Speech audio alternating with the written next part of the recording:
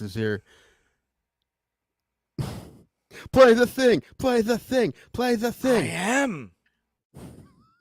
Swing it. Keep fouling off pitches here. What's going on? We usually nail this. Did the intro not? So that's a fun thing to talk about. Yeah, guys. Yeah. That's how we start a show. Yeah. It could all be avoided if we all didn't have the technical competency of like 80-year-olds. I know who the Miz is. That's only because he played in the celebrity softball games at All-Star Weekend. That's the only reason I know who the Miz is. Also, sexual deviant, the guy who threw shoes in Austin Powers. Didn't that guy his something? Oh yeah, women? He was the one that got punched by the mullet guy in the dick, right? In the dick, UFC 3? Yeah, in the dick. Okay. Let's get this over with, because I gave up on sports since Sunday. I haven't been watching any sports. I don't like sports anymore. Sports are dumb. Wait. Oh, yeah. Yeah, baby. Ah! What do you want? The world, sir. Damn Flurkins. These fucking cats. I'm on Team Skrull when it comes to Flurkins. They're creepy, and I don't like them. I can't wait to see a scene in Secret Invasion when an army of Flurkins comes at a bunch of Skrulls. Like, I think that should be a thing. If they don't do that, they're missing out on comedy gold. It's a great callback.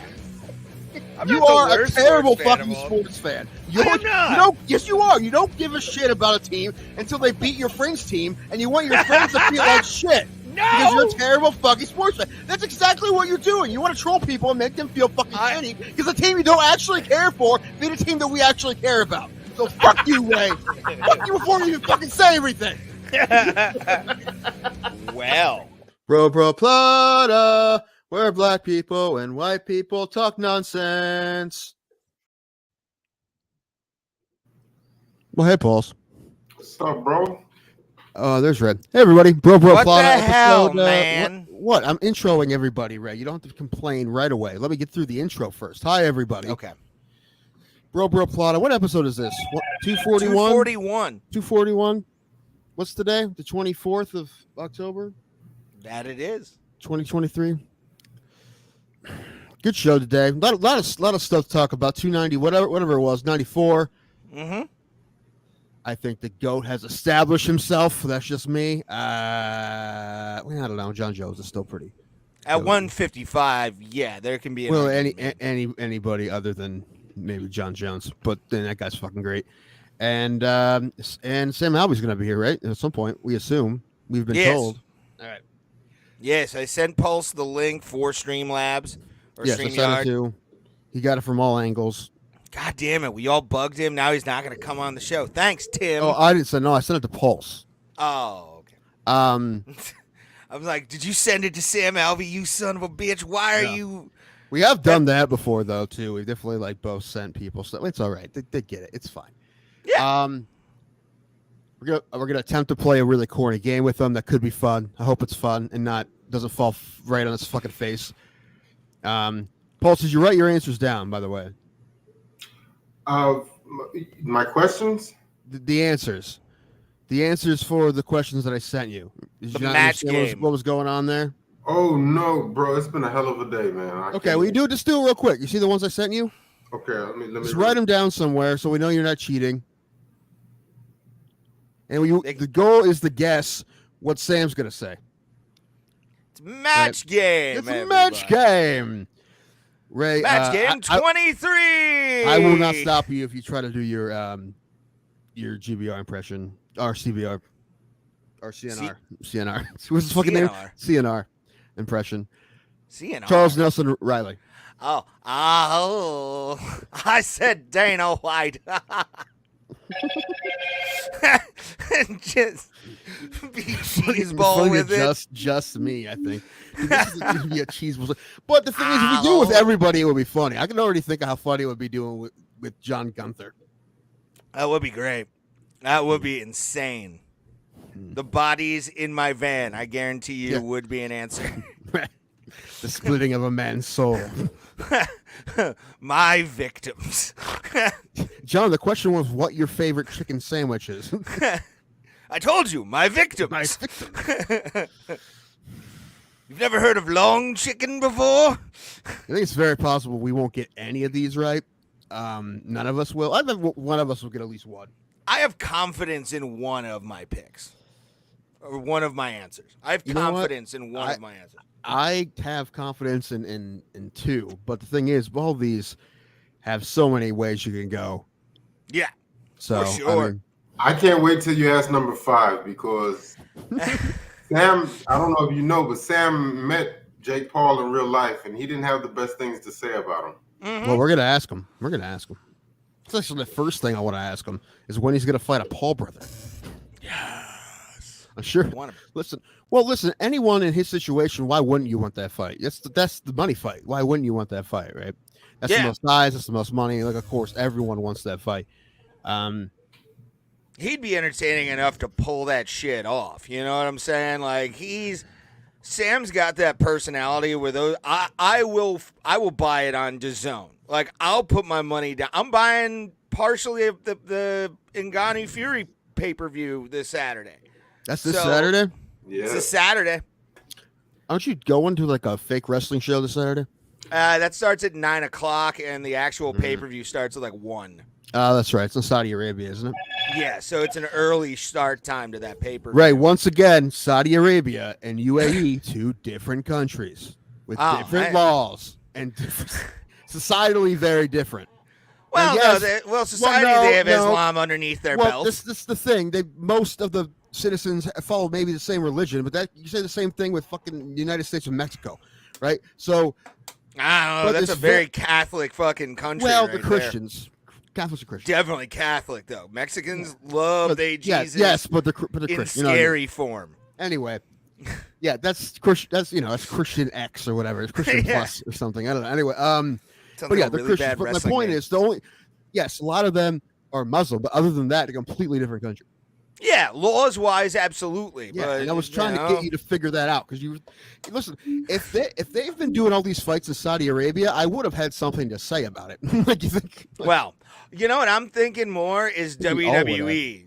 Well, yeah, WWE they goes went. to Saudi Arabia a lot. Yeah, no. If they would have done like That's- a dozen fights from Saudi Arabia during the pandemic, I would have had something to say about it. So. The blood battles. Yeah, listen, they share a border, but it's not the same place. What I'm saying. Yeah. I would gladly go to UAE. Actually, I would love to go UAE, either Abu Dhabi or Dubai. Those places look sweet. Yeah. Saudi Arabia, I'm good on that, bro. I'm good on that. Good on it. Good on it. Yeah, if I was actually talking to my buddy John during the fights on Saturday. If I ever won the lottery or had a good enough like money wise where I would feel comfortable doing this, I would go every single year to the UAE show. I would go to fucking Yas Island as much as I can and just like soak up that insanity. I don't think they do it on the island anymore, though. Do they? They just do it in If, Abu Dhabi proper, don't they? Well, no, the Ethot Arena, I believe, is on the island because there's also the racetrack Okay. that's on there too. That's the race. Dude. I want to get on that racetrack. I would love to see a actual like real hardcore. What do you call? Yeah, it? do they do a Endurance Grand Prix race? on that thing? I would love to see like an endurance race where they go for like 24 hours and like you try to go- also go for 24 hours? Fuck Right, no! I'd show up chugging towards Red the Bulls. end. The last 12 hours is my friend. Sativa and Red Bull. It's like, Oh well, I don't know about sativa. I think that's kind of banned over there, regardless of probably that probably is. Yeah. Yeah, that's probably like completely a no. If you get it, you get. If you have it, it's fucking. You become Brittany Griner. Like You know, it's not good. The vote that's coming up in Ohio in September, that is like people are not going to agree with me, but that's like that's a freedom vote right there. Mm-hmm. Those two things on that's a freedom vote, which is interesting because the people that I'm guessing that'll be opposed to it are also people that have been screaming for I want my freedoms very relatively recently as well. like people Well, who just don't want not with vaccines. drugs, bro. Not with People, drugs. yeah, that's what I'm saying. Everyone's a hypocrite. Everyone's a hypocrite. All right. Anyway, no, we're talking about the Ohio. We have a weed amendment on the ballot in a couple weeks, and we also have a reproductive health. It's basically abortion, but it basically is saying that the government can't tell you what to do. Basically, how that's written. It's like you get your own choices. The government can't tell you whether or not you can have an abortion or other kind of reproductive care. I want to know That's if he basically what it is. Anyway, Uh, back to fun stuff. By the way, well, no, yeah, the weed thing to me is more important than issue one. they're both very well. You don't have young nieces, you know. I just No. hope they both pass. You know, just hard yes on both of them and go home. Yeah, because I finally want to be able to like walk to a dispo, because I guarantee you within 2 minutes of that becoming a thing, somebody will open a licensed dispo like right by my house, and I'll be in heaven. You know what kind of place I live in, and there's already one here. So yeah, but that's for med. Like that's different. Well, you just today can't walk in. Well, you will be able to if this passes. Yeah, that's. Yeah, I'm not saying you can't. I mean, listen, I'm just. If they didn't think it was going to pass, they wouldn't have opened it. I guarantee it. Like, the population isn't big enough here for just medical. I'm assuming that they assumed that this was going to happen. Everyone did. T County becomes the fucking like a Weed hub. jewel in the Midwest. Like you guys start developing infrastructure and like knocking. You guys become colonizers and just completely like overrun the Amish. What Canton's trying to do with football, we would do with marijuana. Yes. Yes. Indoor water park, weed themed. THC, a flower is legal. It's the same thing, but still, you'll get those cops that want to play cowboy and play fucking all this shit. But I guarantee you that you'd still get arrested in this town, and you're probably still gonna get arrested for like excessive amounts. I think. Probably, yeah. I didn't read the bill. I don't know what there's I'm sure there has to be a limit. I mean, whatever. Well, I know is there a limit on alcohol? Like if you have 45 jugs of vodka in your trunk, and is that okay? I think it is. If you're not drinking and it's in the trunk now. Yeah. If one seal's broken though, you're going to jail. Oh yeah. Sorry, Paul. What was that? No, I was just gonna say I think THC. I know it's state to state, but like that's what I'm wondering. Like, how come it's legal in some states but not in other states? It's like we're supposed to be united. This is the United States. Well, in this country, states have always really, wanted their independence for themselves. Yeah. Always. I mean, that's what the state law state. That's what I tell my brother. He's like, I don't vote for president. I'm like, that's compared to other shit. Like your state issues are much more important to you than a lot of other shit. So who the governor is a bigger deal to you than who the president is. Really, it's in state. So converts to Delta 9 when it's heated, but Delta 9 sucks. Delta 9 is like O'Doul's beer. Yeah, it's not fucking good, dude. Like I've done sets on Delta 8 and 9. I never felt a thing. Ever. That sounds like a planet from like a B sci-fi movie. Welcome 9. to Delta 9. Delta 9 to Delta 7. Delta 9 to Delta 7. Joins. The states are not united. You know what, Canada? We don't need to hear from you, okay? You don't know what you're talking about. You're Canadian.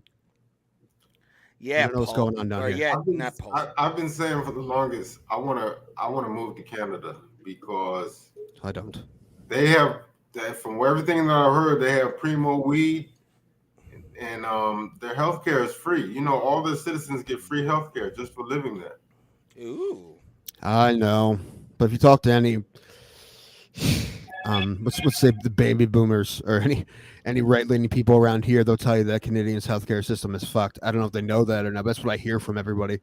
Yes, Who but doesn't know. in the States, the amount of healthcare you get is dependent upon what you can afford. So if you're poor and you fall out of a tree and your bone is sticking through your leg, they don't have to treat you. But yes, but you're gonna have bills for the rest of your life. 100%. I have a stack of bills like this.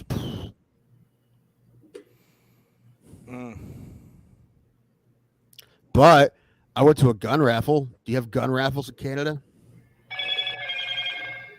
See? Yeah, probably not. Yeah. Fucking. I didn't win anything. My brother finally won a gun, though. He's been on a cold streak with guns lately. Oh, you didn't win any guns this weekend? I didn't. No, Eric did. I didn't. Nice. Yeah, I was bummed. Yeah, Ryan Kills. Real THC sucks. Then I'll take whatever that I'm getting in like the weed I buy. Thank you, because it fucks me up pretty good. Just pneumonia. Okay. Oh, yeah, probably. Some sort of lighter fluid. I'll take it. I mean, as long as it's diesel, I'm good. Let's go. Put that shit. I'll drink it like the guy from Over the Top who drank the motor oil. That was a great movie, wasn't it? Oh, one of my favorite movies, dude. I need to change my oil in my car now that I think about it. My truck's probably coming up for another one. I've probably already hit 3,000 on it. What? So. Did we have the correct time with Sam? Was there a time zone issue? Well, so he lives somewhere in the Midwest around you guys. I think. I thought he lived in Tennessee. I thought it was Missouri or something. So Missouri is an hour behind. Oh, is it? Yeah. It might be. I don't know, Indiana or something. I don't know, but like Indiana's parts of Indiana are an hour behind. God damn it, Pulse! Why you? No, I can't even. I'm feeling bad, almost yelling at you. Like I can't find it in my heart. I mean, I said we're going live at 6:05 Central Standard Time tomorrow. Okay. And he said, and I said, can I send you a link to your email? He said, please send it here because I'll lose it everywhere else. So I said, sure. And all right. Well, if he's busy, we can't be mad at him if he's got other things going on. You know, not mad at him at all. No. Oh, we only get mad at Lenny Hart for that. He only gets mad at Lenny Hart for that. Yeah, fuck Lenny Hart. Fuck her. Don't say that, and her man. pride voice asshole for fucking Did I do it right? not no showing us on an interview 3 years ago. How dare you? I mean that. Fuck her, man. Who is this? Lenny Hart, the Pride Lady. Yeah, we almost had the Pride Lady for a pre-tape years ago, and coincidentally, all of a sudden, on our old Anchor page, which you can go listen to old episodes from Bro Plot on Spotify, a bunch of other shit. Why aren't these on Spotify? Because we just don't want to edit Spotify do video now? Why don't we put it on Spotify? But I don't think they do live video. Well, then we can put them on afterwards. That's not going to hurt us, is it? No. It's only going to help. Absolutely. Good enough for Rogan. Does the state Sam lives in rhyme with apple? There is no state that rhymes with apple here. Unless it's Indianapolis. That's not a state, though. Sir. The state of Snapple. I thought he lived in Tennessee, which is... Wait, no, Tennessee's central, too. Tennessee is central. No, it's part of it's on the eastern. It might be split, but definitely Nashville's definitely in the central time zone. Oh, okay. I didn't know that. Yeah. But yeah, if he's got shit going on, that's fine. Yeah, it's perfectly fine. Whatever. Guess we're talking about fights. Fights happened, didn't they? They did. Tim Elliott lost. That's all I care about. Fuck. There's a few fights on the prelims that were really awesome. Breeden knocking out the Indian, who they were calling, the online people were calling the Indian Habib. Can't remember his name. It's like On Hill or something. Yeah. He was supposed to be this new second coming, according to some people in Facebook groups. But where's he from? India. Like India proper? Yeah. Like India? Yeah.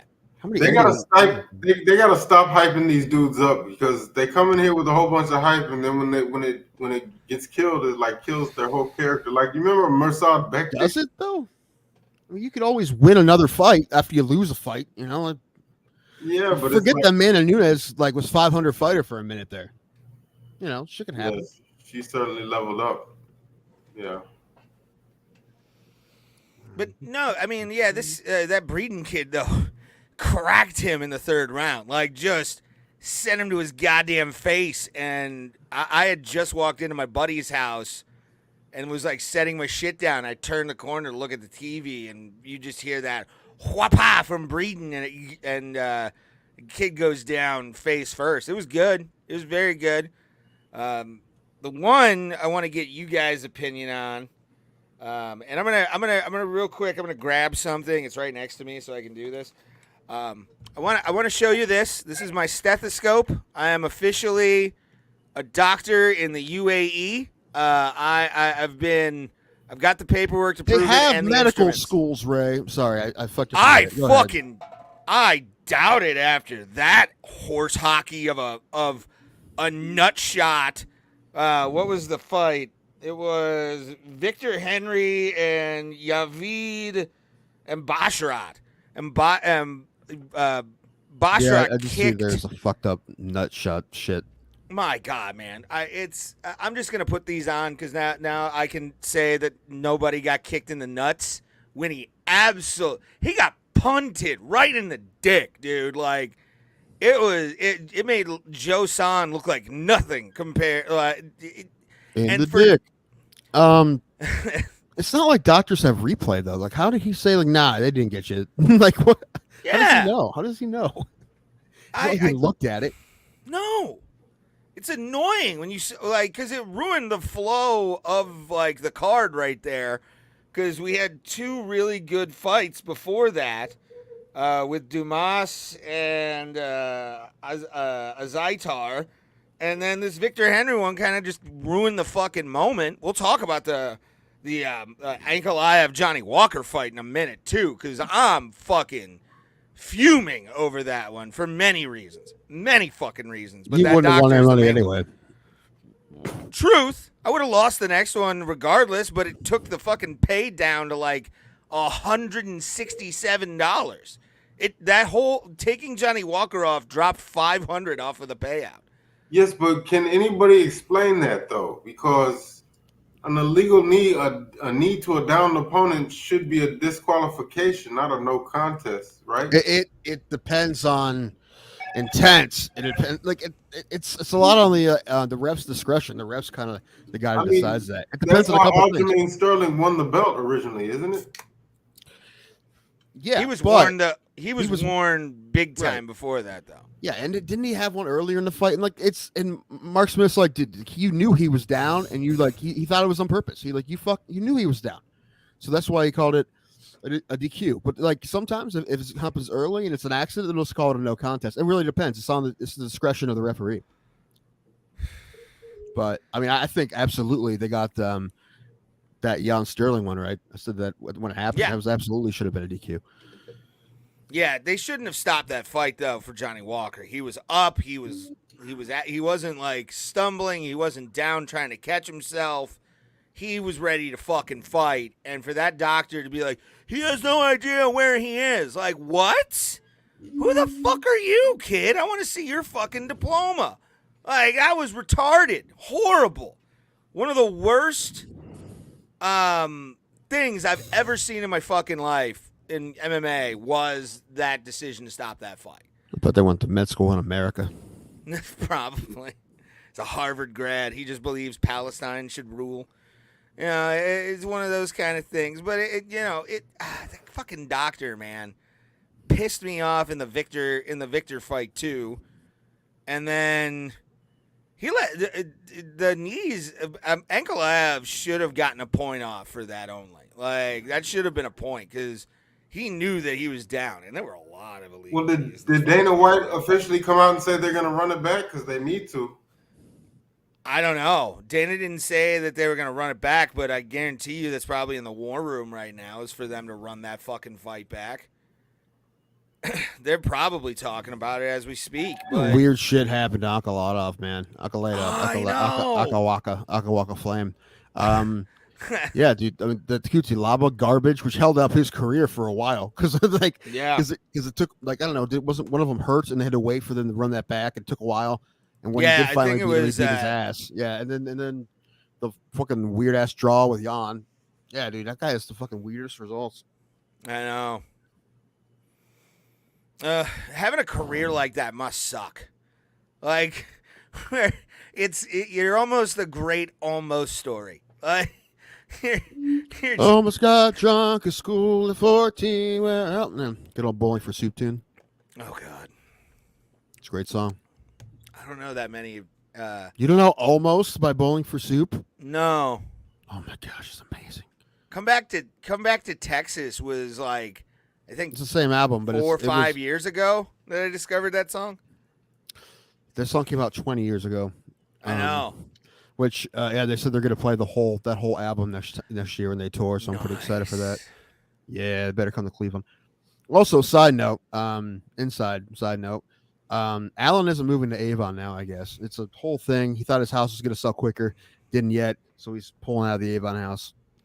Boo! No, not boo, because now he's like, you know what? Now they get another shot at it. He's like, I didn't want to be that far from New Philly and Kent. So, True. So now he's like, now they're looking east side, like Hudson, Chagrin Falls, Twinsburg, Solon, Northfield, that area.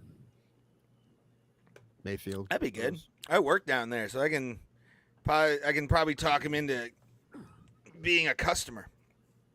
He'd probably call you if he needed something. Alan financially dishes pill popping wife. Nice. That's not what's happening. That's not. No. Those are prescribed by a doctor. 2 joints. MMA host. Send my regards to the GOAT, Sam Alvey. Yeah, hopefully he'll be here. Yeah, when he gets here, we will definitely say Moss says hi. And yeah, I don't know what's going on, but it's fine. We can do a show good. It's okay. We are very stand-upable. I understand that. Even as people, I feel like, True. Yeah, you know. If I had $1 for every date I've ever been stood up on, I would be able to pay rent. I know that. Dude, one time a girl's supposed to meet me somewhere and she didn't, and then I text her and she's like, oh, you know what? I was gonna show up, but then I forgot I had this like smoked Gouda cheese in the fridge that I wanted to eat, and I decided to stay home and eat the cheese instead. Nice. I'm like, all right, I guess I can't blame. I'm like, smoked Gouda's pretty good, but I'm like, I guess stood up for cheese. At least she was being honest. Yeah. Pulse, have you ever had one of those? Like, you get like I got ditched on July 4th for fireworks. Is he flaking? You want me to hit him up? I don't think he's flaking. I think he just either forgot or is busy. No, yes, please hit him up. All right, bother the Pulse. man. But yeah, if you want to, that's fine. Pulse says so. That's fine. Yeah, Pulse the but buff. again, we understand if he's got shit going on. We're not like, oh my god. It's more, we can always reschedule. That's how no big deal. supposed We to were going to look do at a show now anyway, right? So, yeah, doesn't he have several children, like a it, I gaggle, think. Yes, like Kurt Warner? Who has more kids, Sam Alvey or Kurt Warner? All right, let's see how many kids Sam Alvey has. Antonio Cromartie Oh God. Who's that? and Sean Kemp. Sean Kemp has 7. Didn't we see 7? We looked up. This is at least 7. So it's 7 that he talks about. But also like Sam Alvey, like Kurt Warner, is with the same wife. You know, that's one thing. I don't think like Nick Cannon, their kids aren't the same mother. You know, multiple mamas. But He's got 4 kids. He only has 4? Yeah. I thought he had at least 5. And who are we comparing him to? Oh, what? Sam has 4? Yeah. Oh, Kurt Warner. Kurt Warner has to have more than 4. Warner. Children. Man, 4 kids nowadays seems like a lot. That's like a crazy amount. All right. And he has stepkids, too. Who, Kurt Warner or Yeah. Sam? Okay. Yeah, have you not seen the Zach And 2 Levy? adopted ones. The Zach Levy movie, whatever it's called, the Kurt Warner story, whatever it's called, Undrafted. Is that what it's called? I don't know. No. I know it's very Jesus-y, but other than that, it's not bad. Have you ever seen Draft Day with Kevin Costner? Dude, I'm a Browns fan. Of course, I saw draft day. I saw it in the theater. Dude, in the first scene when someone mentions Canton, Ohio, I was in Canton when watching that, and people cheered. The Hall of Fame's down the road in Canton, Ohio. Yay! Including his biological ones are 7 children. This is Kurt Warner. Yes. 7 biological children. Okay. Yes, and then he has 2 children from a previous relationship. 2 children from a previous relationship. So adopted 2 children, so that's 4. So 11? No, it says legendary NFL quarterback Kurt Warner has a total of 7 children. Oh, total of 7. Okay. Yeah. So That's I'm just kind of. There's still a lot of kids, though. That's a lot of kids. Yeah. I mean, listen, you have NFL money, you can have 7 kids. I get it, but geesh. Wasn't he working at like a supermarket though for a period of time? Yeah, that's the whole story about how he got in the NFL. He went to a smaller school. He went to Northern Iowa. Then he didn't get drafted. I think he went to a camp and got cut real fast. And then he was literally at a grocery store. And then he tried out for the arena football team in Iowa.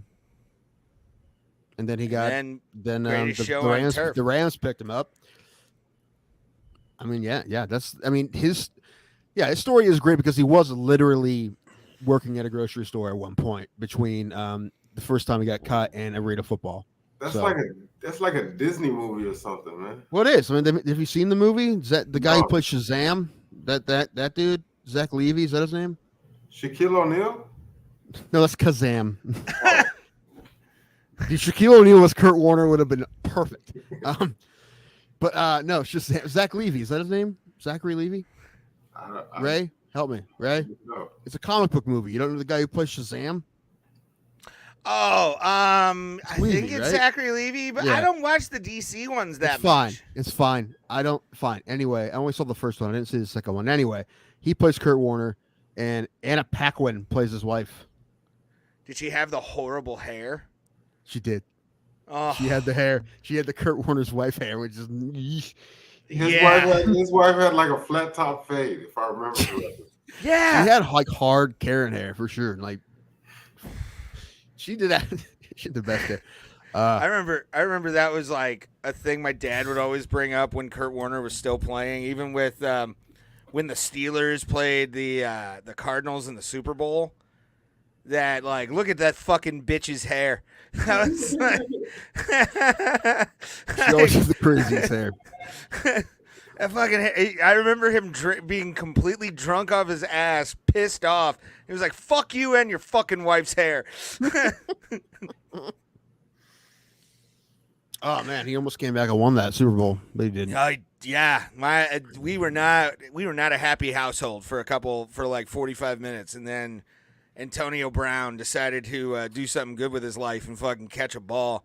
Did I ever tell you the story? I probably have, but about my grandmother in that game. Because I was in Texas when that was happening, when I was staying with them, and my grandmother claims to be a Steelers fan. She is for the most part, but so she was pretty pumped for that game, and they were winning. And then she realized that she was on one of those Super Bowl squares boards, and when Arizona went up late, she was pissed because, oh man, we're down. Then she realized her numbers were up in a Super Bowl squares board, and she's going to win like $700. She became an anti-Steelers fan so fast. Oh yeah, yeah. So quickly, she's like, no, don't care. Want to win my money. I have not stopped making fun of her for it since then. Was that the one where Santonio Holmes, I believe, caught the game? Okay.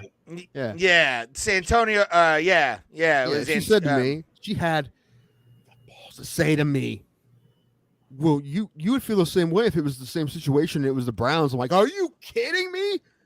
Are you telling me that I would take $700 over the Browns winning the Super Bowl? No, get out of here. Are you serious? No, that was like a slap in the face. You never think that. I'm like, you serious? And it was Santonio Holmes, by the way. Yeah, we said Holmes, right? No, Brown. I thought it was Brown. Sorry. Oh, Pulse said Holmes. Okay, yeah, that one, that catch. We still have a picture somewhere in this house that we bought from a vendor on Penn Avenue in Pittsburgh of that catch. Like my dad framed it and shit. It's a great catch. I remember watching it. It was a great catch. Yeah, we all thought it was out though. Like we until the replay happened, we didn't think it was actually. That was the like, battle of the catch. paunchy quarterbacks, though. I don't think. Oh yeah, dude, beefy Yeah, I boy remember battle. I didn't have like a dog in the fight because I wasn't a fan of either team, but I always wanted. I guess in a sense I was pulling for Arizona because I always liked Larry Fitzgerald. I thought he was a good guy. Yeah, And I wanted did him to too. get a ring. yeah. So was Kurt Warner, right? And Kurt Warner He had already got a ring, so I wouldn't. also, yeah. But at the time, football like, gave up on Kurt Warner. Like he didn't go to Arizona to be the starter either. Yeah, True. Like he was after that weird standing with the Giants, I think, and then he was supposed to be the backup, but then he ended up playing again and let him do a Super Bowl. So, dude, that guy, they were counting that dude out after he won a Super Bowl. He was older then, but still.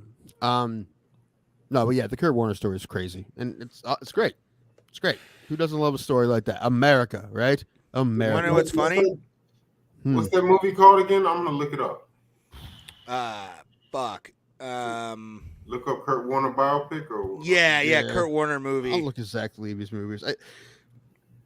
Um, But like I said, it is like because Kurt Warner and his wife are very religious. That is a big part of the movie, so don't be surprised by it. But yeah. I was gonna say Kurt Warner got older, but the hair stayed the same. All right. I forced that one. I'm sorry. I get outta apologize to Go all home. the viewers. I am home. I just have to go to bed, but I'm not drunk yet. go extra home. Go more home. All right, I'll be playing Xbox. I'll talk to you later. All right. It is called. Wait for it. Inspiration. American Underdog.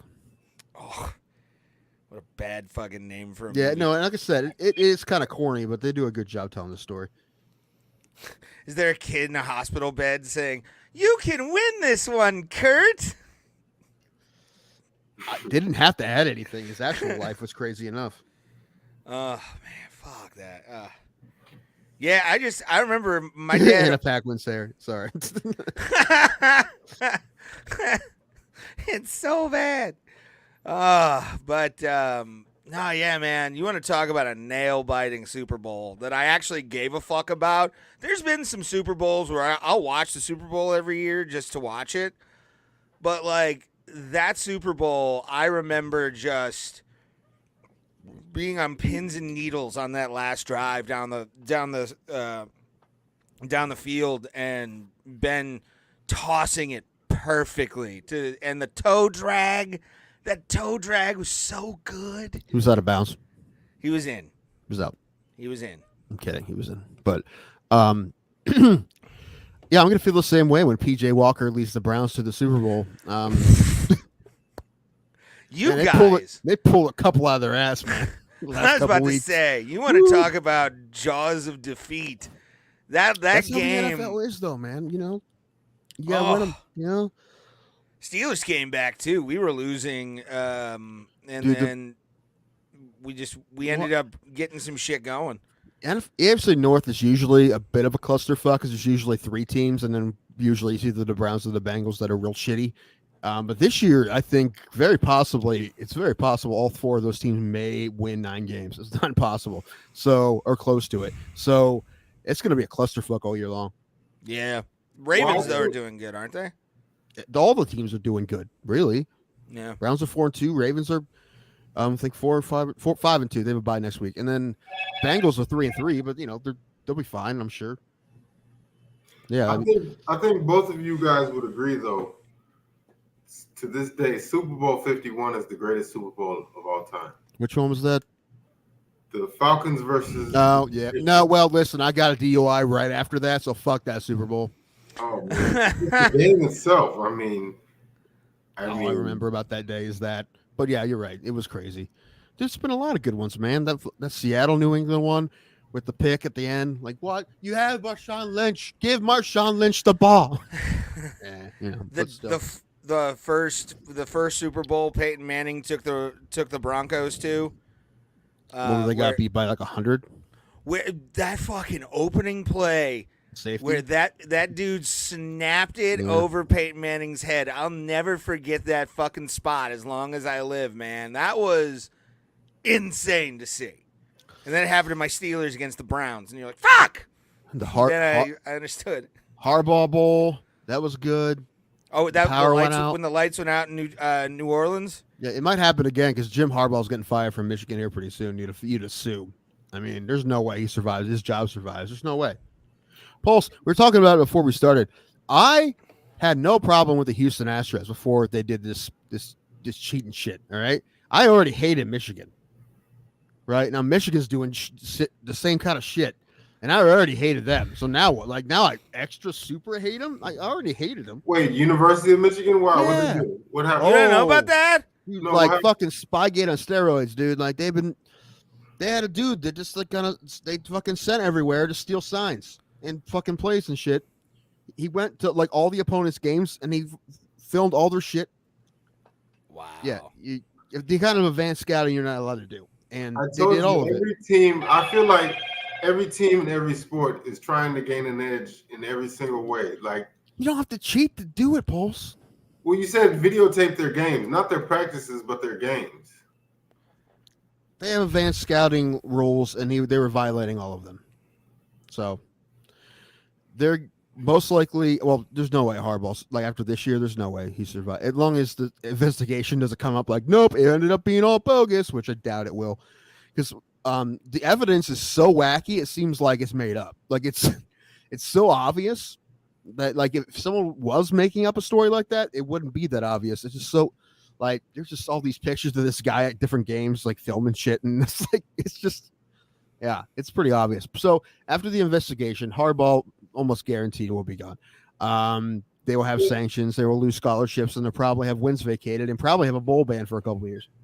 I was gonna say though, if they're cheating to that degree, and Michigan does not go undefeated, does it really work? Like, The last 2 years they've been kicking a lot of ass, Pulse. I mean, yeah, they did lose to TCU, but they didn't lose before that. They beat Ohio State the last 2 years.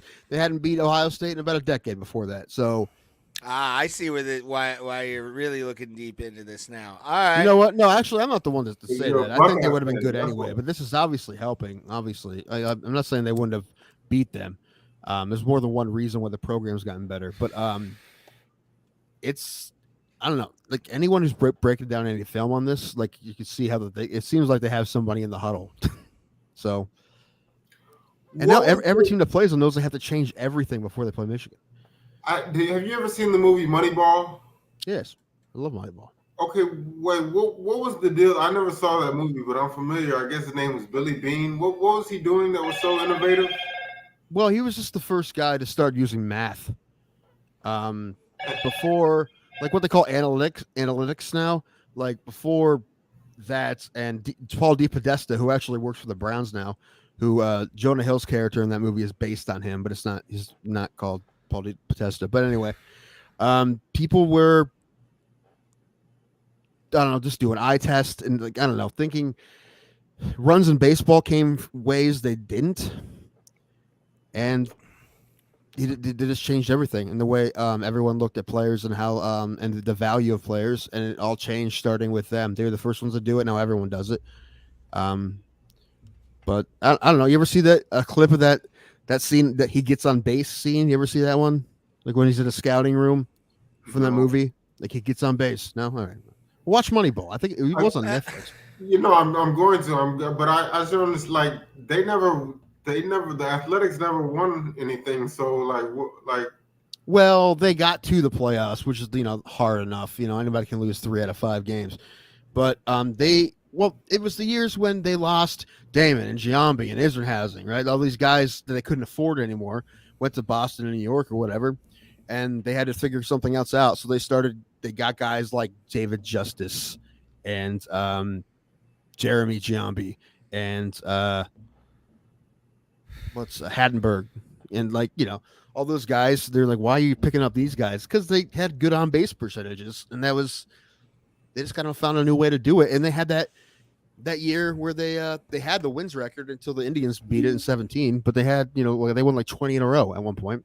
They had a great year. Yeah, they lost 3 out of 5 in the playoff series. Okay, that can happen to anybody, but they had a great year. And ever since then, every club has pretty much adopted a version of it. So they changed baseball. Okay, so they just fielded a team with a cheap payroll, or is like that's all it's about? Yeah, because they're looking at different stuff. Because baseball, the thing is, those guys nowadays would not have been as cheap as they were then because baseball valued them differently than they would now.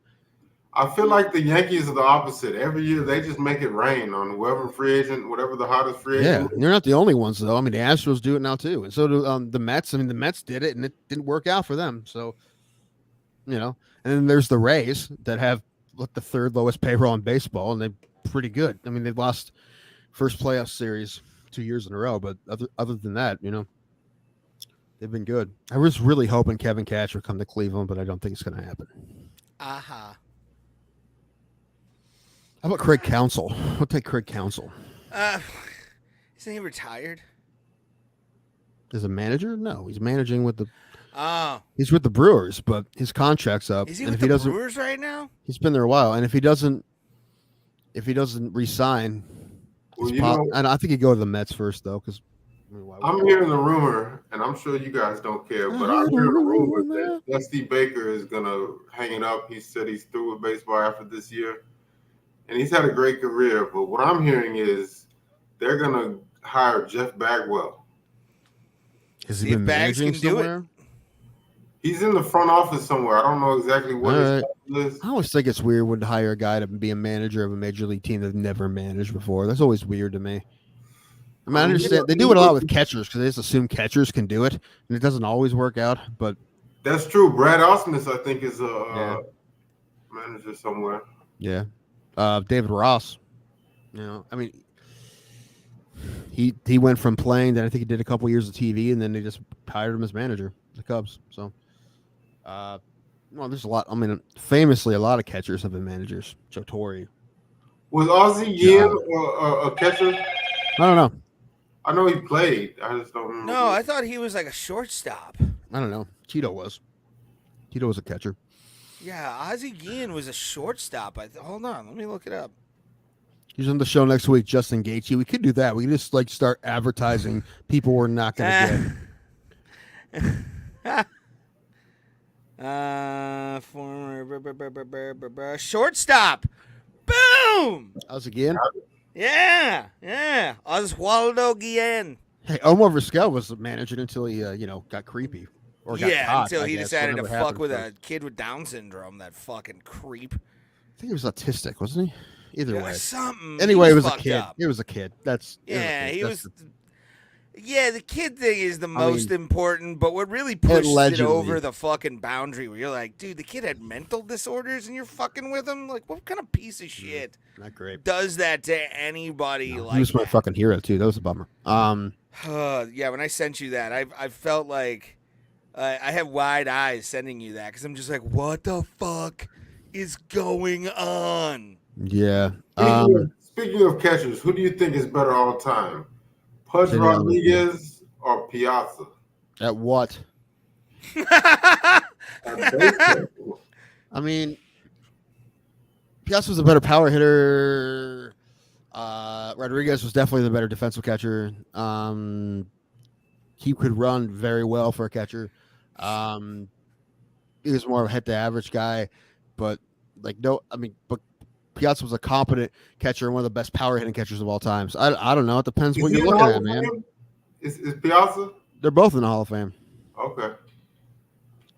I said. For some reason, Mike Piazza always reminded me of the actor Dean Cain.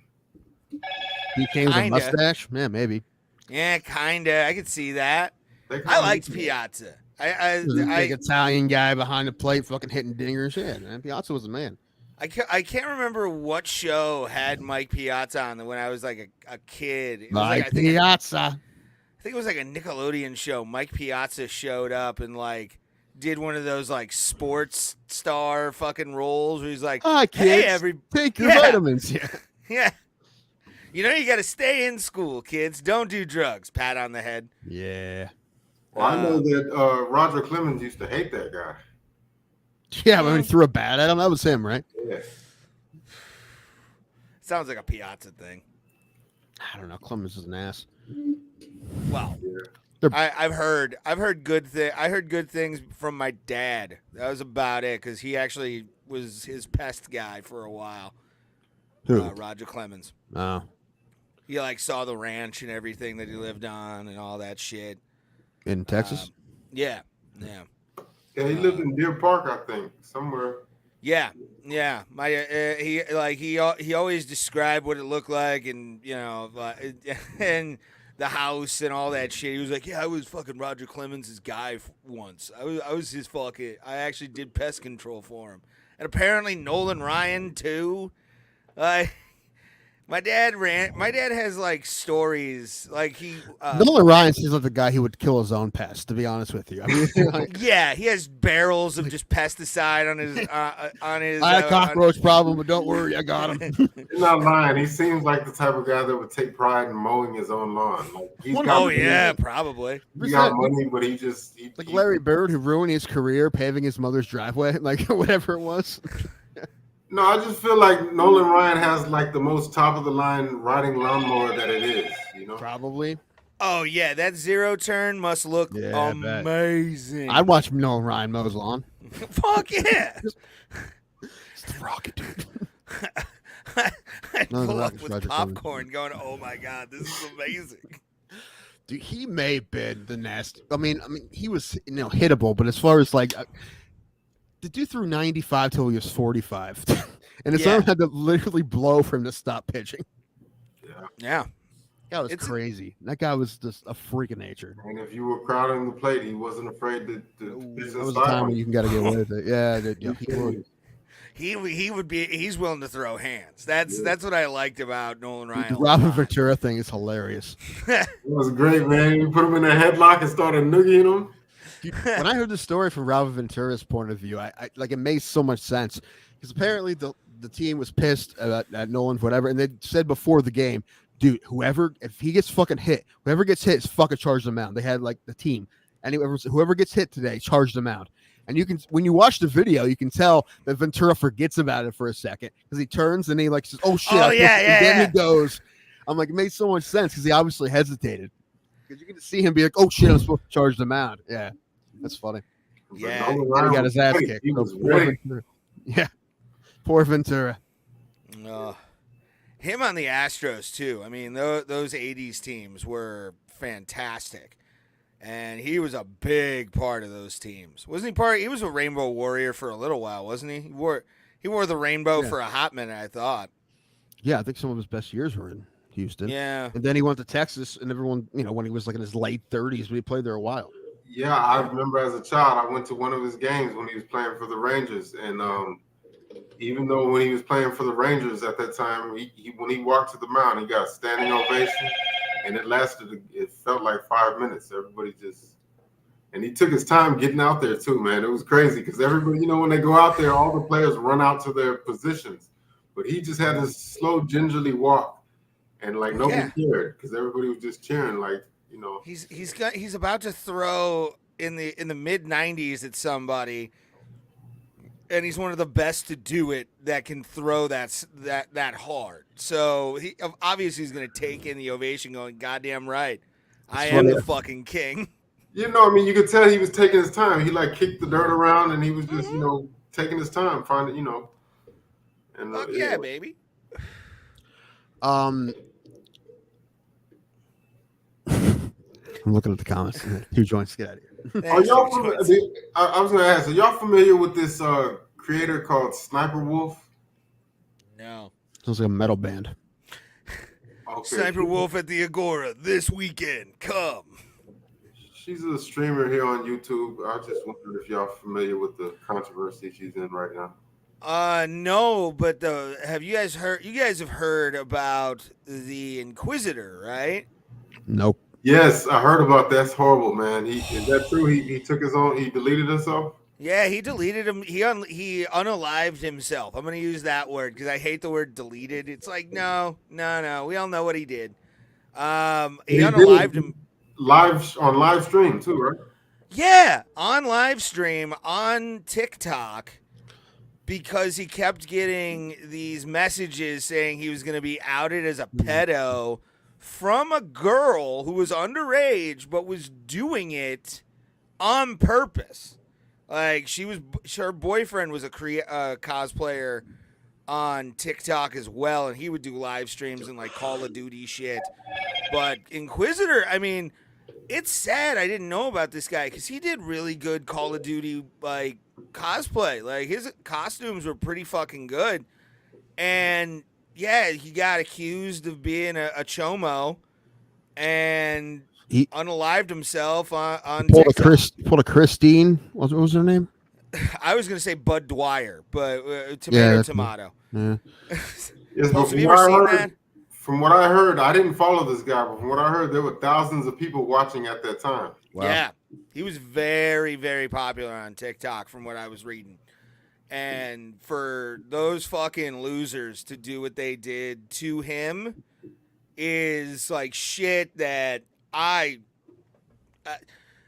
the stress that guy must have felt. I mean, how much time. I mean, is this like proven with all the evidence that it was bullshit, or do you just you're just guessing? Yes. Okay. Multiple creators that I follow on YouTube have been following this story and have talked about it. JD DeLay, who I'd love to have on just to talk prison stories with him, because he's a convict, and no one's coming on the show ever again, Ray.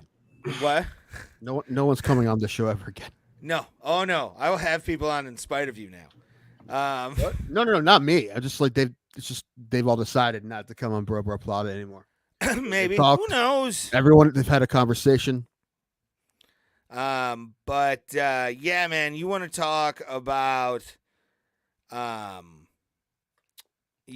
fucked up situation is this Inquisitor situation. Like I've been reading, I watched a couple other videos on it. I watched like what are you doing? I'm playing with my cards. Oh God. I have my answers on them. Yeah. We'll have somebody else on. We'll play match game again because I like the concept. I really do. I like it a lot. But yeah, that Inquisitor thing's really fucked up. Like Jesus Christ, dude. Like, why would you do that to the poor guy?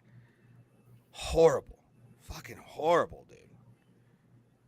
Why couldn't it have been the EDP? EDP? Who's that? I don't know any of these. I don't know about EDP 445. Is he an internet person? I don't. Yeah. Tim doesn't follow internet people, and I'm just starting to get into like e-girls. As an internet person, right as an internet person, I don't follow internet people. Yeah, I don't blame you. I wish I didn't, but I do. If I ever get like, I got in a rabbit hole the other day, and I'm like, stop it, fucking stop this. You know, I try to like click on it and try to cancel the algorithm. I'm like, don't send me any more of these. Fuck off. Yeah, my algorithm, man, is fucking, depending on the day and what I click, is scary. It's horrible. Like, you would think I am like an alt-right whack job for what I watch. What? No. Yeah, a lot of Turning Point USA, a lot of Daily Wire, a lot of like. Right. If you asked me to set up your algorithm for you, you'd be getting the same shit you're getting now. Like I would just guess it's probably all that.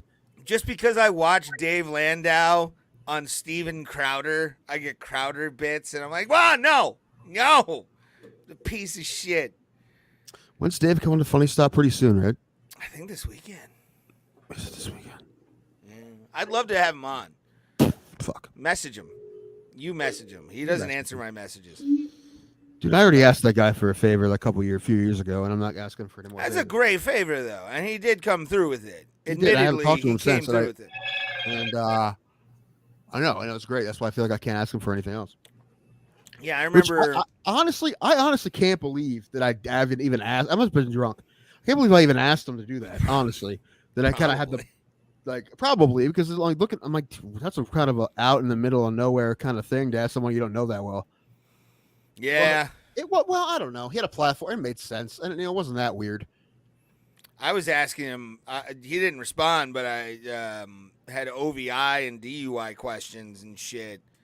You know who I asked? Zumak. Really? Yeah, he gave me good advice, actually, and I didn't listen to him. He told me not to play. He told me not to play. And he was right. I shouldn't have. Yeah. He's like, no matter what your lawyer says, don't do it. Because they'll probably... He's like, don't... He was right. He was right. So I should have fought it. I think your lawyer was the one that you should. Number one, if you're mad at anybody, you should be mad at yourself and no one else. Obviously. I am, but you like did this. No one else. I'm more bitter. I'm in that bitter phase, which I think will be lasting. You shouldn't be bitter. I should. You shouldn't, because you for a first offense. I absolutely you blew like 1.5, Ray. Like you're 1.29. Thank you. You're if you're mad at anyone, it should be your lawyer, because your lawyer lied to you and told you he thought he could get you off, and that he knew when you blew almost 1.3, he probably wasn't going to be able to get you off. Who knows? If there's anyone, I say the lawyer. But I mean, he's doing his job. He does it to everybody. But he filled out the paperwork. He did try, but he probably knew there's no shot at a 1.3. But still, whatever. It's just like, again, I'm more mad at like. No, dude. Everyone I know, prosecutor and judges. First time over 1, you never get a knockdown. I've never heard of anyone getting knocked down over 1. So now my biggest regret is blowing. Oh boy. You want me to take you off, Pulse? Up there we are. Anyway, just fucking do your time like an adult, and you'll be able to drive next spring. You need a new battery, though, because you're not doing what I told you to do and starting your car once a month or once a week. I know. So that's an easy thing. It's like in your driveway. It's right there. You just done. I get it. Are you going to blame somebody else for that too? Who do you blame for that? No, I blame myself for that one. I absolutely blame myself for that one. But he would not have pulled me over if I wasn't buddy. Super Bowl Sunday. Hold on. I'm sorry to interrupt. I hope Sam comes on, but I got to go tend to my vehicle. Go do. Absolutely. Yeah. Oh, good. Yeah. Yeah. I mean, I don't think I would have gotten mine if it wasn't Super Bowl Sunday, but I still did it, So yeah, it's kind of funny when I told him the judge was like, "So where were you going?" And I'm like, I was following friends at Get Go in Cuyahoga Falls. It was like 10 minutes from where I was staying. He didn't even know where it was. I'm like, yeah, it's like 10 minutes from where I was gonna be ending up. Like I wasn't going home. It wasn't 10 minutes, it was 2 minutes. Yeah, I threw out a number though. It wasn't like super far, And he was like, "Oh, so close." I'm like, "Horseshoes and hand grenades, brother. Like, what do you want me to say?" I don't feel terrible about what I did. Nobody got hurt. I didn't get hurt. My car didn't get hurt. Right. I'm talking about PO when he saw my stuff. He's like, "Well, man, I'm sorry this happened to you, man." I'm like, "It happened. I did it." I'm like, I got railroaded a little bit. I'm like, "Yeah, it's fine." Yeah, you think?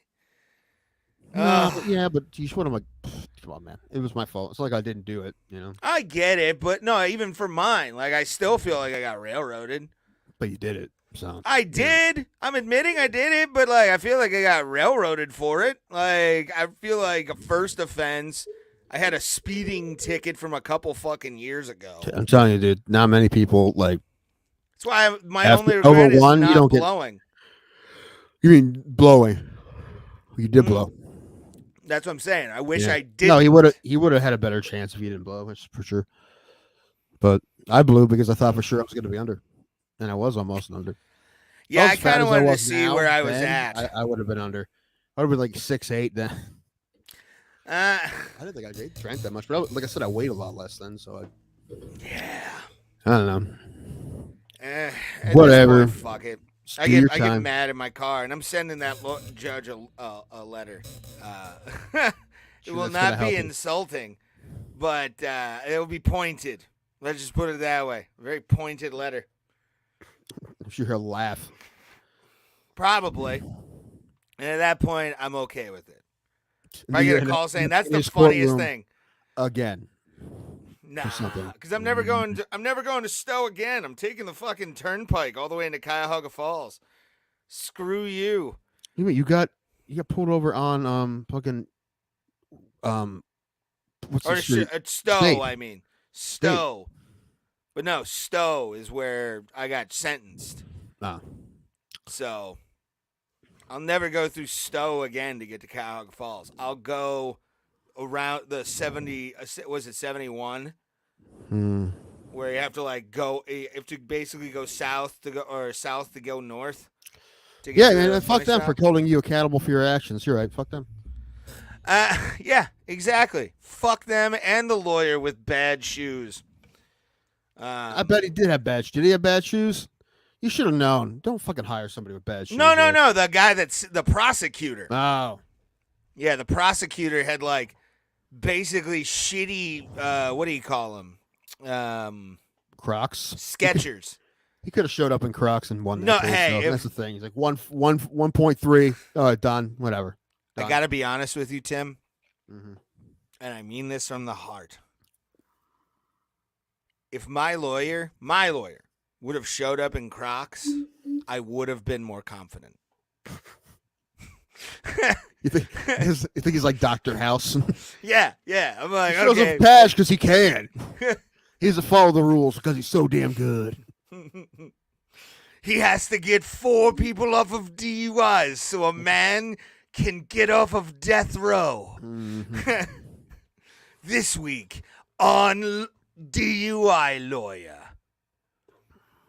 I used to love the old House show.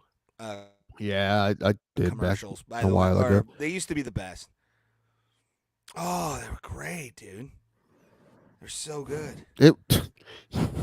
The worst, most unethical doctor who was high on painkillers at all times. Yeah, great character. Mm-hmm. I love it. He's high as fuck, but he's so damn good. House. People like garbage, but he's good at his job. This week on House, somebody is bleeding from the asshole, and they will find out why on House. Yeah, it ends up being an interdimensional disease of some kind that only he could figure out. It's happened once ever in the history of mankind. I bet it's this.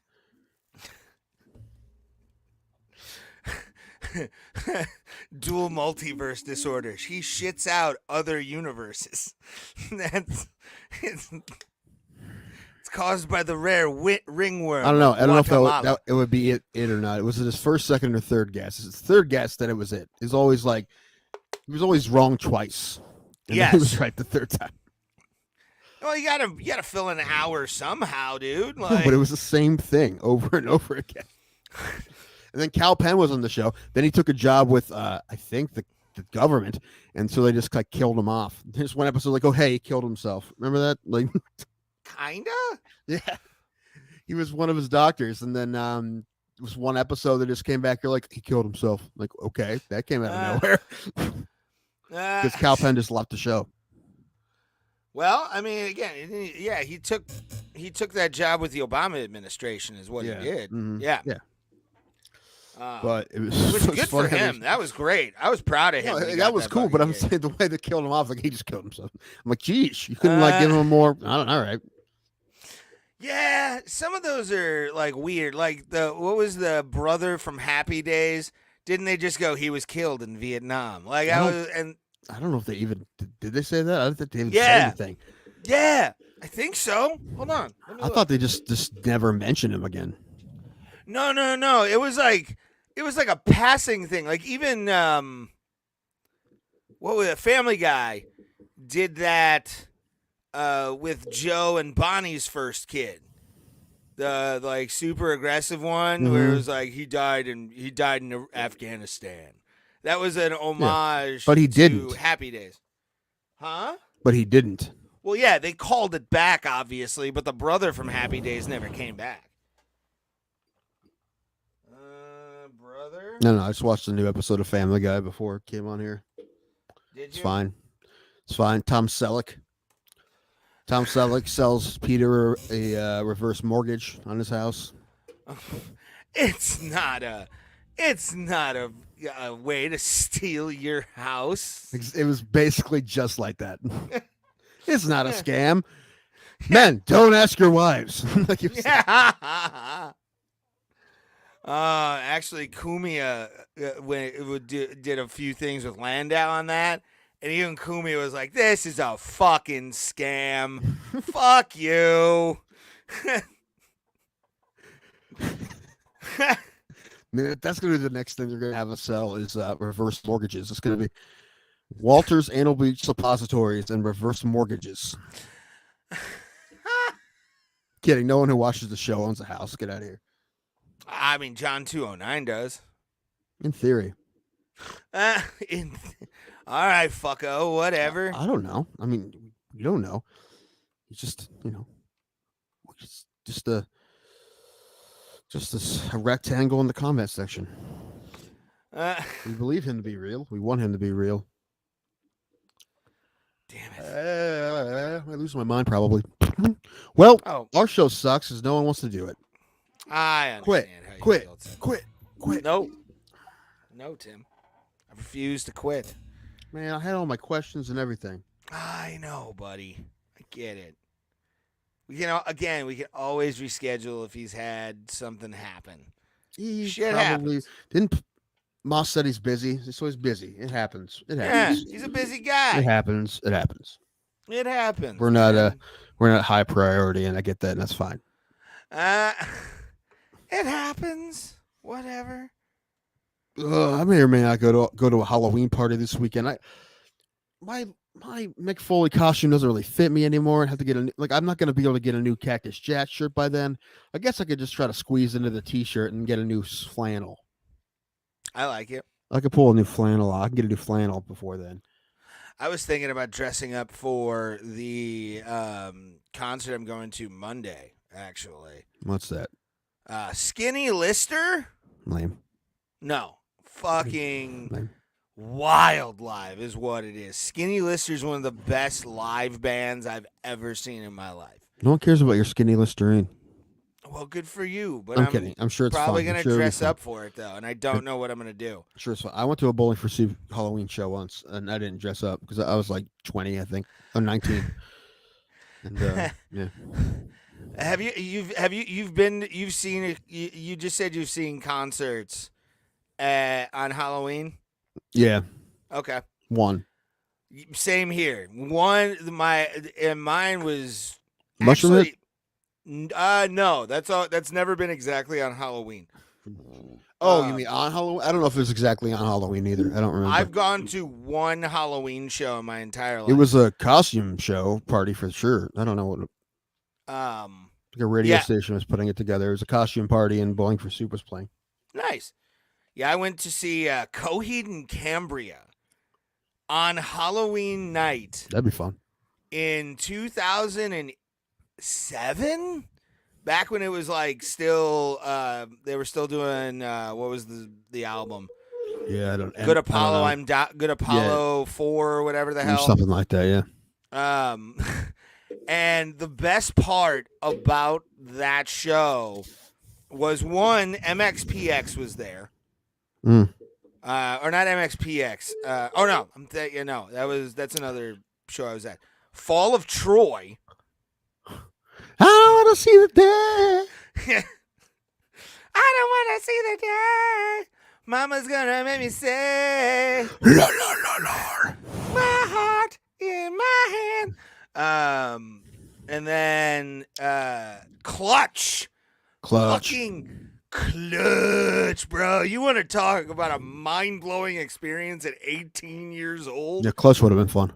Like, blew my fucking brain out completely on what I was watching. Like, I'm just like, Neil comes out and they're about to do Power Player. Yeah, they opened with Power Player off of I don't know Clutch that well. Beale Street and Oblivion, which was their 2007 album, and fucking Neil just walks out like this. What's going on? Not as cool, though, as the time a rainstorm in Columbus paused a Clutch and Flogging Molly show. You want to talk about two bands that are diametrically opposed? It's Clutch and Flogging fucking Molly. That would have been fun. And actually Neil got on the thing, was like, we're going to go inside because we don't want to get electrocutionized. And you're just like, this is the greatest dude ever. No, when I was in Houston, I'm like around that same time, like the next year, 08, 09, Coheed and Slipknot did 2 shows back to back somewhere. Wow. I didn't go to either one. It would have been fun. It would have been a fun show, especially back then. I mean, it would be fun now, but yeah. I did go to a couple shows by myself, but I didn't really feel like going to that one by myself. I feel like I get killed going to that one by myself. You need a buddy. You need a buddy to go to that one. That's why I become a back bitch. Like, I'm just like, I'm going to go in the back. I was like that at Flogging Molly. I was That's literally me probably now on too. Dude, I'm not getting it. Like I watched a video. It was Tenacious D at a festival, and I'm like, I have no interest in standing in a crowd like that for that long ever again in my life. I do not want to go to a show where there at least isn't a sitting down option. I don't have to sit down the whole time, but I want to be able to sit down when I want to. That's what it was for Bowling for Soup. I stood up the majority of the time they were playing, but I had a seat for the other ones. And every once in a while I sat down, catch my breath. All right. When I went to that Flogging Molly show, I just posted up at the Agora bar, one of the Agora bars, and like kind of just was talking to the bartenders and shit and making friends with them. Because I like doing that because I don't get anything out of it, but at least like I'm not a creep who's like, hey, well, your tits are hot. I lull them and go, can I have a PBR, please? They always come quick whenever you're nice to them, which is good. And tip well. Fucking tip at least 20%, you fucks. But I was in the back by the bar, and this older couple, probably in their 50s, were fucking. They were kind of like dancing. They moved out of my way to see him. I'm like, nah, I'm fine. He was like, it pays to be the old guy in the back now, huh? I'm like, fuck yeah, it is. Yeah. Oh, I used to be like, if I could really describe myself as an MMA fighter when I went to like rock shows and metal shows, I was like Clay Guida or like. I think we all were at one point. What? We all were at one point. Oh, for fuck's sake, yeah. To me, like, being in that mosh pit was amazing. And now it's like, I just want to get fucked up and listen to good music. Like, yeah, I remember me and two of my friends started the first mosh pit at Rock on the Range that first day. One of the first bands we started it was Red. We started the first mosh pit, and we were very proud of that. But I have no interest in ever being in a pit ever again. No.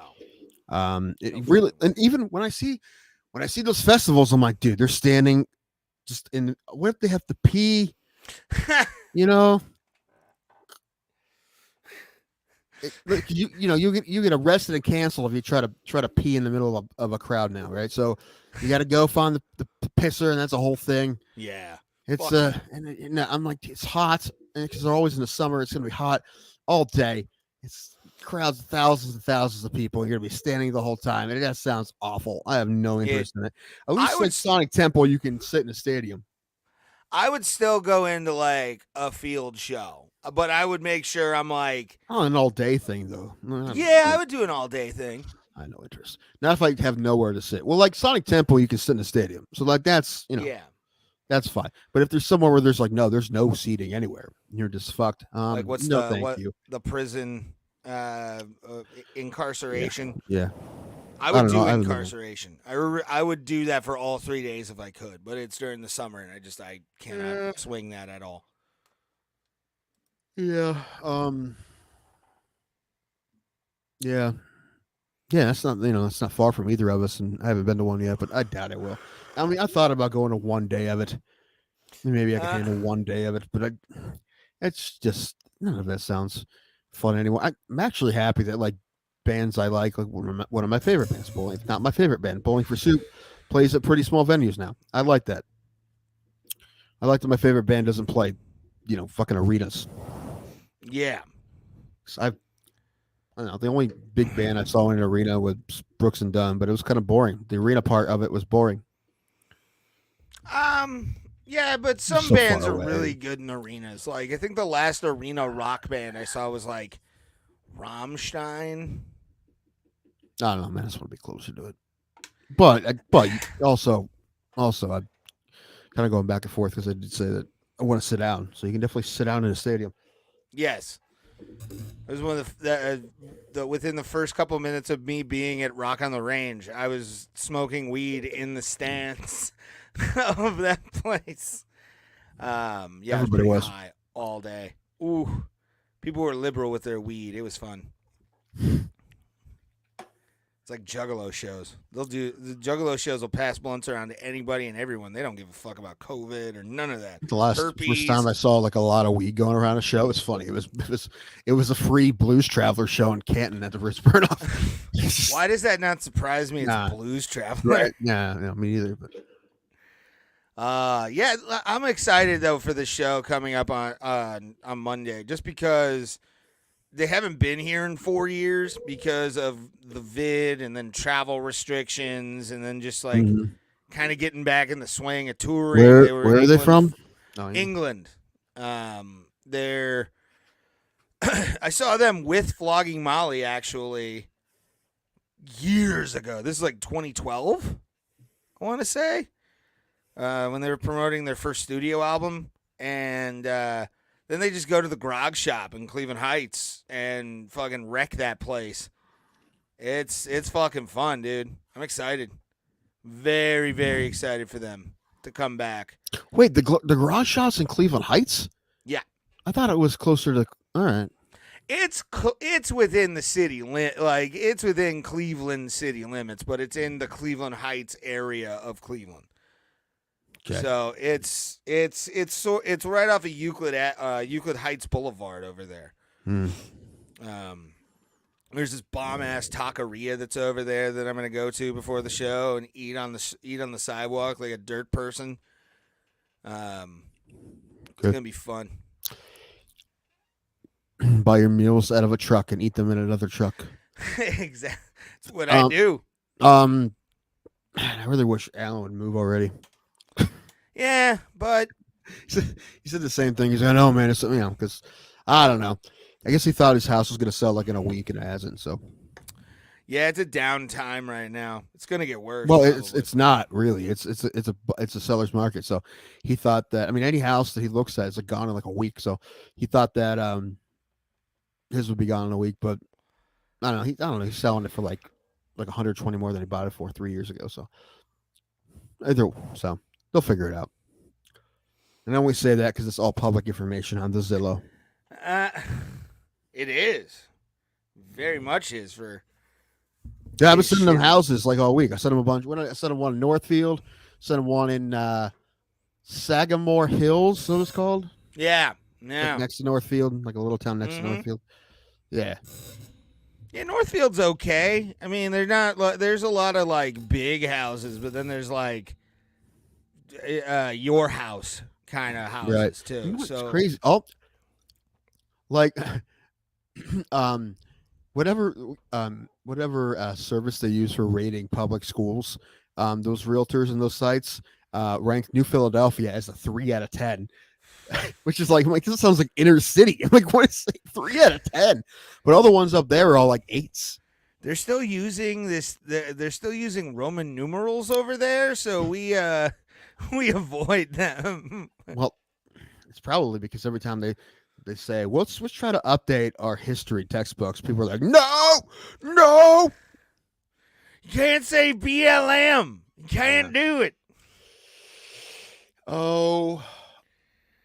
White trash.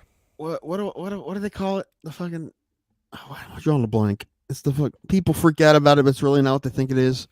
The Tulsa? No, the fucking history. The history. History Channel? No. History Hyenas? No. Shut up. Stop. You're saying Drunk dumb stuff. history? You're not helping. No, you're not helping.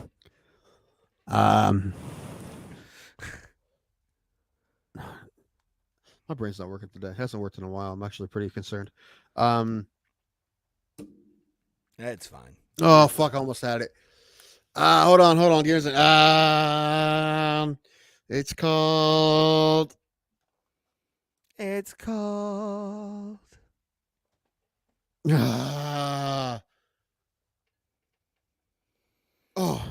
Critical race theory.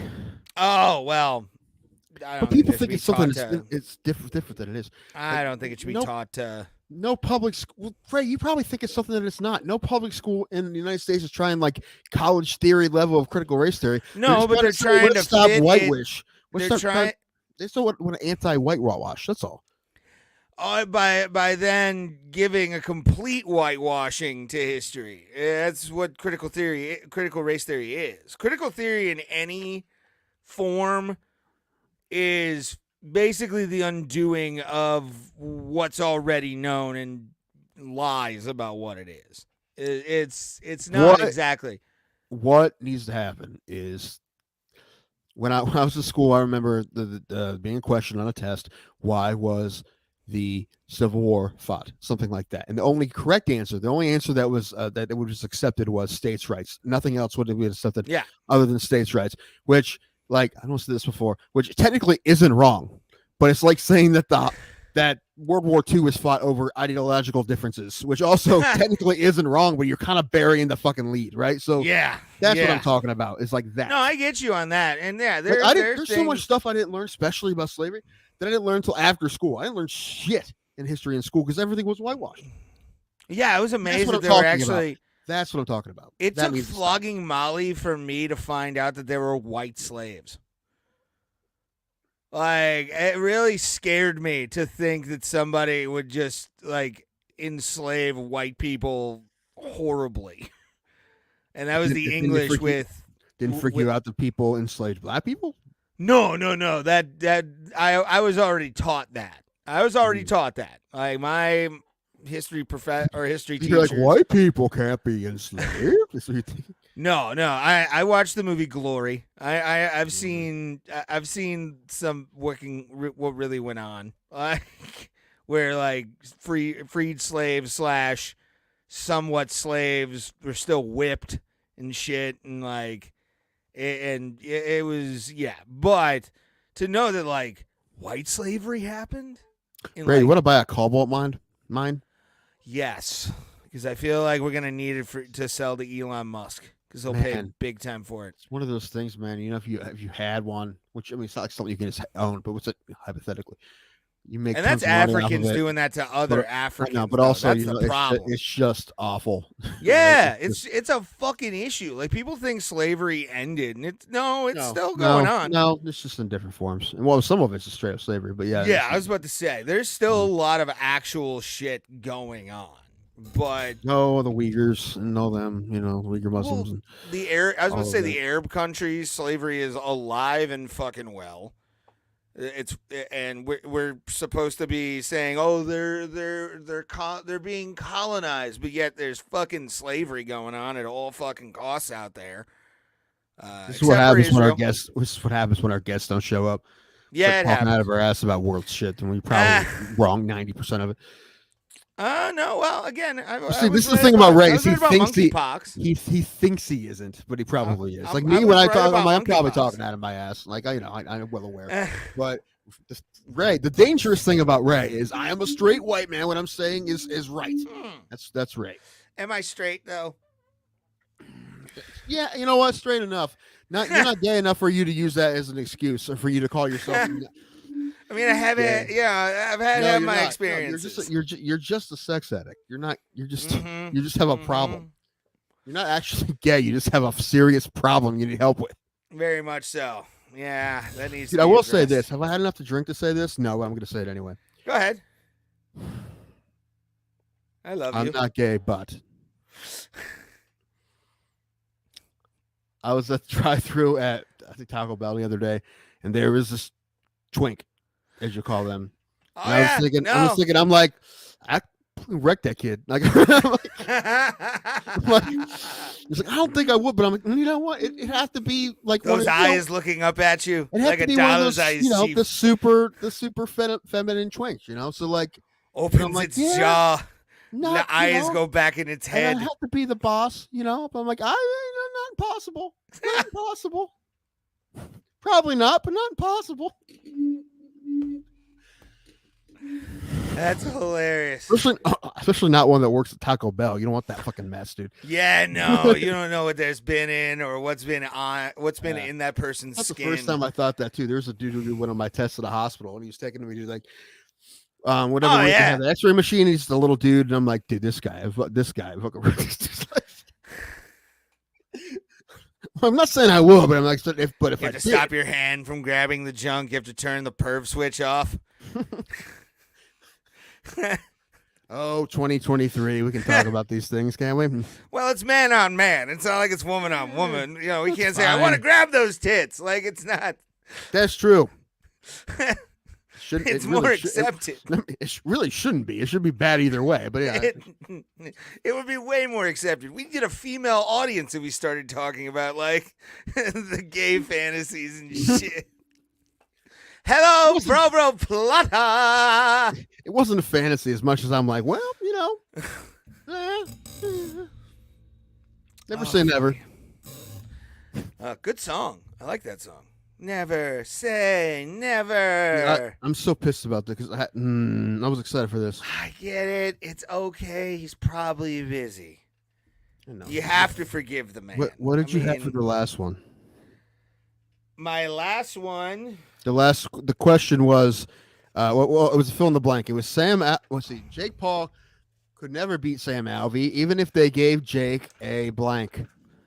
Well, you know, Gene, I've seen this Logan and Jake Paul, and it really can't do much. So I would say butter knife.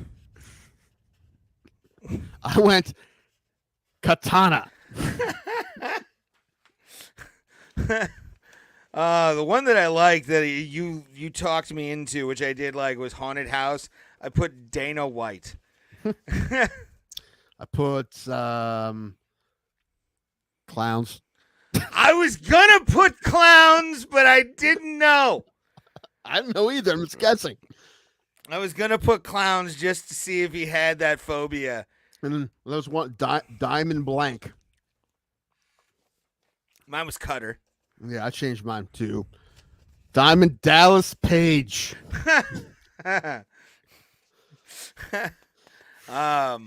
then the truck one, the car he was driving in, I put Ford F-150 because I feel like he's a big truck guy. Yeah, that was two. I went Tundra. Yeah, Tundra. I was gonna go Tundra or Tacoma, but I didn't know. Other one is which UFC fighter, current or former, do you think would be the best American president? My answer was Dan Henderson. Yeah, All American.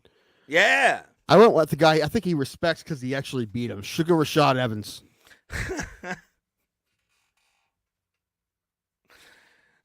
That's awesome. That would have been fun. Whatever. Yeah. We'll do that with somebody else, man. I really want to do it with Gunther because I don't think we'll get any right. Yeah, I'd be down. That's a fun game we can play, and then I can do something in Canva to make a segment video for it, which we haven't used Pulse's news stories yet, and we forgot about that bit. And we still need to do that bit because I did come up with something for that. Well, if he has anything, he should just tell us what they are. Well, yeah, man, I'm not with it right now. With it, you fat fuck. I had Thai food today for the first time in like a long time.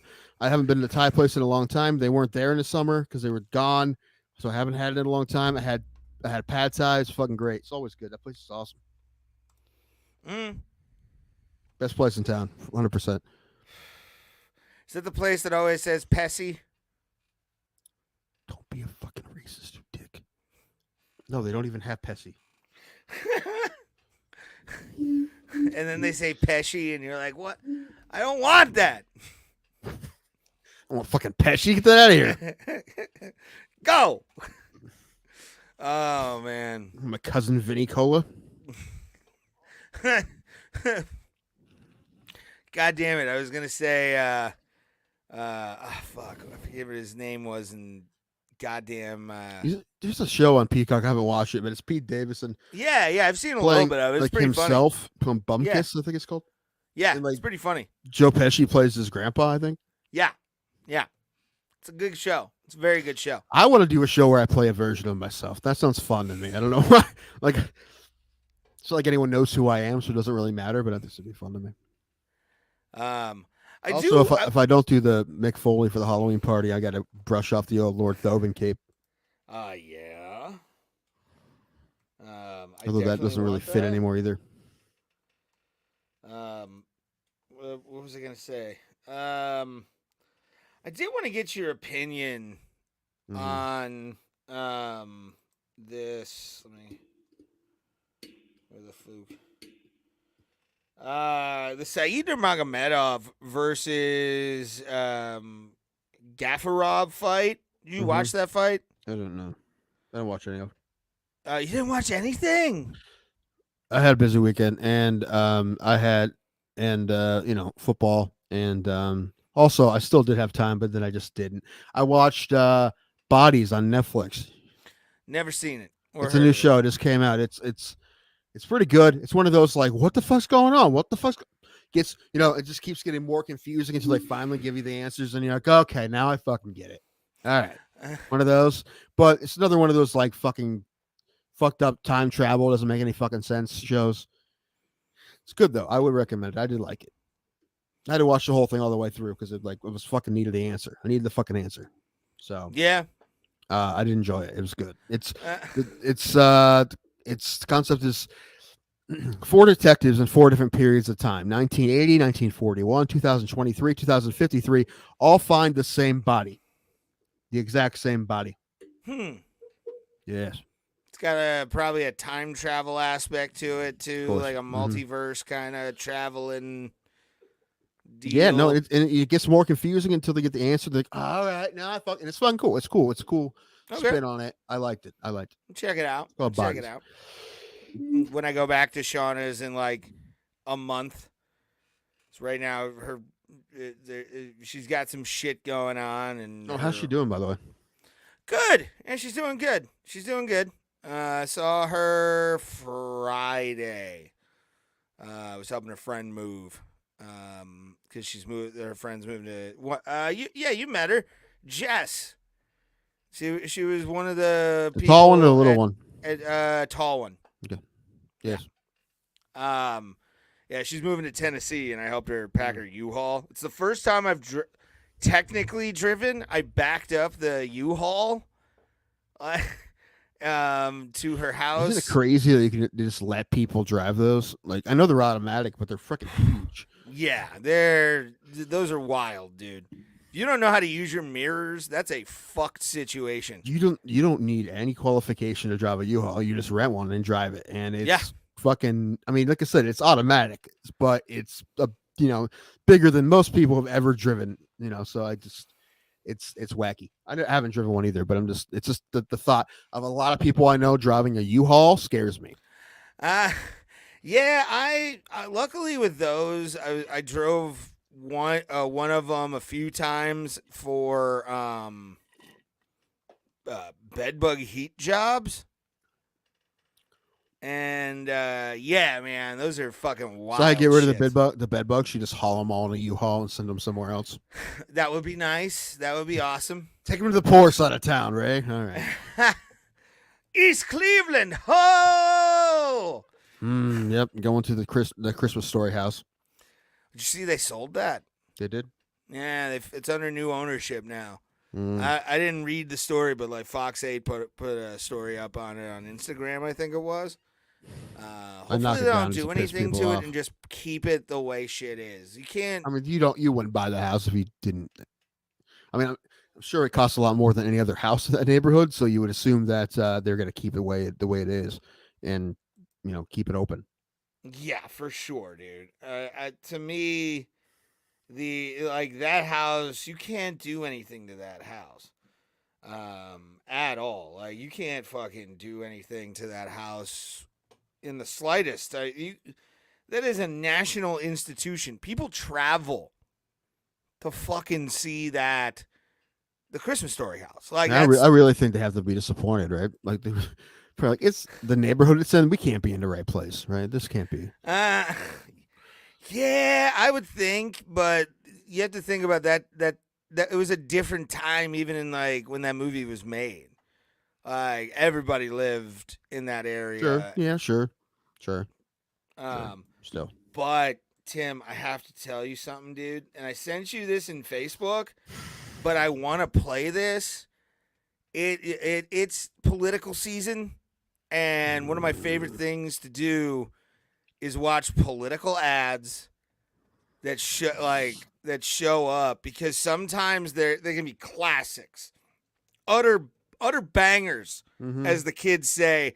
Where like Opie and Anthony for a long time had a thing or a running gag with a Minnesota, I think it was like a Minnesota Congress race or something, between a guy named Ron Kind and Ron Kind, actually, yeah, he was a congressman, but his opponent was going to be Paul R. Nelson, and he had an actual like list where it's like, I'm Paul R. Nelson and I approve this message. He sounded like Daffy Duck a little bit.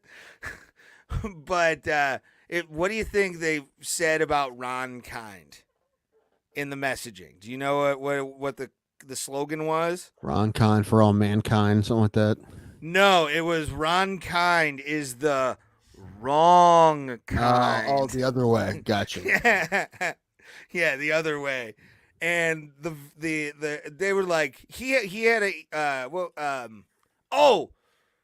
he voted yes on a bill that put electrodes in the genitals of 14-year-olds. That was one of the things in the ads.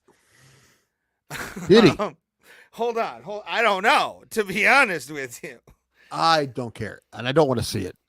I want. Oh. You know what? You can show it to the people. I got to get another drink. Okay. Well, I want you to see this one ad that I saw on YouTube the other night.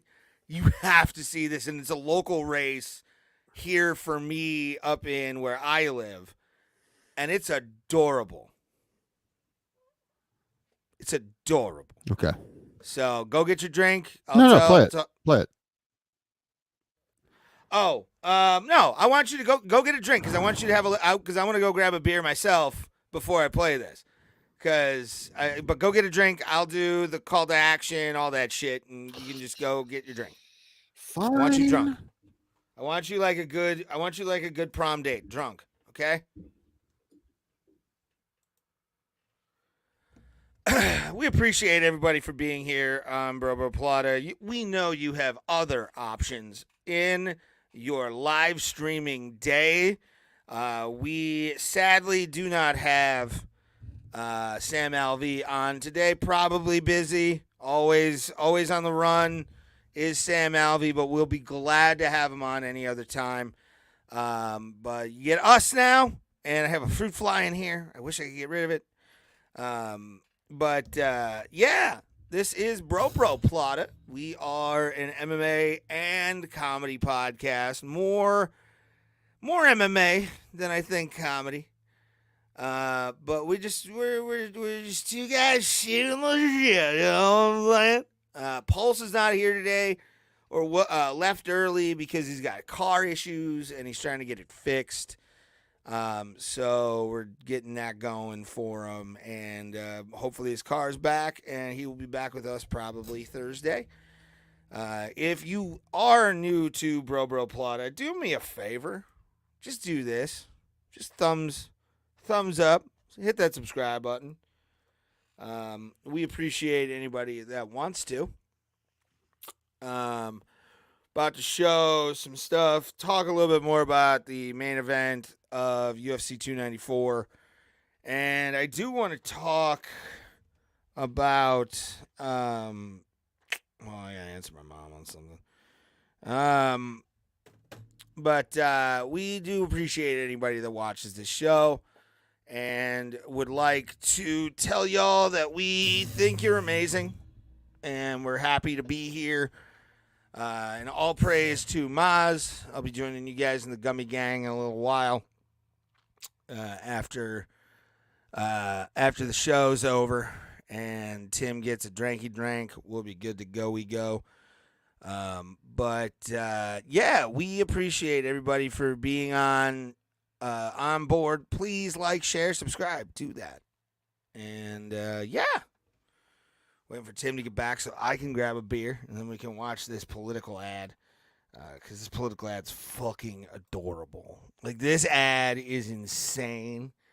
And strike me for playing this, motherfucker. Strike me. But it's insane. Like the level of shit that goes into this, and like the production value. He's like it's for county commissioner, I believe, in like and where I live, the east side of Cleveland. And yeah, this guy always tries to do these. He's got different ones that he does every year. I think he did one where he was like the Godfather one year, which is hilarious given the corruption that's been in Northeast Ohio because of the mob and all that stuff for decades. It's quite hilarious, really.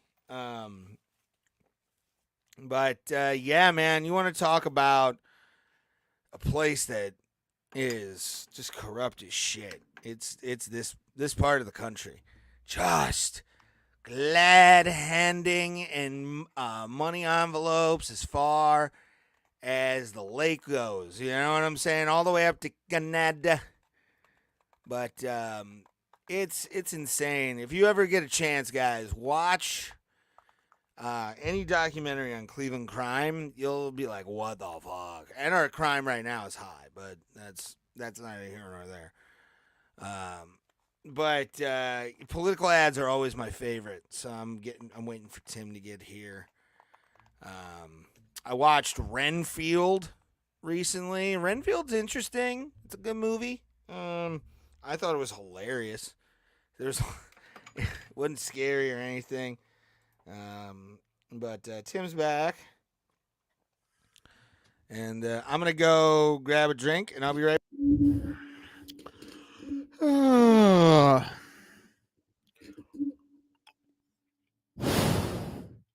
My brain's falling apart, guys. I don't know why. I'm trying to figure it out, man. I don't know if it's just a ADD issue, if my brain's actually rotting.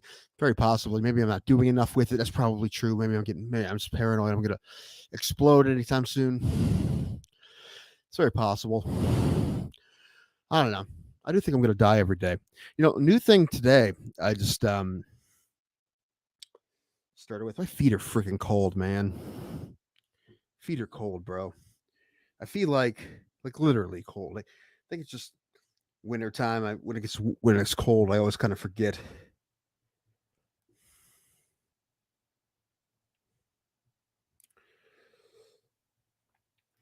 Sam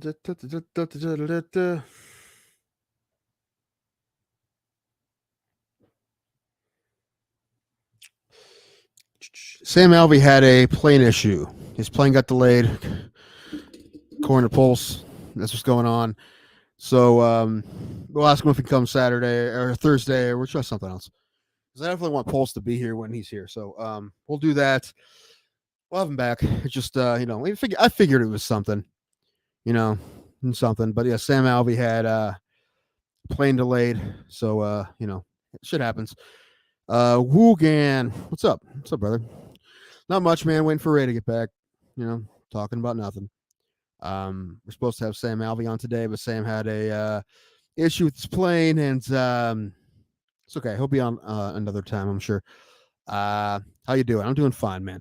I was just talking about how I guess I have to start wearing socks every day now. My feet are just getting, I don't know, the weather's getting colder. And I think every time this time of year, I wonder why my feet are freezing all the time. That just happens, right? In the summer, it lulls you into a false sense of security. They can just walk around barefoot all the time, right? Then it starts getting colder and my feet are fucking ice cubes and I'm wondering why. Wear fucking socks, bro. Wear slippers. One day gonna get me some like creepy dad slippers. Same here. Where are you from? Ohio, brother. From Ohio, Northeast Ohio. So, yeah, the weather's, I don't know, what is it today? It was in like the 40s or 50s today. It's like 60 right now, not bad. Norway, yeah, well, that's a lot colder than here, I'd assume. Never been to Norway. Some other places in Europe, but not Norway. How are things in Norway? I don't know shit about Norway. No. Ski jumping and Vikings. That's about it. Cold, yeah. Of course it's cold. Yeah, I figured. Yeah, and no, it's cold, but man, that's why I pack on these layers, bro. This is medicinal fatness. All right, It's what it is. It's for no other reason other than I just wanted to be warm, so I pack on the layers. Which honestly, I don't think I'm. Listen, when I was thinner, I was still just as warm as I am now, right? You have nerves at the end of your skin. It's not like your skin doesn't get cold because you have extra fat. I don't know. Anyway, I don't know. Haven't had to bust the big winter coat out yet. I got the jacket on though. I think it was, I don't know, Saturday morning. It was raining and gross, and I was at a tournament, a softball tournament my niece was playing, and it was gross. It was like 40 all day. It sucked. But that's the coldest it's been so far this year. But it will get bad. Actually, you know what? I think like tomorrow it's supposed to be like 70. Which, what the hell, man? I'll take it. Did you see KSI versus Fury? Yeah, we talked about it last week. It was a shit show. It was garbage. I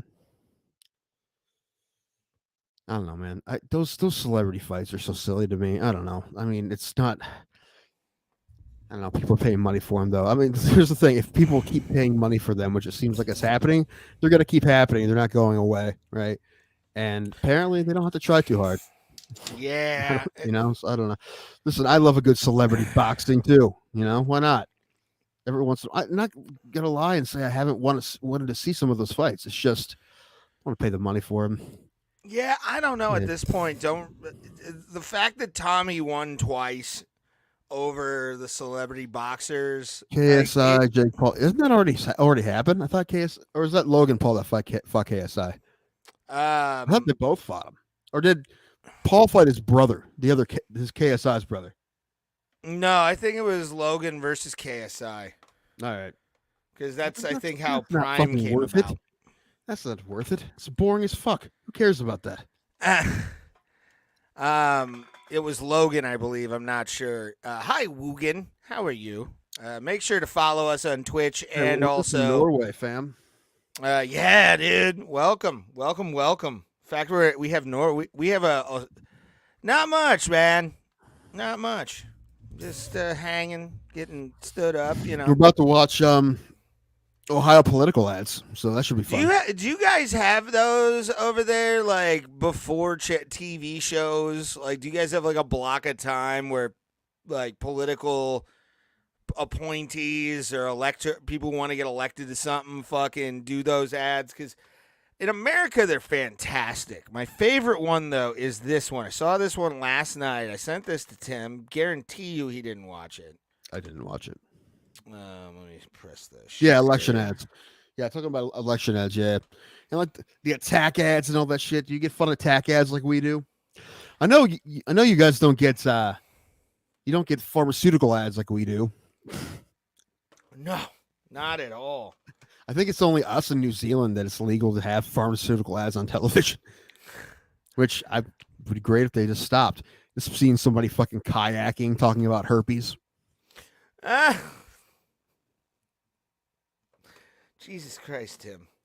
So this is John Plechnik. He's a county commissioner out here where I live. I see his shit all the time. And he decided to have some kind of weird gangster fantasy. He retired pro wrestler. That's what he looks like. It looks like a pro wrestler. Like I feel like I've seen this guy somewhere before. On even local sketch things, if he did stuff with like Mike Polk or something. But check this out and watch this ad. It is unhinged. Okay. You tried to ban his dog and raise sales taxes on his car? Yeah, so? Hunter, my son, it's not what you did. It's who you did it to. He's nobody. That nobody is John Plechnik. I already sent the fake news to take care of him. John is a compassionate conservative. John is a man of the people. But if you hate America, John Plechnik will come for you. See more at johnplechnik.com. I'm John Plechnik, and I'm honored this message was paid for by Neighbors for Plechnik. You tried to ban his dog. I'm glad there's somebody here we're teaching about American politics. I know. This is local American politics in a nutshell. Man, I was like 3 pipes deep. That guy's in your district? Yeah. You gonna vote for him? No. Yes, do it. All right, just for the ads, I'll take it. When I saw that, I was sitting on my bed, like where I did the podcast before we went to Vegas, and I'm watching this, and my jaw dropped. I've never ever had that moment with like political ads, but when I watched it, I went, "Oh my God, what am I watching?" Dude, a couple years, I think I showed this one to you before, but a couple years ago, a guy ran for Congress here in our district named Ken Harbaugh, and as a Democrat, but he was like trying to make these ads that he was like the tough Democrat, and he had like video of him showing up to like a town hall meeting with a bandage on his face and like him in monster trucks, and Hold on. he once landed an F-16 with no engine. Like all this. It was like an action movie trailer like that, but it was ridiculous, dude. That is the best, and that's why I want to run for public office, so I can make ads like that. I don't even care about winning. I'm trying to find. Not next year, the year after. I'm absolutely running for city council. There was a seat up for grabs this year. I didn't know about it. I'm actually kind of pissed. Yeah, you were telling me about. Yeah, there's an because it wasn't my ward, but it was a at large. There might be an at large next year because I definitely want to run, and I'm being completely serious. I really do. But I really just want to make ads. One of the videos that I'm seeing right here is amazing. It's from Cleveland.com, and it's got almost 2,000 views. So we have the exact same amount of views on a couple of one of our episodes has more views than this. And it says, congressional candidate Ken Harbaugh ramps his truck at Knox County Fair. Dude, that was a guy. I mean, I think he ran like 17 or something, and I voted for him, but he got his ass kicked. That was back when Avon was somehow in our district, which that made no sense. Yeah. But he was from Avon, which of course he was. Like, but anyway, I thought it was funny because he's trying to like play to all these. He was trying to win as a Democrat in a very gerrymandered Republican district. So he had no shot. But it's funny how he's trying to appeal to them. It's pretty funny. Yeah, political ads are always my favorite. Yeah, Wugin. What the fuck, indeed. I would love to just teach Europeans about America. Oh my God. I just want to show them stuff that's normal to us, and they get the reaction like, "What the fuck?" Like the gun raffle I went to, that would blow the mind of any European. Yeah. Gun raffle. Well, they wouldn't be surprised that these things exist. Probably not. But seeing it would probably be really entertaining.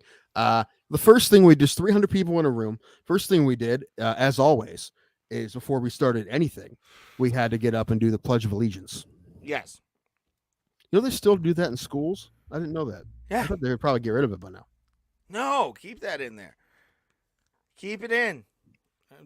Let those little I don't feel like these little fucking these crumb catching motherfuckers deserve anything that we didn't have. All right, you're gonna have to go through the torture of school. You have to do it the same way we've done it for hundreds of fucking years. You have to learn math like you don't carry a calculator around in your pocket every day. Exactly. Right? Show your work. Show your work. Learn cursive. Right. That does scare me that kids don't know how to read or write cursive. Like that should still be a writing style somewhat. Why? Do you write in cursive ever? Every once in a while, yeah. I always sign my name. Even how I sign my name, I don't even use all cursive letters. I do. My T and my D are printed, but then I just do I wanted to change it, but I'm like I can't change it because of like my voter registration and shit. They wouldn't let me vote they wouldn't let my vote count if my signature didn't match up. So, which is a real thing. Yeah, no, yeah, that's why. I mean, I think it would take a lot, but still. That's why I have little like insignias that I'll put in mine to make it uniform every single time, kind of stuff. Well, mine's the T and the D, but if I change the T and the D, it would be completely different. So. Well, I'm also like. you're not a junior or a second, and I am. I'm a second. Like, I have a Roman numeral 2 next to my fucking name. So, As much as I would like to name a kid after myself, if I had one, I think it'd be too confusing. So I'd just be like, nah, fucking messing with that shit. No. My middle name can be Timothy. I still have a selfish want to torture a little fuck into life in this fucking place. Ray Trace. Yeah, the Triple R. Triple R sounds like a dope fucking name. I'm sorry. Triple R sounds like a great wrestler from like the 70s. Triple R. It's like some sort of power bar. It does. Start your morning with a triple R. Raisins, raspberry, and rhubarb. Billy Blanks here for Triple R nutrient bars. Mm-hmm.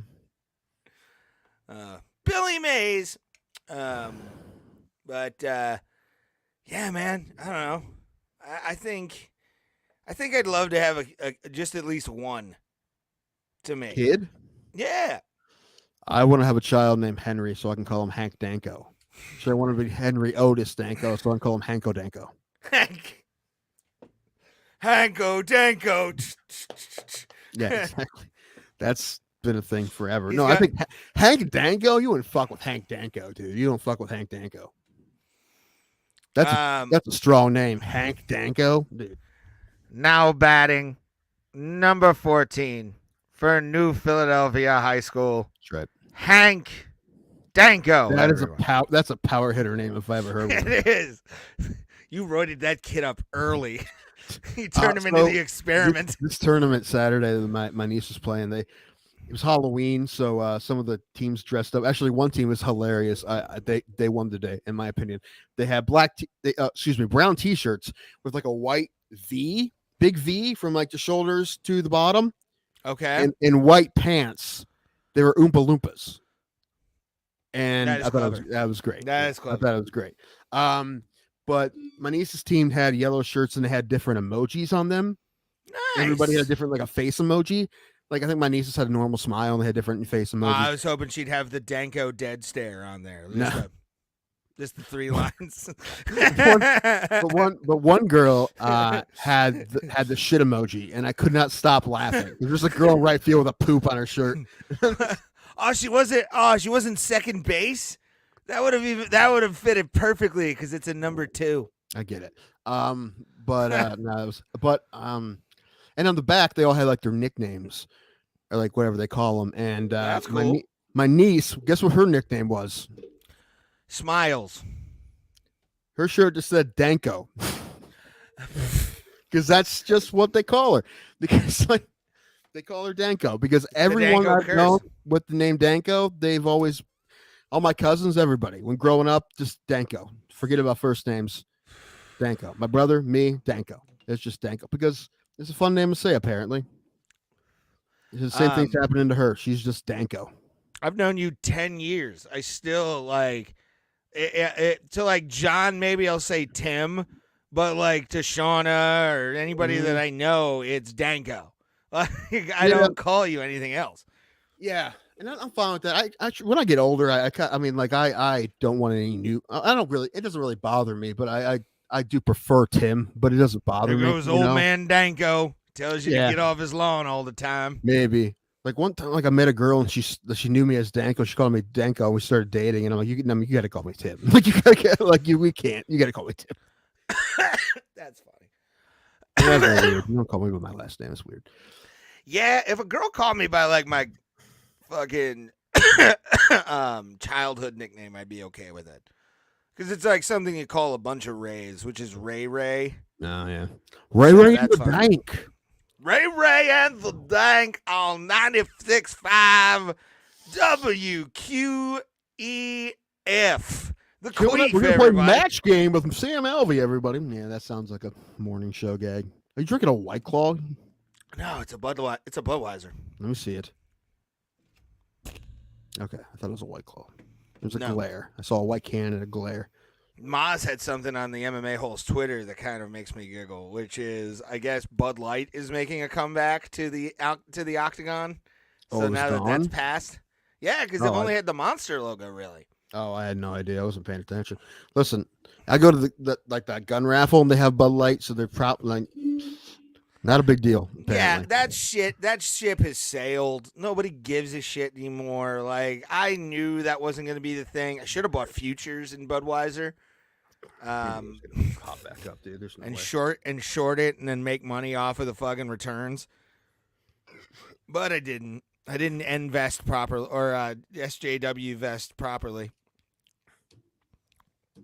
Because it's fun. I like that stuff every once in a while. I don't do it, but I look at things. I'm like, I should get into. What was the most recent one? Oh, Victoria. GameStop? Did you hear about Victoria's Secret? Did it eat shit? No, what they're Nah. doing is, I guess they lost like 8 billion worldwide or something like that. They lost a lot of fucking money because of all the shit they were like, big girls, fine. I'm fine with that. But once you started getting into like the trans shit and all that, like it dropped immediately. And they're going to go back to, as their board says, the sexy, which is hilarious. Dude, that had to be just like sad white guys. They're like, bring back the hotties. Bring back the hotties. All right, woman, you've had your time. Go back to the kitchen and make me pie. Right. Yeah, I think honestly, Try to listen to the Jacks, right? That's what happened. What? They tried to listen to Jax, the singer. Oh yeah, make it for everybody. Yeah, you can't though. Victoria's Secret, like big bitches, fine, because some shit looks good on big bitches that I've seen from Victoria's that place Secret. is about the unattainable, though. And you're right. That body is mostly unobtainable, except for the people that have it. But for most people, yeah, you're right. But still, it should be more of a feeling, in my opinion, when it comes to like advertising than it is like unattainable beauty. Meh. Like, no, it's about, do you feel sexy? Well, here's a sexy bitch wearing our stuff. If you feel sexy, go ahead and buy fucking $80 panties. right? Whatever. And I feel like they're more worried about children, and so am I. Like, I mean, I see how it's affecting my nieces already, and I'm terrified about it. I'm terrified of the internet in general, dude. I'm just like, I feel so bad, but like, I'm not gonna get into it because it's if I had, but it breaks my heart. Johnny Smith gets it. Yes, but no, that breaks my heart. Like little, like young kids having body issues. That fucking. That's why I like. But like it, and yeah, it did. And the thing is, it did shape who I was. It did, my personality and everything. It did, but it's. That's why, like, mostly. Come on, man. That's why if I ever date a girl, like if I date a woman with a kid or I have a kid and they like become a chubster, I will kind of guilt them, but not like, oh, you're fat and all that. It's more like, hey, let's go. You don't have to guilt them. Society guilts them. The internet. But that's what I'm saying. Like, I'll just tell them, hey, work out when you want to. Plus, that doesn't help. Some people think it does. It never helped me. Like, it's just because it just made me feel more sad. No, making fun of me. Oh, well. No, it just makes me feel more sad. And when I'm sad, I don't want to do anything. That's like now. People are like, oh, if I make fun of Danko for being fat, he'll want to. I'm like, no, I'm going to fix. If I fix it, I fix it because I feel like garbage, right? It's not because of what you're saying. What you're saying is going to make me feel worse and make it harder for me to get out of bed and do shit. So, I mean, maybe it works for some people, but not fucking me. I'm get a Bowflex, ho. You know what? I would if I could afford one. Someone send Bowflex. We do have a donation link down below to our PayPal. If you want to make some donations, help us. All we ask for is to pay off our year of StreamYard. That's about $250. That's always our goal every single year. Man, the real goal is enough for us to. Well, the real goal is like $1,500 because that's how much it costs to be a UFC fan. That is true, but I go low so we can continue doing the show. I know you're saying no. I take whatever, of course, but I'm saying that would be fucking the best if we just had enough that we could afford to buy the pay-per-views. That'd be awesome. Because I'm getting to the point where I can't buy everyone anymore, and I mean I'm gonna buy the next one because there's no way I'm gonna miss fucking Stipe. Oh no, no way. You have a B-Dubs by you? I don't even know if they show fights at B-dubs anymore. I think B-dub shows. I'll call like the local B-dubs and I'll get it. I'd rather watch it at home on this one. I'd rather watch that one. But you get the wings are like $20. You're spending a quarter of the pay-per-view already on just food and beer. You know what? I'm gonna be honest with you, Ray. I don't like B-dubs. You don't like B-dubs? We have one in town. I don't even like. I've been there a few times. I don't like it. Well, I can see the new Philly one sucking. The one up by me is probably the same, but it's not. I'd rather go to one of the bars to get the food there. God damn it. Yeah, I will buy Tim a shake weight if he uses it on stream. Okay. Ryan, you have your assignment. I looked at PO boxes again. What? I looked at PO boxes again. Yeah, PO boxes aren't that cheap, aren't that expensive. Well, it depends where you look. Dude, they're like over $100 for 3 months in New Philly. What? Is it on the website for the USPS? Mm-hmm. I bet in your town they're probably expensive too. Nah, the annual's not that bad. I think there's like an annual I've looked into a few times. I believe. Let me look. Talk about something as I look this up. Well, no, I'm gonna look up mine as well. But I mean, yeah, if we were to ever get that, I think that's our next stop. Besides shorts, we need to get those up mostly. That's more important than a PO box. But that's like That's like step 3 is PO box. Yeah, I have to put in my full address, huh? Why isn't it automatically moving?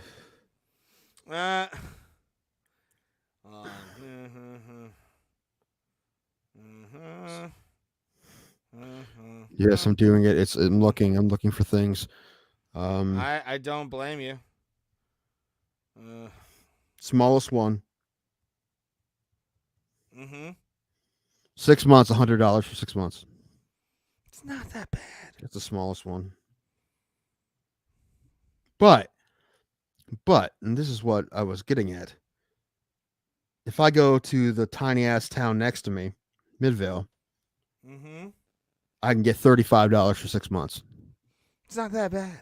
No, $35 for 6 months is not. That's a third, almost a third of New Philly. So what I'm saying is, how far of a drive is it? 5 minutes. It's pretty close. Oh, okay. It's not much it's not much further than maybe 6 or 7. It's definitely not much further than the New Philly. Like for the amount of money saving, it's 100% what I'd do.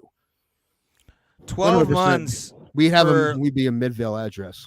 12 months for an extra small is $120 for 12 months.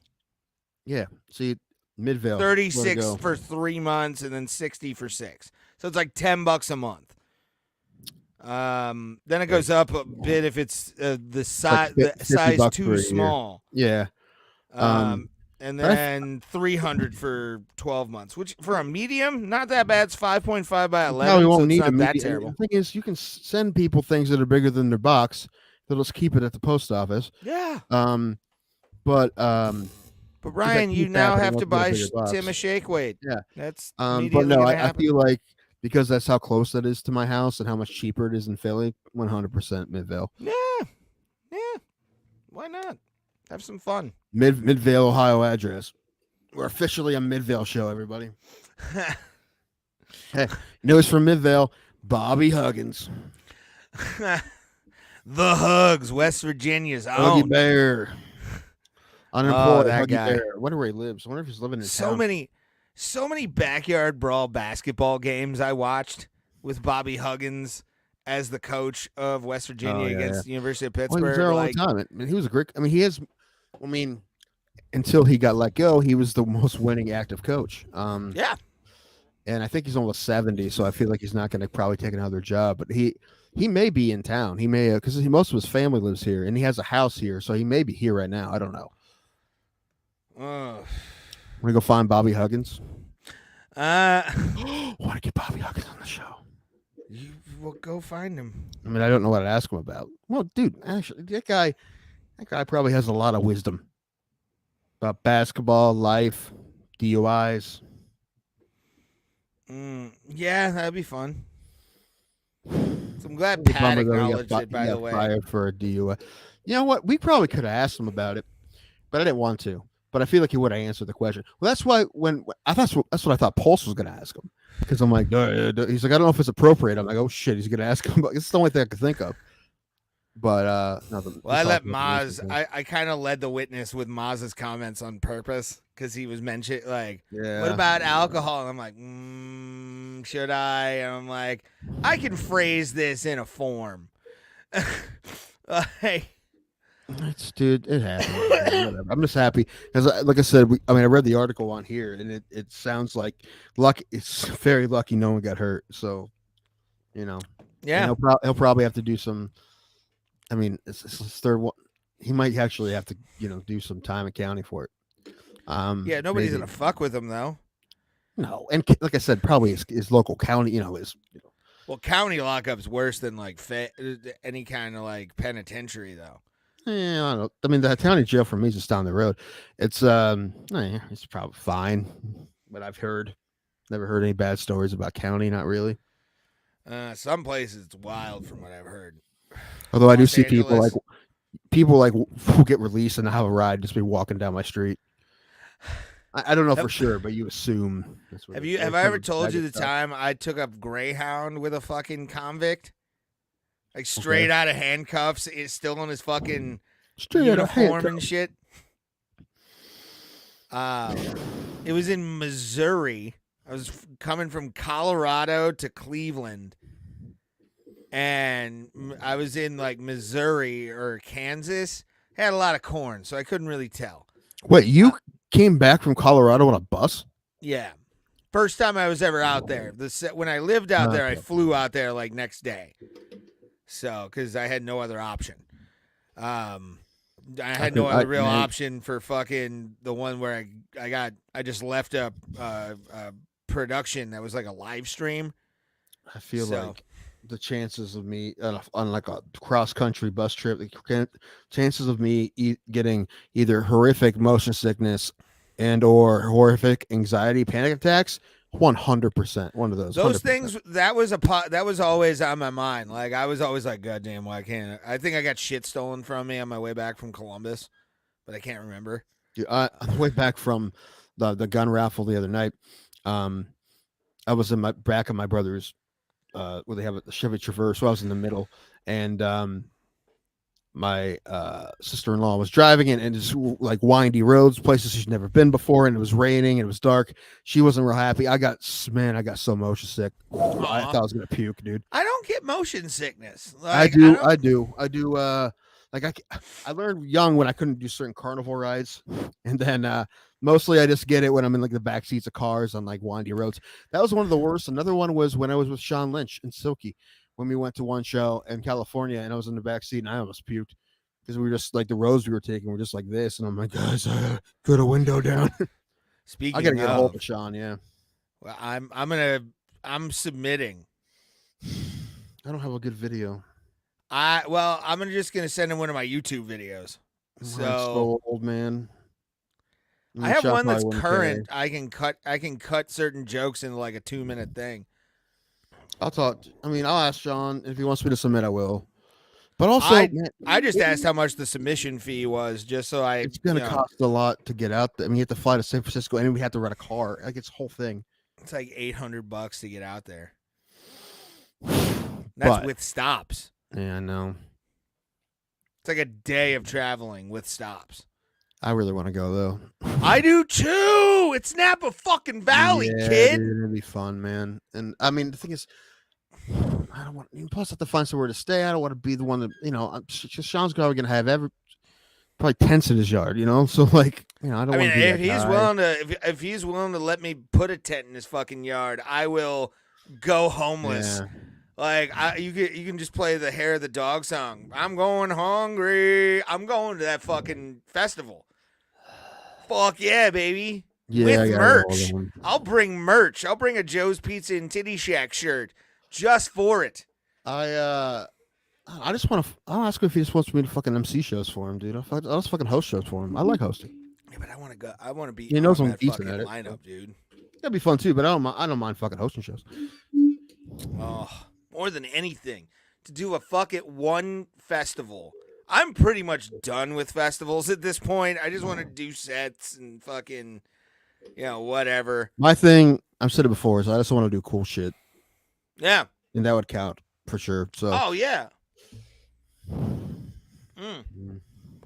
I mean, it didn't become a dream, but it definitely like became a thing when I started going to fucking McAnally's place out at Rick's Rollin'.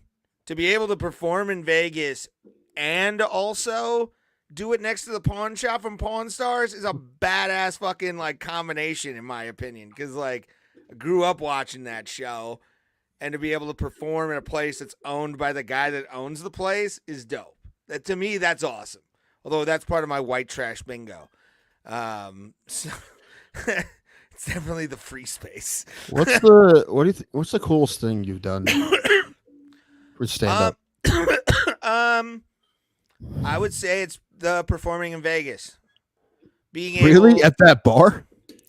It in general, to me, like to have a place where I can go tell jokes in front of whoever. Okay. But it's in Las Vegas. And when I went out in 21, I got to see a lot more open mics and stuff that were out there. So I got a little bit deeper into the scene, and the scene's kind of fire if you can like hang on and just kind of roll with everything. But all in all, man, like you want to talk about a fun environment. I'd always wanted to say I performed in Vegas, and I have in front of like kind of full rooms. Even the 2021 show at Rick's was on the mezzanine, that outside place where all the where the bathroom was and shit. That's where they did it during the pandemic. So you got that outside look plus the pawn shop as like a backdrop, which was even more comedy because of the fact that we look like two dudes who could work at one. So it's true. Me is probably most of the stuff I've done at the funny stuff. Like, well, lately fucking work with Mackie was great, but like probably the Pauly Shore show. That was a while ago, but that place was packed and everybody was so pumped to see Pauly, and that show was really fun. And if we're talking greatest moments I've ever had in my life, the one thing that would beat it now that you bring it is the funny stop. During the pandemic, when we all had to wear masks inside and all that shit. Hey, Pauls, how's your car? It's still kind of it needs a new starter, so it'll be repaired tomorrow. Did you? Oh, I was hoping you would have said you got the orphan blood out of it, but that's just me. That would never stop. It's in there forever. That stuff doesn't go away. You gotta get you can armor all as much as you want. It's not coming out. But. I'm sorry to interrupt. I was just going to say, just a word of advice: never take your car to a hood mechanic if you can afford to go to a real mechanic. Go to a real mechanic. No, you don't. I wasn't going to, but now that you say it, I'm definitely not going to. But yeah, that's probably a good idea. My brother does most no matter what you take your car there for, they will always say it's the alternator. I was going to say, do you still have your carburetor and fucking it could be catalytic converter? It could be a brand new car straight off the lot, and he's gonna. And if you take it there, he'll say, "Yeah, you need an alternator." Yeah, it might be just it does, fucking dude. Fuse. But I'm sorry for interrupting your story about the laugh stop. Please continue. Funny stop. It's a club up here. R.I.P. Pete. Respect to the man. I miss him so much. I do too. I really do. Fuck, I miss him. Yeah, I feel guilty that I didn't go, but like should have went.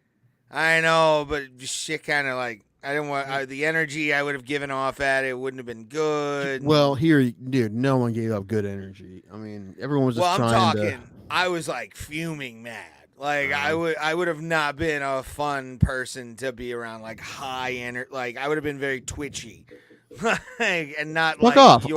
Well, no, I'm talking about like that like worked up twitch where it's like but if I'm gonna say one of the coolest moments in my life, I'll give a caveat.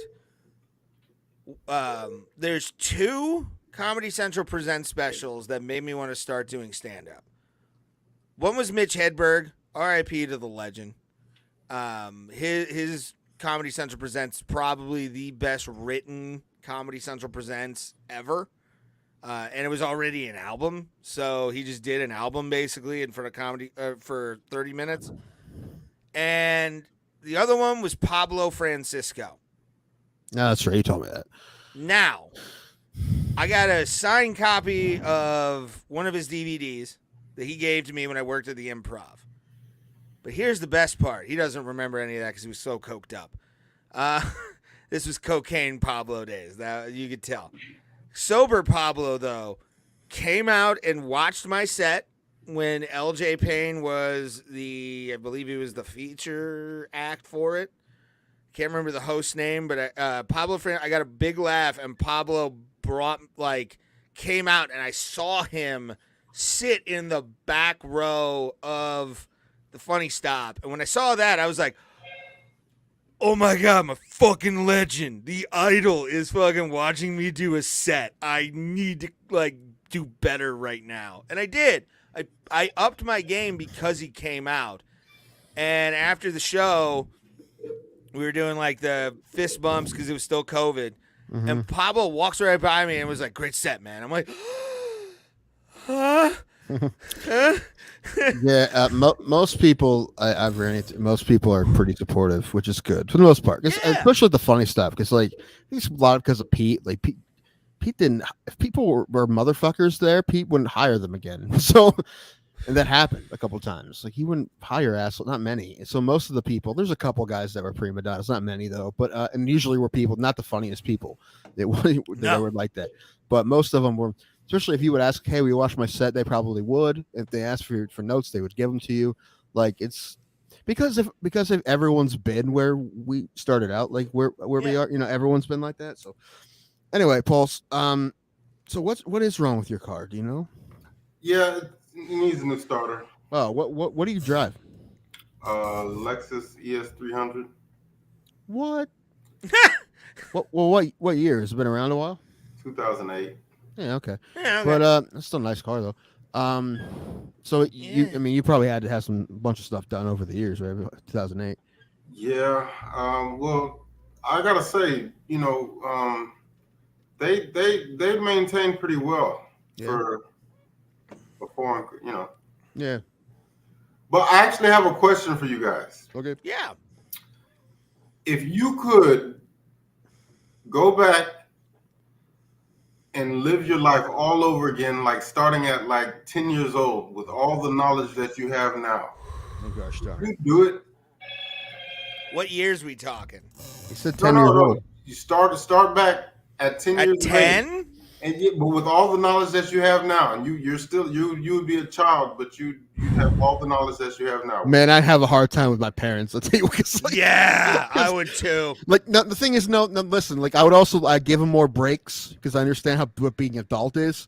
So I give them I understand you're stressed out today. I'm gonna be cool today, right? I probably would be overall better. But I would be a definite better kid. Yeah, I would be absolutely overall. It's the thing. I would be absolutely be better. But when they said dumb things, I'd probably call them on it more. But no, no, I guess no, because just I don't know.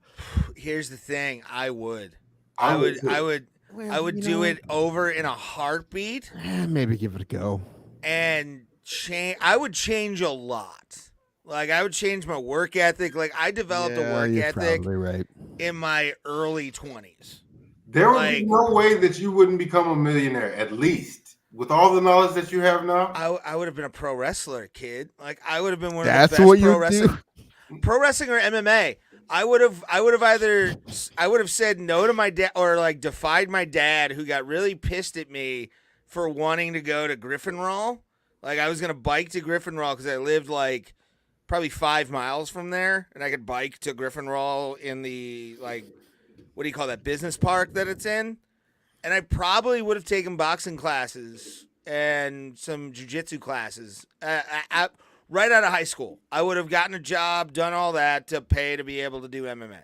No, but understand, everything that would happen the way it happened anyhow. So you would have the knowledge of it. I'm talking about. I know what you're saying. Yeah. No, number one. Yeah. Dude, soon as yes.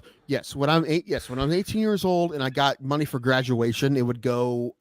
That money would because I would invest in whatever. Yeah, You know. yeah. I would. Obviously, you would do that first, but Although I'm pretty sure I forget a bunch. I'm like, fuck, did this work or not? Yeah, like Alta Vista was big, right? Ask Jeeves. I put all my money in Ask Jeeves. That right? I don't know about this Google still. It's just I can't remember Was it a exactly. baby word? Yeah. You wouldn't have had the money at that time, I don't think. But if you did, you would have probably put at least $1,000 on James Buster Douglas to defeat Mike Tyson when he was the 41. But I'm a child. I was sick. You know, Yeah, I was gonna say I that's what was I'm saying. 6. Yeah. Like Yeah, 10 at 10. To be honest with you, I would have ran the table in early UFCs. I would have told my dad to like bet, like call in bets and be like, "This guy's gonna win." I would have absolutely. What do they call that fucking thing in Back to the Future 2? Yes, that's exactly what I was thinking about. Biff. Yeah. The sports almanac. I would be my fucking father's sports almanac. I would tell him about Real Quiet in 1998, even though I was 9 years old. Yes, Let's go back that far. You wouldn't necessarily have you wouldn't be able to take an almanac back with you. So everything that you're talking about, all the memories that you have, right? But that's what I'm saying. You have to remember some. Yeah. Also, if I go back, do I get that brain back? Like, does this become a sponge again? Like, I get what I already have, and then it becomes a sponge again? No, you're cognizant as Tim Danko. Dude, by the time I was 20, at 35. But I have Alzheimer's at 20. You would have the same brain you have now, but you would have the functionality of a 10-year-old, so you wouldn't be able to do that's what I'm talking about. Okay. Oh. So, now that'd be pretty fun. However, one thing I would have a problem with, and Reggie's going to give me shit for this, but social dynamics. When I heard like my friends in the playground like using the F word a lot, I'd be like, "You guys should have it!" I'm like beating kids up because you would be the F word at that point. I would be because I'm just beating kids up. Like, well, I heard you talking about cursive earlier. Yeah, and it's like, do you remember like in school we used to use protractors? Yeah. But you see, as an adult, you never use a protractor ever in life. There's no reason. I don't know. The best was every time a teacher would say, "You learn how to do this math because you're not going to have a calculator on you every day." Lies. That'd be great as long as you can remember like a certain like.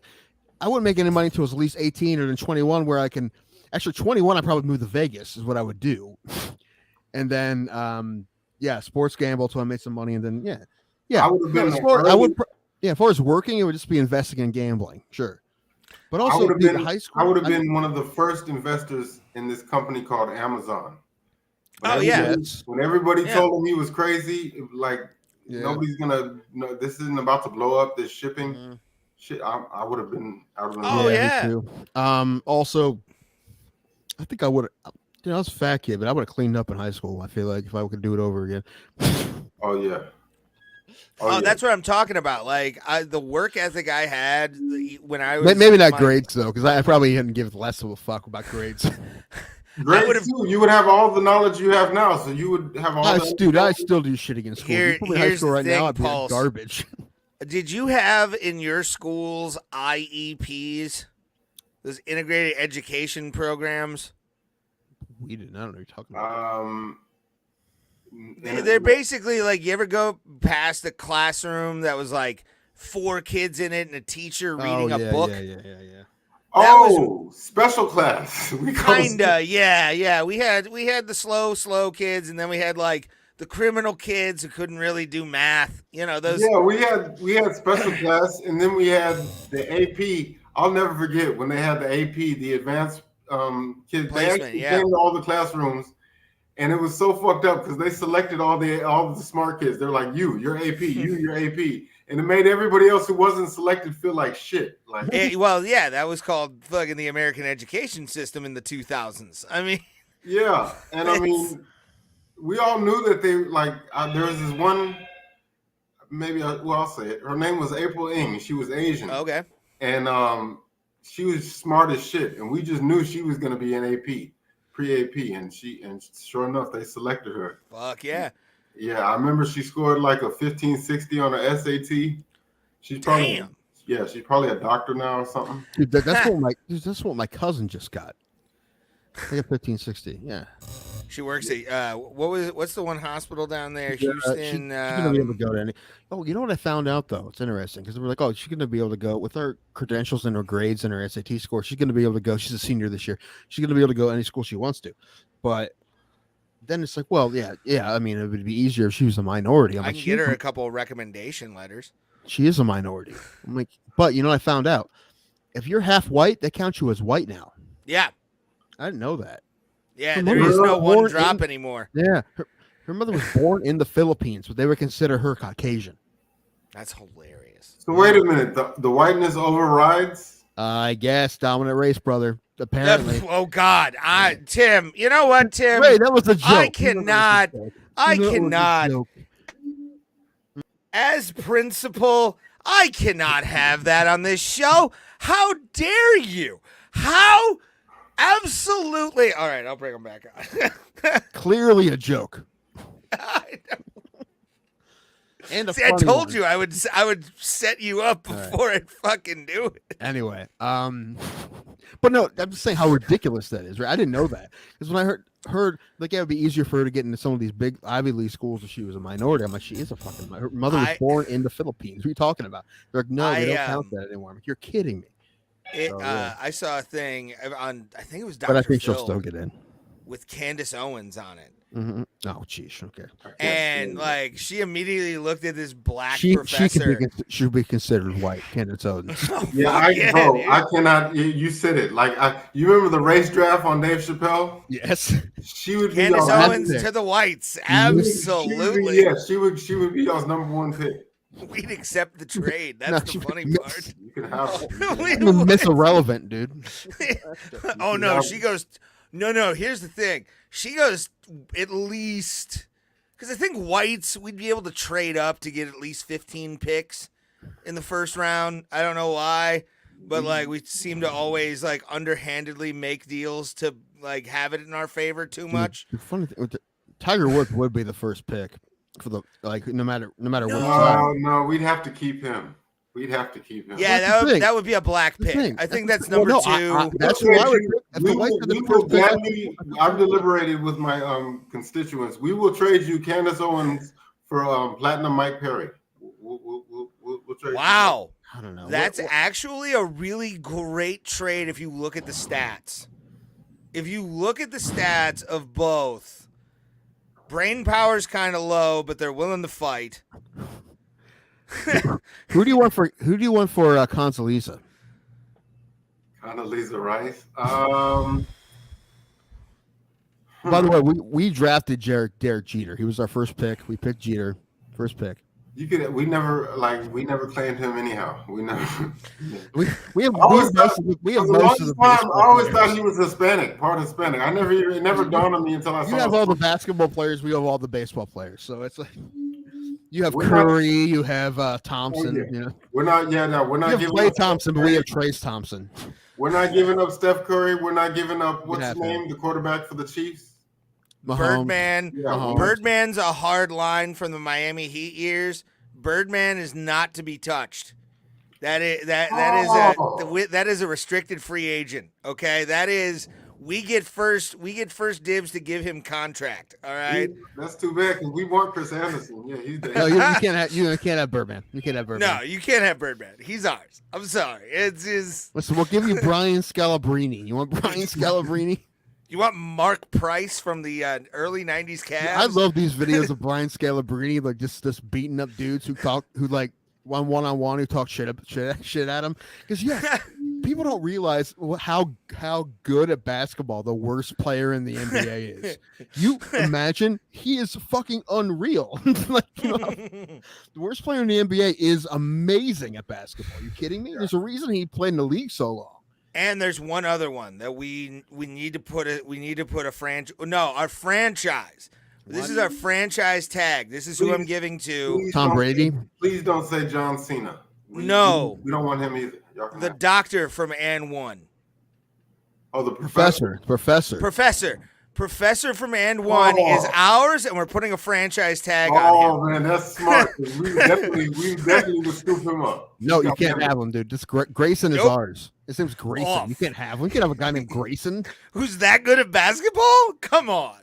Okay, well, if you franchise tag the professor, that means Eminem is white. Yeah, you can have Eminem. No, I'm not an Eminem fan. We'll take him. I don't want him. No, we're having an I'm willing eternal to battle trade in the him. war room. We're having an eternal battle in the war room on Eminem. Just don't pick ICP. That's all. Like, let them be still the white men that they are today. We're having a Because they're very white. we're having a Buddy Ryan, Mike Ditka debates about the Fridge Perry in our war room when it comes to Eminem. Yeah. Do we really want him though? That's the thing. Like, Absolutely. We'll take him. No, yeah, that's the thing. You'll The scoop guys him the up whole quick. time We got to take him. hip-hop- yeah, hip-hop- fine. Have him. Have him. We don't care. We'll take Big Hoodoo from Psychopathic Records. You guys want Trapped? Do you want Traps?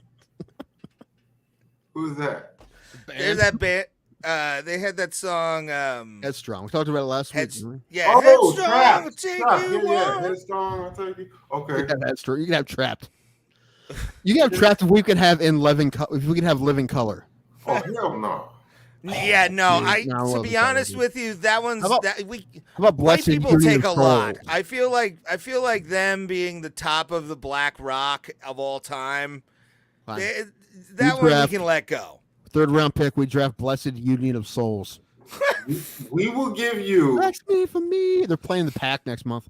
We will give you Wayne Brady, and we'll give you Wayne Brady for Tom Brady. No, you wouldn't take No, listen. We were number one. You think you had Wayne Brady? No, we had Wayne Brady at birth. that. For real though. But no. Listen, no. We're not getting rid of Tom Brady. He's no trade clause. He's no. Yeah. That's a signed, sealed, and delivered contract. Right. That one's We will give you Blake Griffin okay. I'm listening. for. I actually want this to be a like thing we post, like race draft, like for a flood of race Nah, draft. It would get so many hate comments. It would. Dude, if we just did a draft of all the mixed race athletes and celebrities. Well, no, just this conversation. I am know, making a that's it. clip. I'm gonna put this clip on No. the fucking page. No. Make them dig for it. Where are we? Continue, Pulse. Oh no, I'm sorry. Grady Sizemore. We're keeping Grady Sizemore. I I was forgot talking about that with Pulse. With Thomas. I'm like, dude, it took me years to even know that Grady Sizemore was black, and Thomas is like, he's black. Thomas didn't know either. Yeah, you can't really tell by looking at him. Yeah, I know he can't. I was thinking today, the other day, how many? There's a lot of. I see some people on Facebook I went to high school with, and I'm like, they're black. I didn't even realize it. Like, there's more. There's some like because they're a mixed race. I didn't realize they were black when I was in high school. But there's really probably like a dozen, in like a class of 230, Pulse. which is like 5%. But Pulse. I need to say this because public education here and in diverse areas that we've lived my in. point is, I didn't see them any differently because I didn't even fucking know. You knew in our fucking schools. I guarantee You didn't know him. Well, it someone wasn't knew, a but not thing. Like, but you In like, elementary school, one of my best friends was black in elementary school, and he's a great guy. He's works for my brother Oh, now. Great now guy. your best I friend was remember- black in high school. I see Not what high you're school. trying to do here. I Yeah. remember. I didn't realize until I saw an old video of Vin Diesel when he was a teenager and he had an Yeah, Vin afro. Diesel. And I was like, "Holy shit, Vin Diesel is black." You can have Vin Yeah. Diesel. I didn't know. Like, I just thought he was Italian. Like, I thought Vin Diesel was like Italian. I didn't know he was part black. And like when they said that, I'm like, oh, okay, because Italians can go either way. Yeah. And he has a very Italian name. There's one Vin kid Diesel. that I mean, I feel it's like junior year of high school that I finally figured out that his dad was black and he was half black. I had no idea because he had his mom's hair, so he kind of looked Hispanic if anything, because he had great hair. He still does to this day. Good guy, I like him. That's Steve. the positive side of like my family is we always had a very diverse friend group. Like my dad would have like a fuck ton of black guys next to a bunch of Italian guys and fucking like dudes from the white dudes from the west side of Cleveland that were sort of hoity-toity all in the same area. And it was fun, dude. Like That kind of shit, man. People don't get that anymore. I wish it was like. I wish that could be a thing. What? Like People getting along? What do you mean? It's not a thing. It's a thing, dude. If you look at the news, it's fucking everybody hates everybody, and you're just like, what the fuck, man? Come on, man. Most people, friends, there's. Oh no, I'm not saying it doesn't happen or it's not more prevalent than what the news persuades, but it's one of those things. People in America, a slow percentage of people that won't be friends with someone because of the color of their skin. There's not many.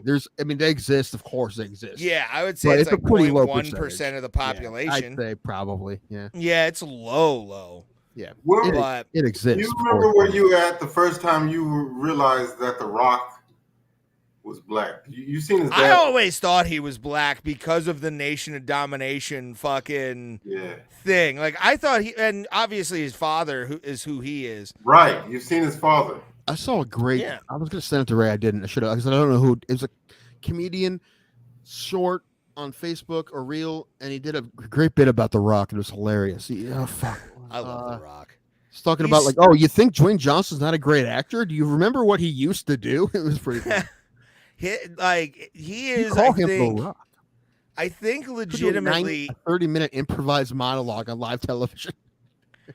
Yeah. To me, I think he. Well, no, not to me, but I think he's the only WWF superstar I've never seen live, ever. I've seen Steve Austin. I've seen Kurt Angle a bunch of fucking times.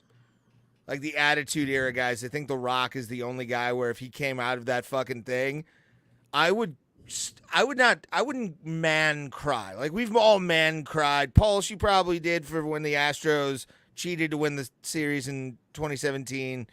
But like, or Tim's crying when the Indians went to the World Series in 2016. 0% ashamed of that, by the way. If you think I'm I should not saying be, it's a bad thing. Off. No, dude. Dude, you know how good I felt that day? I cried when the Penguins won the Stanley Cup back to back. So like, it's one of those things. I get it, but I would not man cry at that point. I would literally be just like every orifice on my face would be just spurting water from how happy I was to see The Rock. I've never seen The Rock live. I would bawl my eyes out, man. Fucking Rocky, man. Like, Ray, you remember the pop he got a few weeks ago when he showed up in Denver? Yeah. And speaking of crying, be honest. Is there a movie that you guys have ever welled up at? 100%. A lot of them, yeah. I mean, an adult. As I'm trying to think the last or one. as a child. I've cried a few times at Loki already. The one that I've cried the most. I was younger, but I mean, The Green Mile got me good. Yeah, that one got me good, dude. When they're taking, I'm like, he's a fucking miracle from God, dude. He didn't do this. He's trying to help everybody. You're killing this man. That's a coincidence. I cried during a Tom Hanks movie too. Different one. Yeah, Forrest Gump. Whenever Bubba got shot and he pulled the leaves back and his guts were exposed and he's like, I'm getting cold, Forrest. And he's like, oh, Bubba. Oh yeah. I still cry when he gets AIDS. In Philadelphia? No, I'm talking about when Jenny gives him AIDS. Oh, that's what she dies of, man. Like, I know that's what she died of, but you can transmit it? Like, I mean, it's never really confirmed. And I mean, as far as we know, all signs point. I'm sorry. All signs point. As far as we know, Forrest Gump only ever had sex once in his life. Dude, he was cleaning up at Alabama. You know he was, dude. He was. You think so? I'll have a knee shooter. He was the star running back, but do you think? I know, but you know how awkward he'd have like how much he'd have to fuck up to not be getting laid at Alabama. Yeah, but he was like retarded. So it's like, you know, it wouldn't. Dude, listen. If you're star running back at Alabama, it doesn't fucking matter. It does not matter. Mama said, anyway, please do this. The movie I've cried at most recently, and I cried pretty hard, was Clerks 3. Oh my god. I haven't watched that movie yet. It's on Prime, yeah. I don't At know. what It part? got me At good. which part? You watched it? Clerks 3. I believe. I'm sure I have. The third one. It wasn't in Starts black off and with- white. Was it in black and white too? No. The thing is, if you haven't seen it, I don't want to ruin it. I had to have seen that movie. I've seen Clerks all. came out like last year or a couple years ago, pretty recently. I feel like I've seen every Kevin Smith movie that I Well, had. Clerks 3 is the one where Randall has a heart attack at the beginning. Oh shit! Maybe I haven't seen it. Yeah, I don't think you have. Huh. But man, that movie wrecked me hard, dude. And I like I said, I don't want to ruin it for you, so I can't really explain it. But yeah, that was like not that long ago. I watched it, probably this year, and I man, it got me good, dude. I was balling hard, dude. No shit. I actually really like when something like that can move my emotions like that. It sounds like a weird way to say it, but yeah, it's good. It's a good thing. But yeah, no, dude, I never ashamed of that. Clerks 3 got me real good. Another one, the one that's actually kind of funny, dude. Encanto got me too. Not Encanto. Another Disney movie. The one with the Day of the Dead one. What was that called? Disney? Yeah, Pixar. The Day of the Dead one. What was it called? Let me forget up. Oh my gosh, can drive me nuts. Day of the Dead. Oh no, not It's a Elvis. Pixar. I'm not gonna lie. I kind of fell off after Coco. Toy Story. Coco. It was Coco. Coco. Never saw that. Coco got me good too. Not as bad as Clerks 3. Clerks 3 got me real good. So you cried at a cartoon movie? 100%. Yep. Huh. I'm not the only one, dude. Coco got a lot of people. But no, but Clerks 3 got me real good. And I you know what? And I did, dude, that's the last thing I expected from Clerks 3, you know? I'm gonna have to go watch that movie now. I can't. You have to, man. Okay. And you may laugh at me afterwards, but it's funny because I want to talk about it, but I can't. You ever watch that small engine repair movie I told you to watch? No, I mean, you said it's on Netflix, right? It's on Hulu. On Hulu, okay. And it's a series or one movie? It's one movie. But you gotta watch the whole thing because sometimes you're gonna be like, "What's gonna like?" You gotta watch the whole thing because you think it's one thing and then it's something else. And I'm not gonna lie, man. I have mixed emotions about it because I hate the fact that a film has the power to bring me to tears like that. And I hate you hate that? I know it's because I know it's fake. It's like they're acting. This is It's not art. real. That's what it's supposed to do, sir. I understand, but I just don't like because I don't like No, you know what that makes you? Makes you a human being who appreciates art. It means you're not a cardboard cutout of a human being. You're a real person with a soul, and you can be moved by things. Oh, actually, now that I think about it, have you ever seen the movie Basketball Diaries?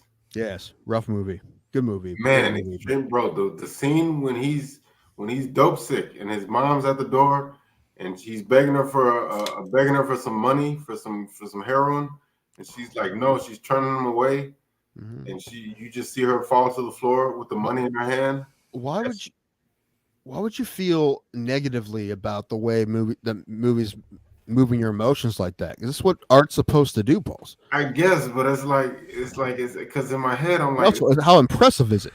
And you just think about the fact that what it took to make that moment happen in whatever movie it was. Not just the actors, but the people who wrote it, the directors, every single person, fucking craft services, all the people working on that movie to make that happen, for you to be moved that way emotionally. Tim, That's it's deep. not that deep. No, you wrote it down. It's not that deep. I'm sorry. Yes, it is. I don't think about the fucking staff, homie. Like, No, the thing is, Ray, you don't have to think about them. My point is that without them, the movie doesn't happen. You need all those people. I'm trying to talk like my mom's asleep. Has a character in a movie ever played his part so well that you were genuinely pissed at the actor? 100%. yes. Me too. Dude, I was. It was a TV show. It wasn't a movie. It was a TV show. Was it that- fucking Falcon the Winter Soldier? No. Well, what's his name? Kurt Russell's Russell. kid. Wyatt Russell. Wyatt Russell. This is probably Wyatt Russell. One of his best performances ever. 100%. I've seen some of his movies, and I'm not everything a fan. else he was in, he wasn't very good, but he was great in that. That was when I was like, oh, he can act.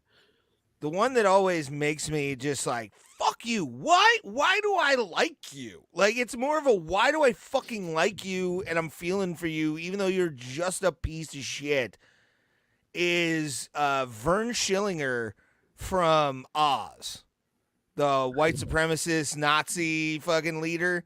There is a point in season 4 of Oz where he has like a granddaughter that he meets for the first time, and you're like, why do I feel like good for this guy?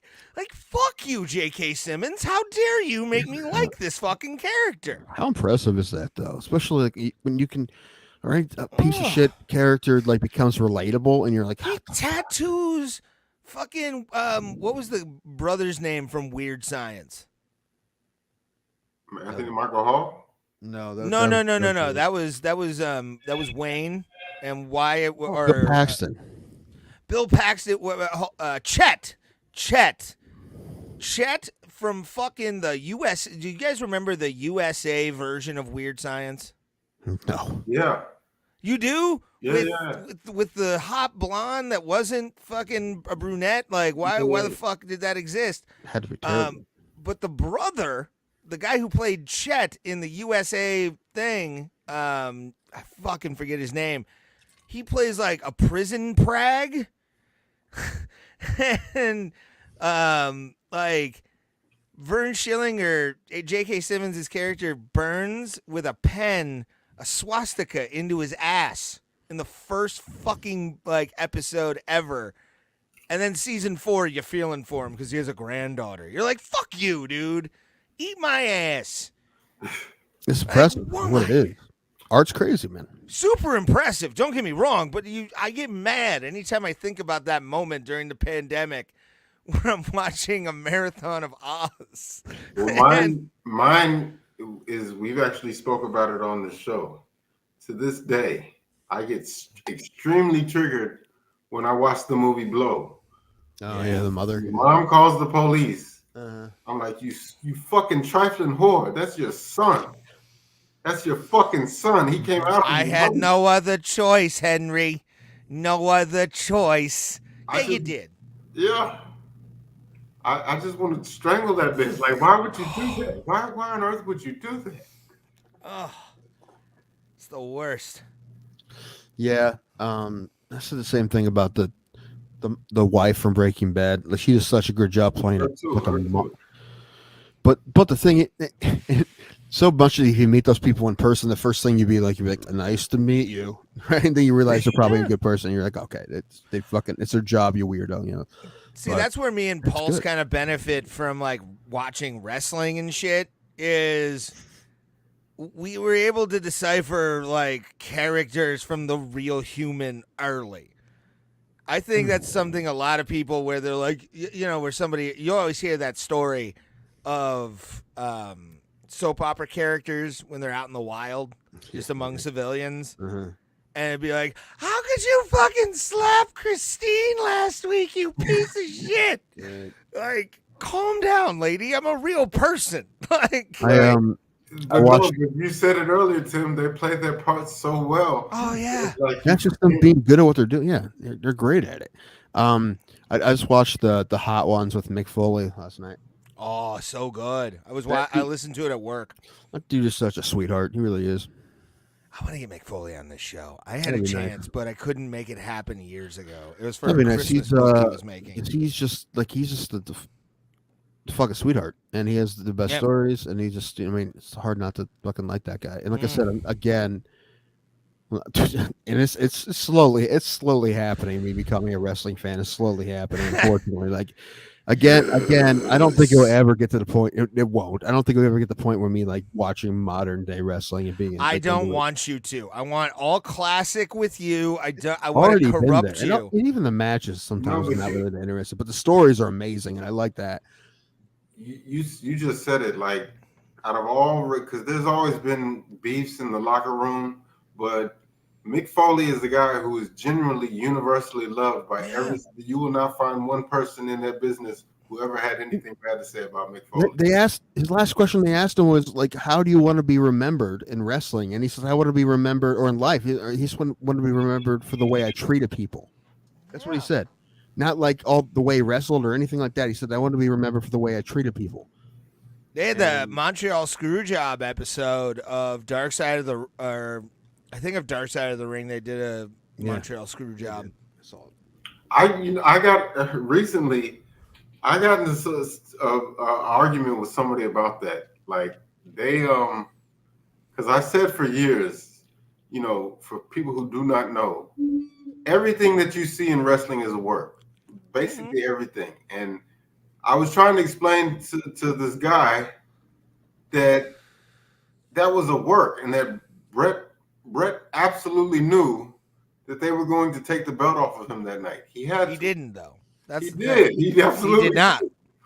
Maybe he didn't know it was going to go down like that, but he knew there was no way he was going to WCW with the championship. They were never gonna. Oh yeah, I agree with you on that logic for sure. Maybe but they weren't going to let him Maybe he didn't realize that they were going to rush the pin, like the way that they did. That's a screw job. He knew. He had to have known that they're not going to allow you to do. Vince would never. He would sooner sell the company before he. Well, what he wanted to do was give the belt, win the match at Survivor Series '97, and then give the belt to Vince in the ring the next night on Raw. Which, to be honest with you, no. Just no. That's not going to happen. We're doing this on a pay-per-view because people are going to buy this to watch this shit, and I'm going to fuck you. Like, that's the promoter way. I mean... Yeah, but he knew, like, after it happened, everybody's like, yeah, but look at it. He hawked the loogie on him, and but it's like... Yeah. But understand, though, if he really was upset at Vince and wanted to punch him, he would have hopped the ropes and punched him right there. And I heard he punched him backstage. Yes. I'm just saying, we never actually saw that. If we did. To get to him right then and there, he could have done it, and there's nobody that would have the documentary crew that did that Bret Hart wrestling with demons or whatever the fuck the name of that. What are you holding, a condom? What are you holding? I thought that was a bag of weed at first. I'm like, what the fuck? What is that? Is that you're not that big? I've seen your bulge. Definitely not. It's a bag. Of? It's empty. Oh. No, it was what these are in, like the these are on. Oh, okay. But I have ADD, I don't know. Brett did punch. It's the most beautiful thing I've ever seen. Do I think it could have been a work? There's always the possibility that it could have been a decades-long work. Almost everything in wrestling, everything you see is. But I've heard so many stories about Bret Hart where fucking he just takes himself way too goddamn seriously. Like, and respect to the man, because he was an idol of mine growing up. Like, I love Bret Hart, and I will always love Bret Hart. And I saw him versus Steve Austin at a WWE house show in like '96. Oh, wow. Yeah, like my dad used to surprise me with like wrestling shows. If like, especially if you fucking got really mad, like that would always be, yeah. But like, maybe that's him buying you flowers, you mean? Yeah, pretty much, like making it up to me for smacking me. It was like that and hockey. Those were the two things that he would always take me to. Besides the fact my mom worked there and we got tickets. Yeah. Taking my niece to a game, by the way. Okay, I got a question for you. Who's a better worker / talent all time? Bret Hart or Shawn Michaels? Bret Hart. You really think so? Shawn was an amazing seller. To me, he's the best worker of all time. Shawn was an amazing seller. The guy could sell an injury to a doctor. Like he was good at what he did. He was like a Ricky Morton babyface where you look at the crowd and you're like, help me, and then fucking people are wanting to jump the fucking rails to save you. Right. Brett, honestly, I think if MMA existed and you taught Brett boxing with his background in amateur wrestling and all that stuff, I think he would have been a great MMA fighter coming out of like Calgary. I really do, because he was so technically sound. You acknowledge though some of his moves were stiff though. Yeah, but I'm talking, like I said, if MMA would have existed like in the 80s, I think Bret Hart would have went into MMA. But you understand that, like, or maybe you would agree, as far as what you just said, it as a seller, as an all around worker, Shawn Michaels to me is one of the greatest of all time. No, I'm not denying that he's one of the greatest sellers of all time. To this day, if you go back and it's free on YouTube, he had a match that wasn't a pay-per-view, it was just a regular match against Shelton Benjamin of all people. Yeah. That is one of the greatest matches you'll ever watch. It's legendary. It was Raw. It was Monday Night Raw. I watched it live. I know exactly which match you're talking about. That was perfect. It's flawless. But with Brett, I always leaned more, and I still do, to the technical guys who can play a gimmick pretty fucking well. Like, if you get me into it with your actual athleticism, I respect you more. And Bret Hart, to me, I'll always respect Bret more than I do Shawn Michaels in the all-around wrestling game. Because I believed his gimmick. He lived it. He was that guy. He was, in his mind, the best there is, the best there was, and the best there ever will be. Sure. And he put on the Austin match at WrestleMania 13. It was a great match. Brett was part of that and understood what that match should be. And that's what I'm talking about. Is Brett could put together an amazing match. Shawn can sell against, like, say Tim becomes like a monster heel in professional wrestling, where it's just like, he is a fucking killer. Like, everybody's afraid of him. That's how they book him. Yeah. You put him against Shawn Michaels because Shawn Michaels can get sympathy on himself while getting the brutality of Tim Danko over. But yeah, so that's why, to me, that's why he's the greatest, because he can make others look good who don't look good. It's sort of like Brett can do that. Like a lot of the guys who became big stars are really not good workers, like Cena and Bill Goldberg. Yeah, they do like 5 moves and that's it. And they have a match. Ric Flair was the same way. Merchandise. They're not great wrestlers though. And the business is called wrestling. So that's why. Who was the best combination of both? Who was like the Venn diagram of great character and great actual physical wrestler? Who is the guy in the middle? Me, Shawn Michaels, and also Randy Orton. He's the prototype. Yes. Randy Orton is to take a term from baseball, he is a 5-tool player. He can do it all. He can be a heel. I understand that reference. Sorry, folks. I just love Tim being like, it's a baseball thing. I get it. But no, I agree. And I've heard from a lot of people. 3-2 in the top of the 7th. Who, Diamondbacks? They're up by 1. I don't even down care. By 1? I don't like. I probably won't even watch the World Series. No, I get it, man. I haven't. I only watched the last out of the game last night. I was watching something else. And I'm like, let's turn this on. It was just right before the last 4-3 put out. Yeah, Pulse. I knew the wheels were coming off though because I saw the scores. But yeah, I need to. What a weird series though, man. Like we didn't win any home games. Yeah, we could not win anywhere except on the road. That's weird. Hold on. I need to say this. Tim was very mean to you in the messages. Was he? Was I? You were like, "Fuck the Astros," and I said, I do feel bad for Pulse, but fuck the Astros. Oh. Yeah. He was. I don't want. He was like, "Fuck the Astros." Yeah, the difference between me and you is like when my team loses, you want me to feel bad about it. I don't want Pulse to feel bad, but fuck his team though. I mean, I don't like his team. I don't want Pulse to feel bad about the Astros because I was once a fan, and once Jose Altuve leaves, I'm fine. Listen, I just wish. I wish it wasn't a blowout like that. Like what was it, 10-2? Like that was 11-3. Yeah.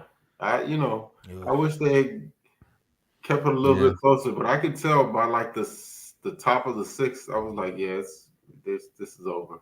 So I would feel again if it wasn't for the 2017, I would feel bad. I would have been happy about fucking 2022. Like I would have been very. Did I say? I said that very weird. 2022. I'm just mostly just happy we're not going to get the same World Series as last year. I didn't fucking want Houston, Philly again. That's just we just. Well, that's the other thing. Because of how bad they beat us, I don't even care what happens. But I don't want the Rangers to win. I don't care whoever, whether it's Philly or Arizona. Dude, Did you Arizona like my little back Easter into the eggs, by the playoffs, way, man. that I What put in happened? the thumbnail? Did you look at the thumbnail? I saw Sam Alvey, but what? You didn't notice the Easter eggs that I put on fucking the face and chest of our people on there? Was it a Rangers logo? Two Rangers logos.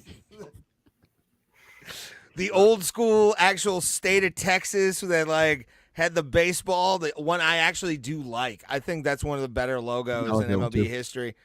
And then just the T on the cheek of Makhachev. Which Makhachvelli. we no, it's Makhachvelli. All right, it's Makhachvelli. We don't want Machiavelli to be a thing because then people think we're like plotting against human beings, and it's not fun. The real guy was Machiavelli, I believe. Machiavelli. Machiavelli. Yeah. He was a poet that faked his own death. Right, but Waka Flocka Flame has an album called Flockavelli. Yeah, so that was great fucking album. Too, that was the joke there. I was actually listening to Flockavelli earlier, and I'm like, this fucking thing has so many banger tracks on it, including No Hands and fucking Hard in the Paint. Yeah, Hard in the Paint. To this day, I still work out to that song. I'll turn that on if I've got like a roach job. Because I've just got to like get through this thing without one taking anything home with me, and then two, so much is involved if it's a bad infestation. Like that and the song, and you familiar with the song "Annie Up" by MOP? Yeah. Okay, "Annie Up," and then the song "I Don't Give a Fuck" by Lil Jon and the East Side Boys. To this day, I know some people who you cannot play that song around because it will make them want to violate their parole. Is there any song that like they play it just makes you act a certain way? I don't think there's any in my life. I have a few. I definitely have a few where I can run through walls if you play them for me because they just hit perfectly. That's it. Hard in the Paint, I Don't Give a Fuck, and Annie Up. Till I'm Laid to Rest by Buju Banton has become like that song where I'm like, fuck yeah, let's go. I will say this, dude. When I was on the Ranger side completely is when you sent me that picture of fucking Creed at the game. Yeah, Pulse, you see Creed had Rangers jerseys on. How do you feel about Scott Stapp now? No, are they from Dallas? What is that? No, they're from Florida. Jacksonville, I think. Yeah. Did you see that one video I sent you of Creed where it's Scott Stapp with all the guys at practice, and it's "Hello, my friends, we meet again. It's been a." I'm so disappointed. I'm not going to get to see them play. It has to. This happen. is a test. This is. I'm gonna say it's a test for them to do a national tour. Yeah, I think they've already sold out 2 fucking cruises. Yeah, I think they do. So, yeah, and plus, so I think they'll do a U.S. tour. I really do. And dude, like, if they don't come, like, if they I'll come drive. to Ohio, if they come to Ohio, if they don't come to Ohio, I'm gonna. It's happening. We'll take Pulse if they're in Houston. We'll fly to Houston. We're going take to Pulse to a Creed show. Hey, my uncle lives in the Woodlands. I'm staying at my uncle Cynthia Woods Pavilion. It could be his sacrifice. Listen, I bought Creed tickets to the last time they played Cynthia Woods Pavilion in 2009, but I left before. I don't care. I will go. I'll pick a day, take that off, or pick a week, take that week off. Point is, and immediately buy those tickets. That's the one band I'm like, it's 100%. I'm going. I'm fucking going, no matter where it is, and I'm gonna figure it out. Except for the cruise. The cruise I couldn't figure out, and someone offered to pay $1,000 on my cruise, but it still would cost like another double that. So I don't have that. So fuck that, man. And also, I'd feel bad if I took some money, but still. What was I gonna say? Oh, Also, number one guest list of Bro Plata. So many fighters, but Scott Stapp. I don't know. Scott Stapp. I've emailed Scott Stapp's people. Still haven't heard anything. I will continue to message them. I'll do a follow-up soon. Still waiting on a cameo. One of these days, someone will love me enough to buy me a Scott Stapp cameo. He's not doing them right now, though. He's busy. broplata@gmail.com if you want to buy Tim a cameo of Scott Stapp. Dude, his cameos, they're amazing. He sings in them and shit. Yeah, they're amazing. How much does he charge? I think he charged a little more than other people, but they're pretty great. I think he charges a like couple $200. hundo. I think it's like $250 or something, which is more than. I mean, listen, Tank Abbott cost us $20, which we need to get another cameo for this show. I love the Tank Abbott. You know what's funny? When the Island Boys first started out, they were charging like $300 for a cameo. Now you can tell their money has dwindled because now they're charging like $15. Yeah. Hold on. I want to Pulse. Have you've seen this video, right? I'm about to play Tank Abbott talking about it. So have you ever seen this before? No, I don't believe so. Yo, Tank Abbott here, and you're checking out the Bro Plata podcast with Tim Danko and Ray Heiklak. Check it out. Get down. It kicks ass. Fucking perfect, dude. He said my name perfectly. Like, yeah, that's awesome. But I ain't gonna lie, I haven't seen him in years. Wow, he got old. Well, I mean, I know we all are, but I'm just saying. It's like, I love how his one nostril's like a ripped. But like I got that actually before we started. It was $20, and I'm like, this is the best thing I ever spent money on. And you know what? He killed it, man. I just asked him, hey, can you do an intro for our podcast? And he added this stuff at the end. He did great. He was awesome. I still want to get on the show. My goal, is to get Tank Abbott on this because I want to, one, talk about his MMA career, and then two, I have glove questions. That too. Three then would be WCW and how fucked it was. When he was in WCW, I want to know how fucked his time working at that organization was. And feel free to say whatever because WWE owns it now. Fuck you. I'd really have a lot of questions with the gloves because he was the first guy to show up with those, right? Yeah, and he would tee off on motherfuckers. So I'm cute. Who made them? Who designed them? And then what happened with other? Obviously, he didn't patent the design. Can I show you? Can I show you mine? Yes, sir. Yeah. You have a cameo? What about a feeling I'm not going to know? You have a cameo? Please tell me it's under Pulse Nightclub Shooter. I want it to be nothing more than... We don't say that name. I don't want to get canceled because that's his name. So I don't... R.I.P. That makes it better. Recently watched a hate crime documentary, and man, I bet. Oh, man. Though. I want to get you guys' opinions, and once Pulse finds the thing he's looking for. Have fun. On the main event of UFC 294, because... this ties in from the third fight from last week. Can you guys see this? Not yet. Yeah. I don't see anything yet. I see it. Yeah, it's loading. So one thing about StreamYard I don't like is Johnny Walker. I want to give you a shout out to Pulse Reload, right?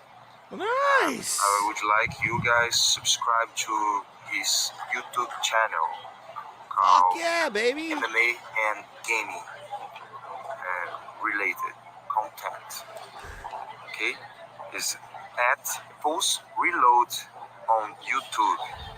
It's a nice channel for MMA. All right, guys. I hope you like this YouTube channel.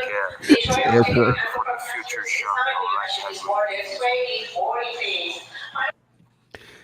Cameos are fun. That man does not know where he's at. That man has no clue what he's talking about. No, I'm a doctor. I can tell you right now. The crazy thing is, that was real cheap back in the day, but since he started to make a name for himself and knock people out, I bet price is going up. I probably wouldn't even have got it nowadays. That's badass, though, kid. Like I picked Tank Abbott for two reasons. Number one, He just seemed kind of perfect for what the show, even today, like what the show is. Tank Abbott's kind of like the I kind of want perfect to post guy. that as a short just to see how Yeah, far it'll go. And also it was $20, Yeah. so it was like the cheapest one. And I'm like, but Tank Abbott, that's fucking perfect. So is Pat on Cameo? Please. I would pay all cameos from MMA legends to just advertise in our shorts. Be like, Bro Plata rules. Rich Franklin. Like I'd be perfect for all those fucking Chuck Liddell. Pull the MMA Cameo page up. You could See what we probably got. get one from Charles Bennett for like real cheap now. Felony? Oh, Yeah. I would pay for felony. Pull the Cameo probably page pay up. him to leave. What's shop? All right. Let's see. I'm looking it up right now. Can you put it on the screen? I'm doing it real quick. Okay. Hold on. God damn it. I want to act like I have technology like the Shuli Network. I love the Shuli Network. Shout out to them. I am a member, but I don't pay because somebody else bought me a membership.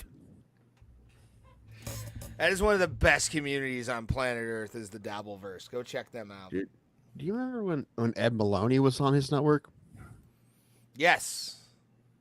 I mean, you know what? I want to see. It's just a shot in the dark, but I would like to see if we could get Ed O'Neill on here because he is actually Don't make my life. Seriously, I he's would a cry huge- if he's we a had huge Ed O'Neill. MMA fan. I don't know if you knew. Yeah, but we're he's a black belt in Brazilian he's Jiu-Jitsu. also we're Northeast Oh, really? Ohio people. He went to Youngstown State. He's a football guy. Yeah, that's true. Scored 4 touchdowns in a single game at Polk High School. No, but in reality, Al he was a really good football player at Youngstown State, and he was at camp with the Steelers at one point. Really? Yeah. Yeah. And he actually had a great role in the movie Blue Chips, starring Shaquille O'Neal. Dude, I love Blue Chips. That's a great. Blue Chips is a fucking great movie. Dude, that's like maybe one of the most underrated sports movies. Blue Chips is great. And Penny Hardaway was in that too. Yeah, and dude, it was cool with the basketball scenes. They just let him fucking run. Yeah. Apparently, I'm like, that's what I would do too if I was like, just let him. You gotta have basketball players. Just let him. I mean, you get the shots you need, but also just let him run. I've always wondered that one scene with the one guy. He comes in there. He's like a power forward that they're trying to recruit, and he just breaks it down to him. He's like, "Yeah, I want a sob. I want a gym bag with $100,000 in it." Who said they wanted ownership stake in the fucking team that drafts them? Somebody said that. Some fucking draft prospect. I don't know, but if you're a rookie that says that, you got to be Who cold. has $28? Venmo has $28 right now. That's how we get Sam Smilin Alvey on the show. Alvey. That's how we get him on the show. Yes. Wow, he was literally the first page the first Alphabetical order. It's Bruce Buffer, Randy Couture, which I would love a Randy Couture one, but let's Was it see how much that $80? is. $50, not that bad. What's a fit? I can't tell the. Hold on, let me do this. Okay, I can see. Bruce Buffer. You know what? Even $375 for Bruce Buffer. You know, we take a minute, but it's Bruce Buffer's a big deal. I was about to say, if you want to donate, our next donation goal is a Bruce Buffer introduction we can use in an introduction, like an Well, intro you know what video. though? I But prefer Michael. MMA holes do that, so let's not do that. Yeah, let's get Michael because Bruce is already. Dude, oh my God, real quick. Michael is. I've said it Is before. Michael I think cameo? Michael is the gold standard. So Me to get a. too. How about Jimmy Lennon Jr. on Cameo? I was about. Hold on, real quick. I want How to about Lenny say Hart? this. Hold on, pull the thing back up. Wait, I need to say something about Michael Buffer. Man, has that guy aged? Like, In the 60s. Well, he was always old. Like even since I was But- a child, he was old. Like even when he was in his 50s and he was the Silver Fox, like even in his late 50s, he looked great. Now, no, but it's you know what? It's funny you say that because like I remember being a little kid, and Christopher Lloyd was an old man then. I'm Yeah. in my 30s, and he's still old, and he's like he had like gray hair in Taxi. Yes, even a Taxi, he was old. That was before my time, but I'm just saying he's always been old. My whole life, he's been an old man. You never watched Taxi on like TV Land or Well, anything yeah, like Nick that? at Night, but I'm saying when Yeah. it originally aired, it was before my time. Right. Yeah, well, yeah, I was about to say, but you watched the reruns though. Yeah, sure. What does a yellow light mean? Slow down. Bro, Okay. that actually, the show Taxi had an all-star cast, man. Like, Huge. What's the guy from Man on the Moon? He was Kaufman. Yeah, Kaufman. Danny DeVito. Yeah, that first Boss, time he gets Tony Danza's revealed the as boss. being just a short midget. It's one of the best reveals in television history is when Danny DeVito just pops out of that fucking thing after being just such a pain in the ass for a long time. Oh, I love it. Oh. But, no, yeah, dude, you want to talk about Christopher Lloyd's fucking old, dude. Like, You remember the first time when Vince walked down the ramp with the shirt off and people were like, holy shit. yeah, I was with my dad, and he was like, he's that fucking jacked? God damn. It was like in that movie, what was that movie? What was it, Cape Fear? Also, he accused him of steroids, but Well, Well, he that's accused him. obvious, but, Anyway, you remember in Cape Fear when Robert De Niro took his shirt off and people were like, holy shit, Robert De Niro is jacked as fuck. scroll. what- Let me see more. all right. Here, though, Chael Sonnen, we could have Chael Sonnen do an entire dissertation on Bro Plata for $100. Have him watch a couple episodes and then be like, here's the thing about Bro Plata. I don't understand why they keep going off and on about this thing, and then all of a sudden they're over here. Why is that a thing? Your Chael Sonnen is worse than other impressions. It's not bad. It's not Yeah, I don't bad. think It's the very good. I'm going for more the inflection because like right. The cadence. Can you yeah, do- the cadence. Can that you do a Jerry Seinfeld? Dude, don't do it. Don't. Kramer, we're right over here. Why do you have to do it? Yeah, it's not No. great. How about He's like, why do they call it Ovaltine? What? We have a roller coaster, and it's there, and it's over here. What were you gonna say though, Tim? scroll? We'll see more. Hacksaw Jim Duggan. I'd pay $75 for Hacksaw Jim Duggan. Brandon Moreno, $100. Below Muhammad for $40. That seems like a steal. I mean, I get paid tomorrow. Do people really like? I know his name is Remember the Name, but do people really recognize Bilal Muhammad? Well, Yeah, I mean, if you're hardcore, yeah. yeah, people on people. But Yeah, casual fans certainly don't. no, but they none of the people on this list people would recognize. Casual Ariel fans. Hawani, I wouldn't pay $100. Bro, I would. I'd pay you $100 not to. I would. I wouldn't be associated with this program. All right, Boz Rutan. Let's see how much Rutan. Boz. 99. He saves you that dollar. Yeah, it's He nice. saves you that dollar. Dude, Johnny Walker's $80 now. What did you pay? I want to say it was like 15. It's not that bad. It's a good thing. I'd still pay 80 for Dude, Johnny Walker. Yeah, like I said, this was like when he first got into the UFC, so he's certainly leveled up since then. So I don't. Tim Sylvia, $25. Kind of want to I do feel it. like we could just ask him to be on the podcast for $25. Anyway, let's just do that. I'll Venmo him tomorrow. I Feel get like paid. You I'll wouldn't be pay- like, dude, you I'll wouldn't- pay you 50 to come on my podcast. You wouldn't pay Roxanne Modafferi $25. Well, it's Tim Sylvia, the maniac, dude. Like a legendary fighter in the UFC who got popped, but like he still was a UFC heavyweight champion. Dude, Herb Dean does them. That's interesting. $135. That's not I bad. love how his rating's a lot lower than everybody else's. Could we get Matt Hamill on here? And do either of you guys sign? What? No. No, yeah, I don't know. American is Chris Lieben? ASL. No. How much is Kung Lee? Kung Lee is $25.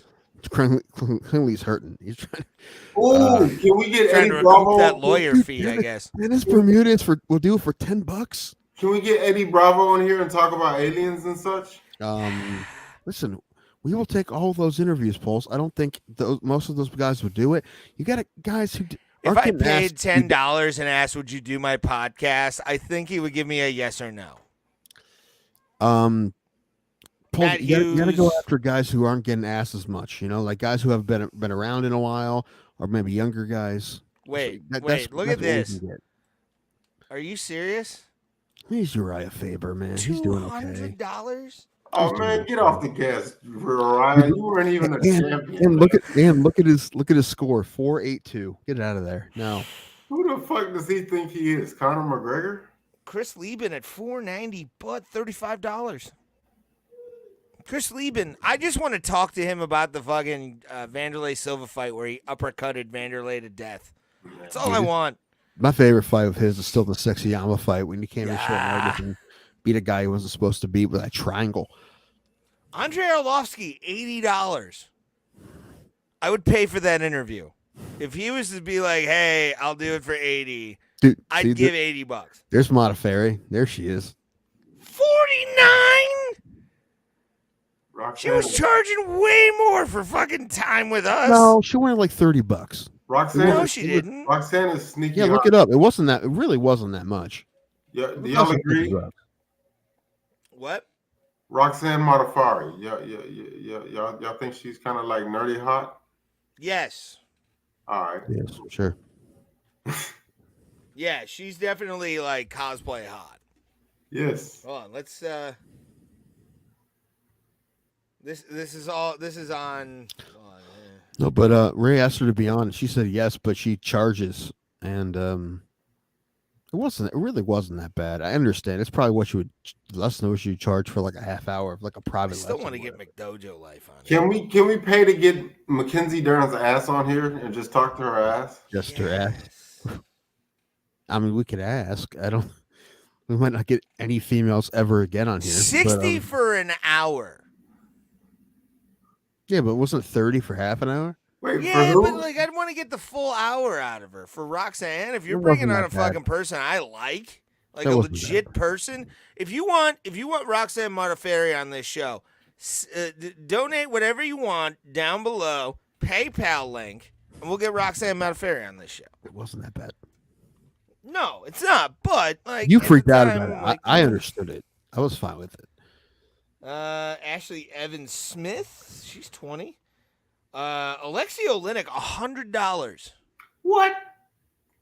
He's got a 5.0, so he takes care of his people, and that's Well, only that's only five five, people that bought that. That's 5 for 5, I think. You know,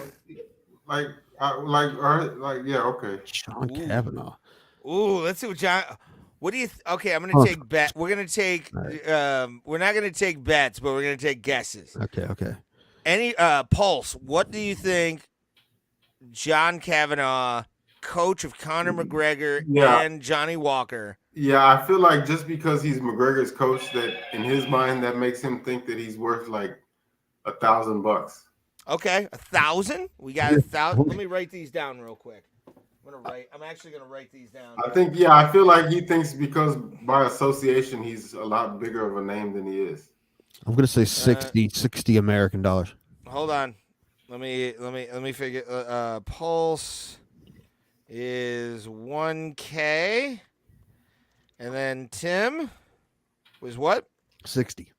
60. All right. Now what I'm gonna do is I'm gonna run down the other one. Vitor Belfort. What do you think Vitor Belfort is charging? I mean, I feel like he's worth no more than 50, but I feel like he's charging like 200. I'm gonna say right. I'm gonna say 80 bones. 280 for Mhm. Tim. This is like the price of right. is. Yes, this is. I'm trying to salvage a game. I'm trying to salvage a game show idea Tim stole. So next one is Ed Short Fuse Herman. Not really an impressive UFC fighter. I'll say $35. 35 for Tim. Pulse, what do you think? A 6-pack of Pat's Blue Ribbon. 6-pack of PBR. I like it. I like the I like the creativity on Pulse's You make me pick. closer. He looks like he drinks PBR. That's all. I'm just... He does. Yeah, he does. But here's the one that's gonna, I think, be the trip up. Yeah. Matt the Immortal Brown, a man that me and Tim paid our hard-earned money to see live in Columbus, Ohio. What are your picks? 55 pounds. 55. Okay. 85. 55. 85. I feel like this is the Price is Right, legit, and I like it. You know what? And I've said for a while I want to get him on here because he has an interesting life story. But for his cameo, I could see $50. Yeah. And then legend, a 2-weight world champion in George Rush St. Pierre. What do you got? $3. Tim is Yeah, 300. I agree with that. I believe that's accurate. You can't pick the 300. same. Okay. All right, I'm gonna pull 301, Bob. Okay. All right. Okay. Yeah, that's right. That's how you do it. It's fine. Sad part is immediately I just wrote in 301 on your behalf.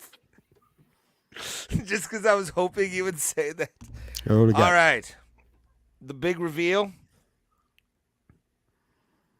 Wow. Ooh, okay. 50. Wow. Yeah, I was pretty. Oh man, Matt Brown. Wow, I was pretty close on a lot of these. What did I say? 1,000 for Kavanaugh?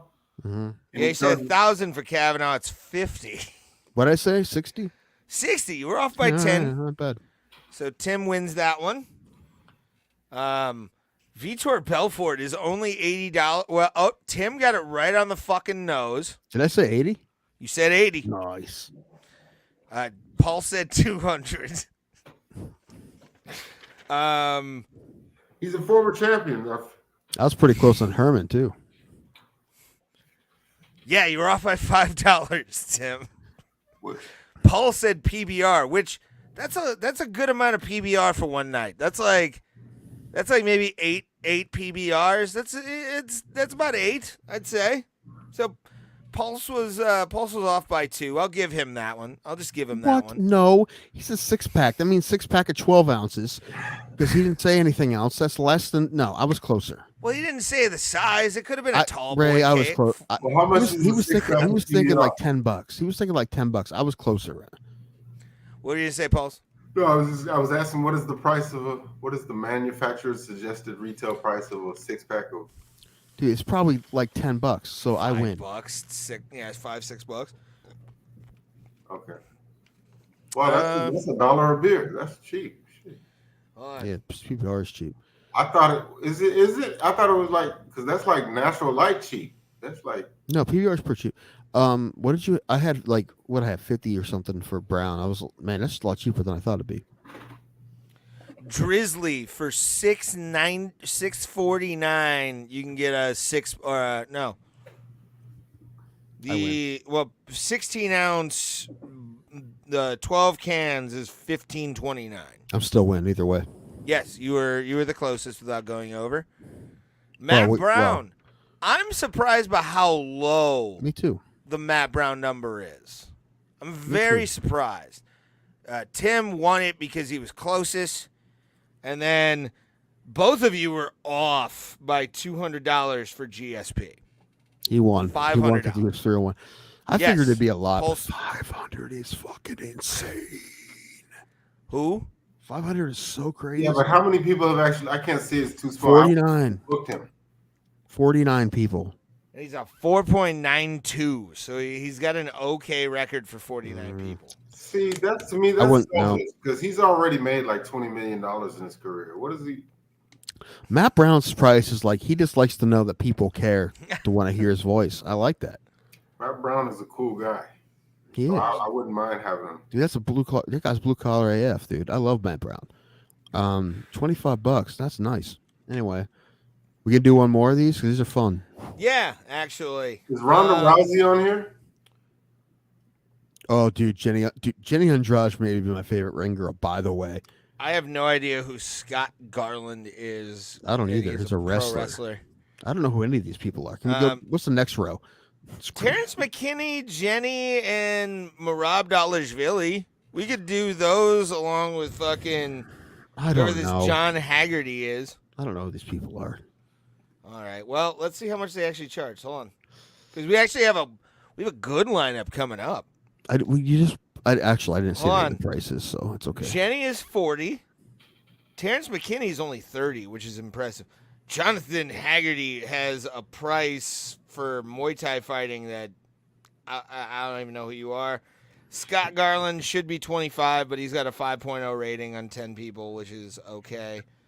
And then Dalashvili being the high mark right here, man, $150. It's fucking impressive that he would do that with 13 people.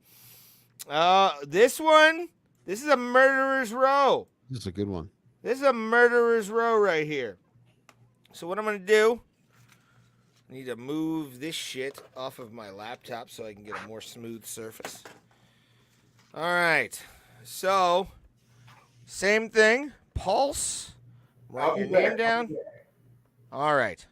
Oh, I want to go upstairs now too, but he's I mean, I can kick you both off and say no. fuck Well, it. here's the thing. I'll give you mine, and then when Pulse comes back, he can give you his. I'm going to go through this. Ready? Here we go. Cejudo.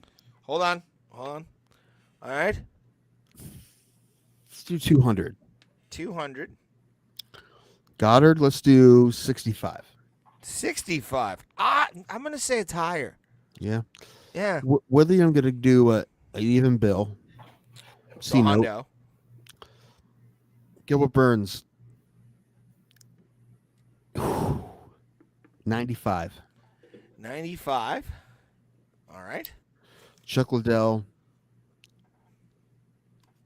Man, he knows it's worth. Probably could use the money though. I'm gonna go $150 as well. $150. All right. All right. I'll be right back. All righty. Because the last thing I need is more alcohol, but we're gonna do it because we have fun. I got one more beer to finish, and then we'll fucking close the show. Fuck, we will. Yeah. Thank you guys for joining us. We are watching Bro Plotted Together. Some of us are just a little more fucked up than others, which I am. It's a Tuesday, and I'm not leaving the house. I'm safe. We're playing Cameo Price is Right with MMA fighters. And right now, we got Henry Cejudo. We have Mark Goddard, Tyron Woodley, Gilbert Burns, and Chuck Liddell. Ryan, what do you think? Guess the prices of all four. Give me your prices. So I want to see what you say, too. I don't care if there's 4 people fucking watching this shit. I'm invested because I actually like this game. Cejudo. Hold on. Let me bring it back on. Oh, my bad. Hold on. I don't know why it did what it did, but okay. All right, what do you got for your prices, Pulse? Okay, so for Henry Cejudo, I'm gonna say he'll come on the show for Henry's free. Ryan kills. A Taco Bell chicken soft taco. Okay, chicken soft taco. Mark Goddard will come on for a spot of tea. Give me real prices. I like the Henry Cejudo thing, but give me real prices. Okay, I had $20. 20. I think it's higher than that. Even Mark Tim's, Goddard? I think, is higher than that. Yeah. I mean, I'm gonna say it's about like 80, maybe $90. for Herb Dean, maybe. Mark Goddard. No, Mark Goddard is called more heavyweight fights than a lot of people. You know what I'm saying? Besides maybe Big John. Okay. Mark Goddard's been a legend, I think no more than 40 for him is what he's asking. So 40 is your final answer? Yeah, because I mean, who wants Mark Goddard on there? How much do you think Cejudo is legit? Yeah, he'll probably charge 100. Hundo? Okay, Yeah, double champ. that's fair. Woodley, same, $100. Hundo, all right. Iceman fight or I'll read Ryan Kills in a minute, but I want to get the rest of Pulses here. Who was that? Gilbert Burns? Yes. He'll probably charge about $80. 80? Okay. I would think. And for Chuck, I'm gonna guess like 300. Yes. I think it's going to be like 3-4. Ryan kills. Henry is free. Mark is not so good. Mark not so good.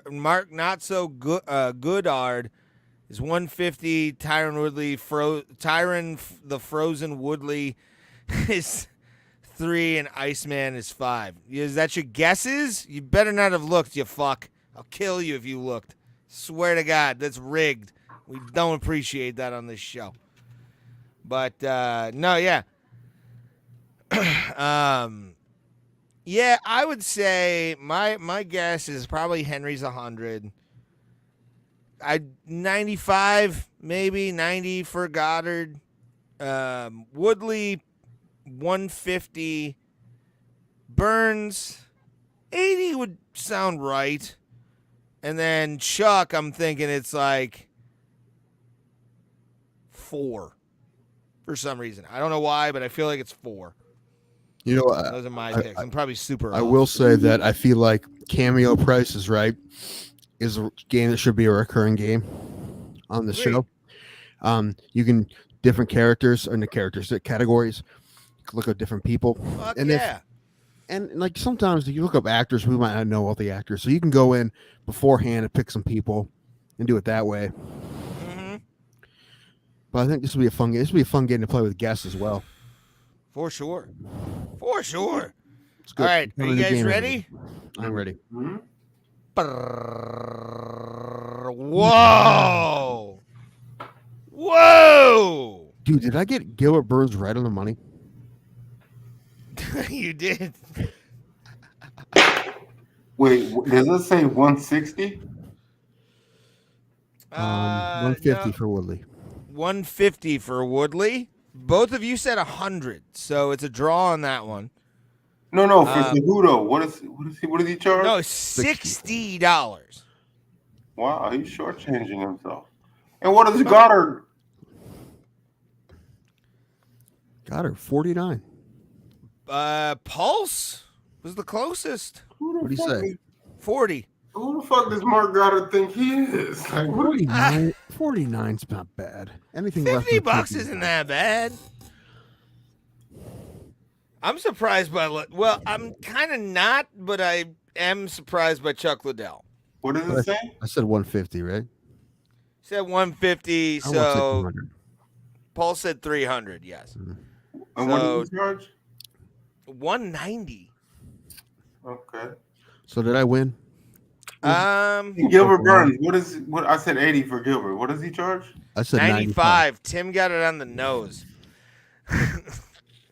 Tim, before he went and got his drink, it was he blurted out $95, which is a Rain Man level shit. Dude, I don't know how this fucking guy does. I got an exact in the last group too. Yeah. I was gonna ask, what are y'all drinking tonight? Budweiser. Jim Beam. I'm actually bringing out the good stuff, the Grand Marnier. Ooh, what is that? Never had Grand. It's French liqueur. Oh no, liqueur. No, I'm not a liqueur guy. Oh man, I mean, it's smooth though. It's so smooth. We'll be right back. When my dad came out last weekend, and it takes like 6 hours for him to get here, so he came out for a couple days and he stayed at my brother's house, and he drinks Jim Beam as well. But when I got there, they were drinking beers, and I started drinking Jim Beam right away. He's like, "Oh, you're drinking Jim Beam right already?" I'm like, "Because every time I drink a beer, I just wish I got Jim Beam. Like, I feel like Jim Beam's here. I'm just gonna start drinking Jim Beam." Are you drinking it straight from the bottle? No. There's Coke in here. Oh, okay. Yeah. Cooking my shot glass. I'll be right back. All right, I'm trying to be a bit quieter because my mother's asleep. So if I'm whispering, it's because I'm trying to be cognizant of that. Although it's easier said than done sometimes with the headphones on. But I am in the basement. She's upstairs, but her bedroom's right above me. So I've thought about moving my setup, but I don't think it mattered too much, to be honest with you. So not a big deal. Plus, I've had this set up for 3 years now. I like this setup. I need a new background, though. What would be really cool is graffiti artist to come in here. Balls. This is what I want. I want a graffiti artist to come here and tag my wall. Oh man, bro, too bad I'm not there. Well, I don't want my basement to smell like spray paint, so maybe like not spray paint, but something. I was a graph writer for many years. Yeah, Got in much trouble.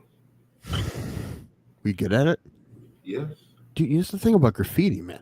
It's illegal, but sometimes it's fucking great. You know what? I've always said, especially when I watch trains go by. Trains, yeah.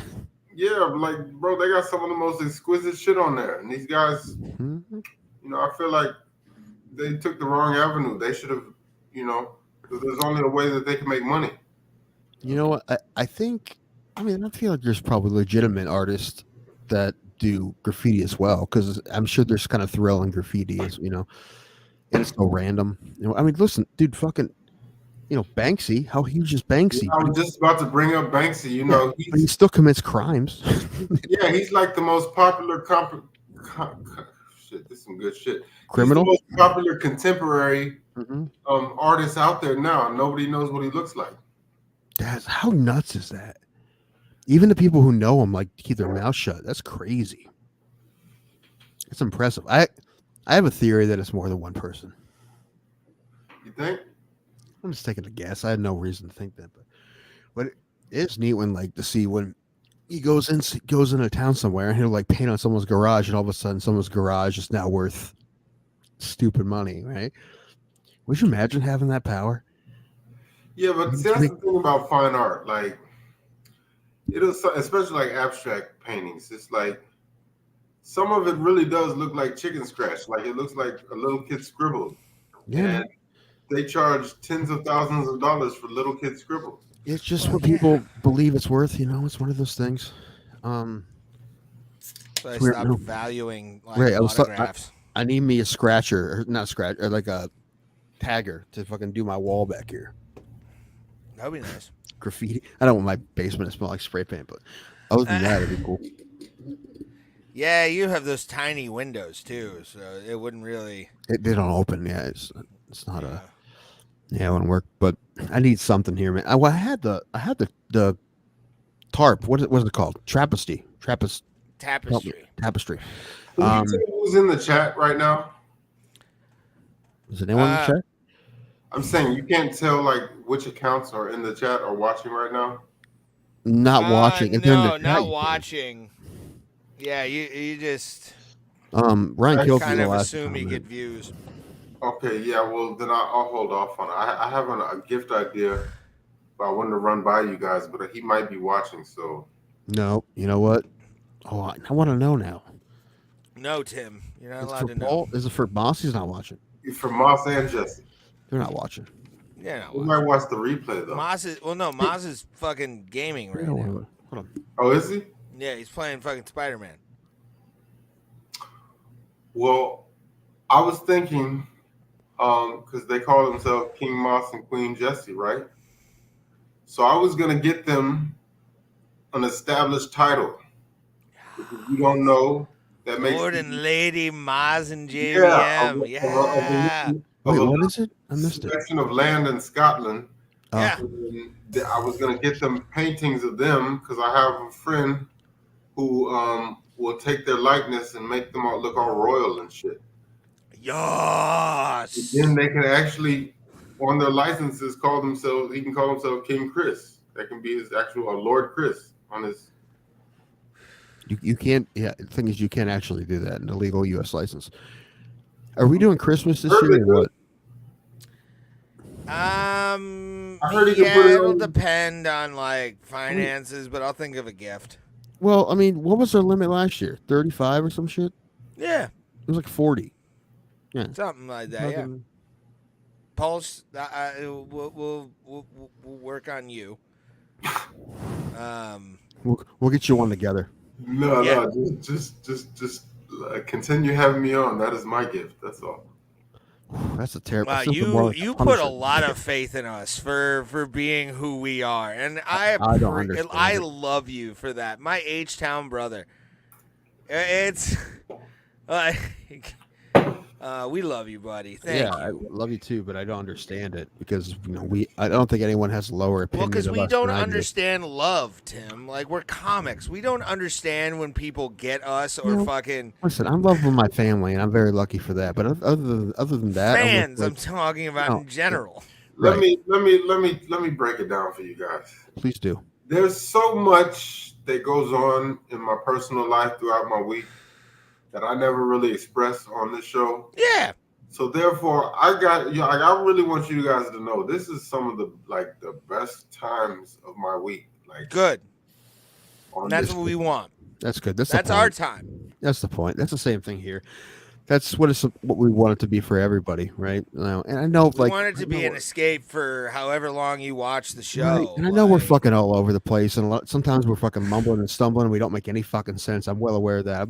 Recently, I've looked back at some stuff, and I'm like, what are we fucking even talking about? I don't even know sometimes, and I'm like, I don't even know. I forget what we talk about as soon as I But that's take why these I like fucking it. headphones off, bro. That's why I prefer it. Like, a while back, we were talking about sports shows like PTI and Around the Horn. I hate that. But I gotta say, you hate PTI? I don't hate him, but I have respect for him, but I don't want that to be this. Well, to this day, I've always said when I was a kid, my favorite was the Best Damn Sports Show, period. And the reason being is because they would have obviously sports figures on there, but they would also have comedians. They had Tom Arnold on there, and I don't know if Tom Arnold really knows sports like that, but his fan. His presence on that show is what made it to me. Chris Rose was the host of that, right? Him, the guy, what's his name? Kirk, the guy played for the Phillies, the catcher. John Sally was on that show. John Sally. Kruk? Was Kruk on there? Kruk, yeah. Kruk, yeah. Kruk wasn't a catcher, though. I don't know. What was he? A first baseman? I think so. I think he was an outfielder. I know he was fat, but I think he was an outfielder. Could be wrong. He has to have been the most out of shape outfielder. I don't remember. I have to look it up. Him and Kirby Puckett. And then, but no, Chris Rose is actually doing Browns games now. Now that our guy, I think Chris Rose is a Cleveland guy. He's in Cleveland now, I think, doing stuff. He's doing I think he's working for John Boy, and he's doing he's working for the Browns as well right now. I'd love to have Chris Rose on. That'd be fucking great because Chris Rose is like a big Cleveland sports fan. He's a big Guardians fan. Chris Rose would be real fun to have, and Jay Crawford, both those guys. Would it be disrespectful for me to say that Kirby Puckett used to remind me of a hamster? Hamster that can hit? No disrespect. I believe he passed away a few years ago, but Dude, same thing with Tony Gwynn. They both had the same body type, but I honestly, Tony Gwynn is the greatest hitter in the history of baseball. Said it, done. Pure hitter. As long as let's get on base, let's drive and runs. Tony Gwynn, 100%. I would say Vlad Guerrero. He had so many less hits than Tony Gwynn. I understand, but I'm saying there's no such thing as a strike zone with him. He can literally hit a ball. Sounds like Jason Kendall. He was the best bad ball hitter of all time. You He could could throw throw it a ball at his nose and put it at his feet, and he would golf it. You could throw it up high, like chest high, and he would get rid of it. Yeah, if you threw a mistake at anywhere, he'd crush it. Yeah. Can I get a trophy at the end of the year for viewer with most watch time? I always like to think there's somebody who watches more than anybody who never comments. I don't know if that's true. Well, or not. Ryan Kills is a day one, so I'll take a shot in his honor. Ryan Kills is an 100%. OG. I mean, me and him have done decently at Fortnite together, so That's good. No, yeah, no, we love all those. And I can't believe Fortnite is still a thing. Do people still buy skins and shit for that? yeah, I do. my niece does. I'll drop $20 on some fucking Ryan Kills. Ryan Kills. I'll drop like $20-$40 on some V-Bucks and then get like whatever skins or whatever pass I can possibly buy to get skins. Yeah. Is that a Pedialyte you're drinking? No. It is water with electrolytes in it. Okay. Oh, It's got things plants need, Tim. Yeah. It's got like electrolytes. Man, Bureaucracy is even better now than it was when it came out. I only drink distilled water out of glass bottles because plastic bottles has been linked to bisexuality. Look it up. Dude, you weren't on earlier when I was telling Ray, I'm like, Ray, listen, you know I'm a straight man, but I saw this twink the other day. I was like, I wreck this guy's life. I could. I don't know if I would, but never say never. I could see myself possibly.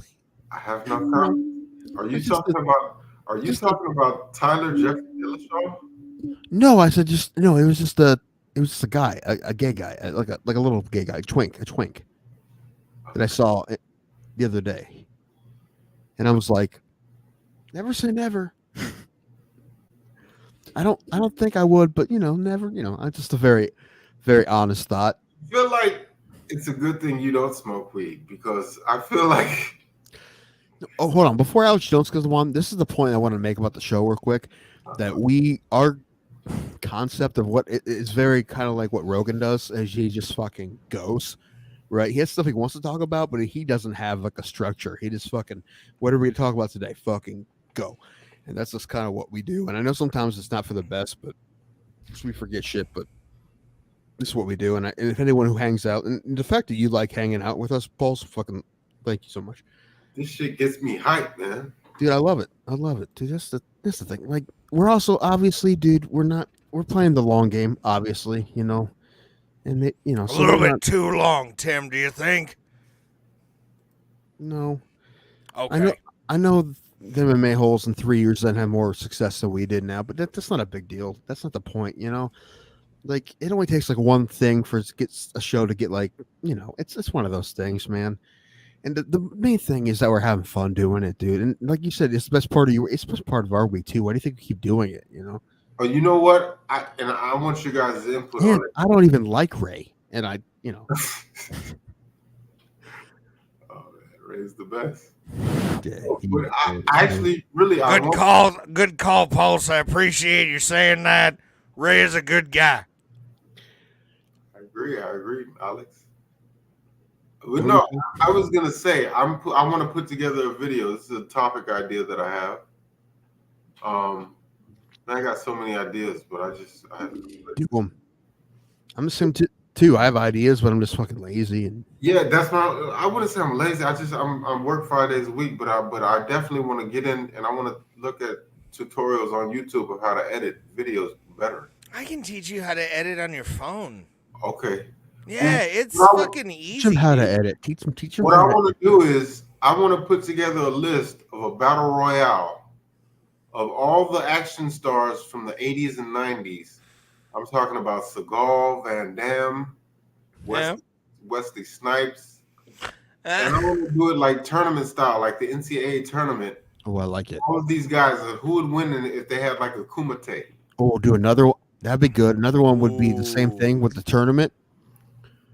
Because there's 3 of us, we could vote, so we could figure it out.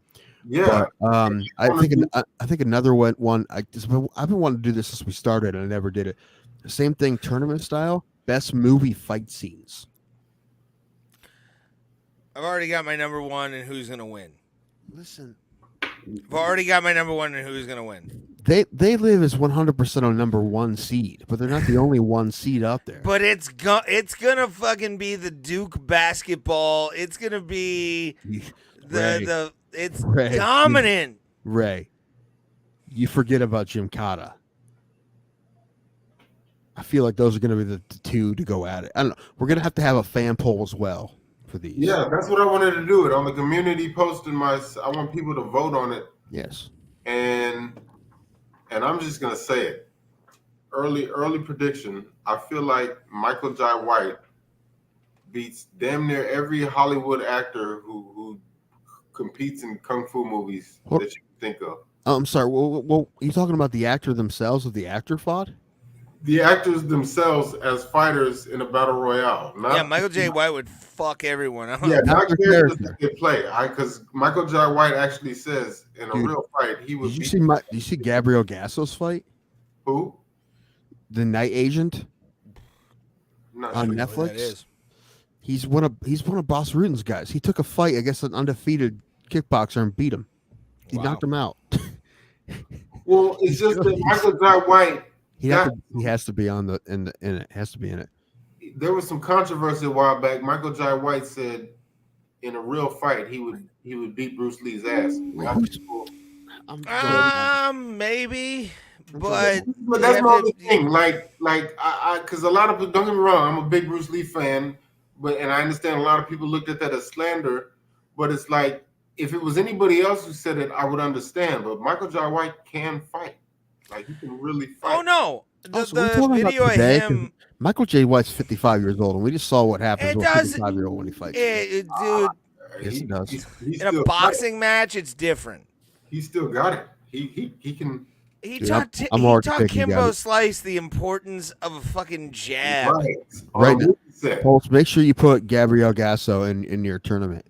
Because I'm going to fight for him hard. Are you guys familiar with Tony Jaa? Yeah, what's he been in? Ong Bak. He played Ting from Purdue. Speak English. What did you say? Yeah, it didn't sound like it said anything. Wait a minute. I'm like, I'm drunk, but what the fuck? You guys have not seen the movie Ong Bak. Ong Bak? No. Ong Bak, tick tock. I do. I do. Yeah, no, he would beat the shit out of Hanson, all three of them by himself. Well, Like- I mean, that's not. Being Tim on enough alcohol could fuck up dancing, I think. No, but seriously, He had to fight off teenage girls for a long time. You have got to see that movie. That movie, Okay. it will change your life. I don't even know how to spell it. Ongbak. I'm not even joking. Ongbak. All right, that's fucking easy. Is it in English? What happened? No, it's not English. It's something No, else. they have dubbed it over in English, so but it's the action scenes in that alone. I dig it. I guarantee you, after you watch it, you'll be like, "Holy shit, Pulse! This is arguably the greatest action kung fu movie." Did you guys watch Wayne yet? I've only been told you guys to watch Wayne for a couple of years now. No. Apparently, they're not going to make another season. I guess I don't know. This first season was amazing. It's on Prime. It's a series about this. It's a series about a kid, like, you know, a teenage kid trying to find himself, but also like half of it's fight scenes, and it's great. They're great fight scenes.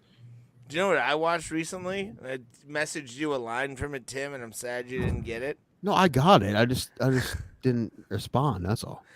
I watched Renfield, the Renfield's Nicolas Cage and guy from First Class that played Beast. Yeah, Nicholas something. That was a fucking good movie, bro.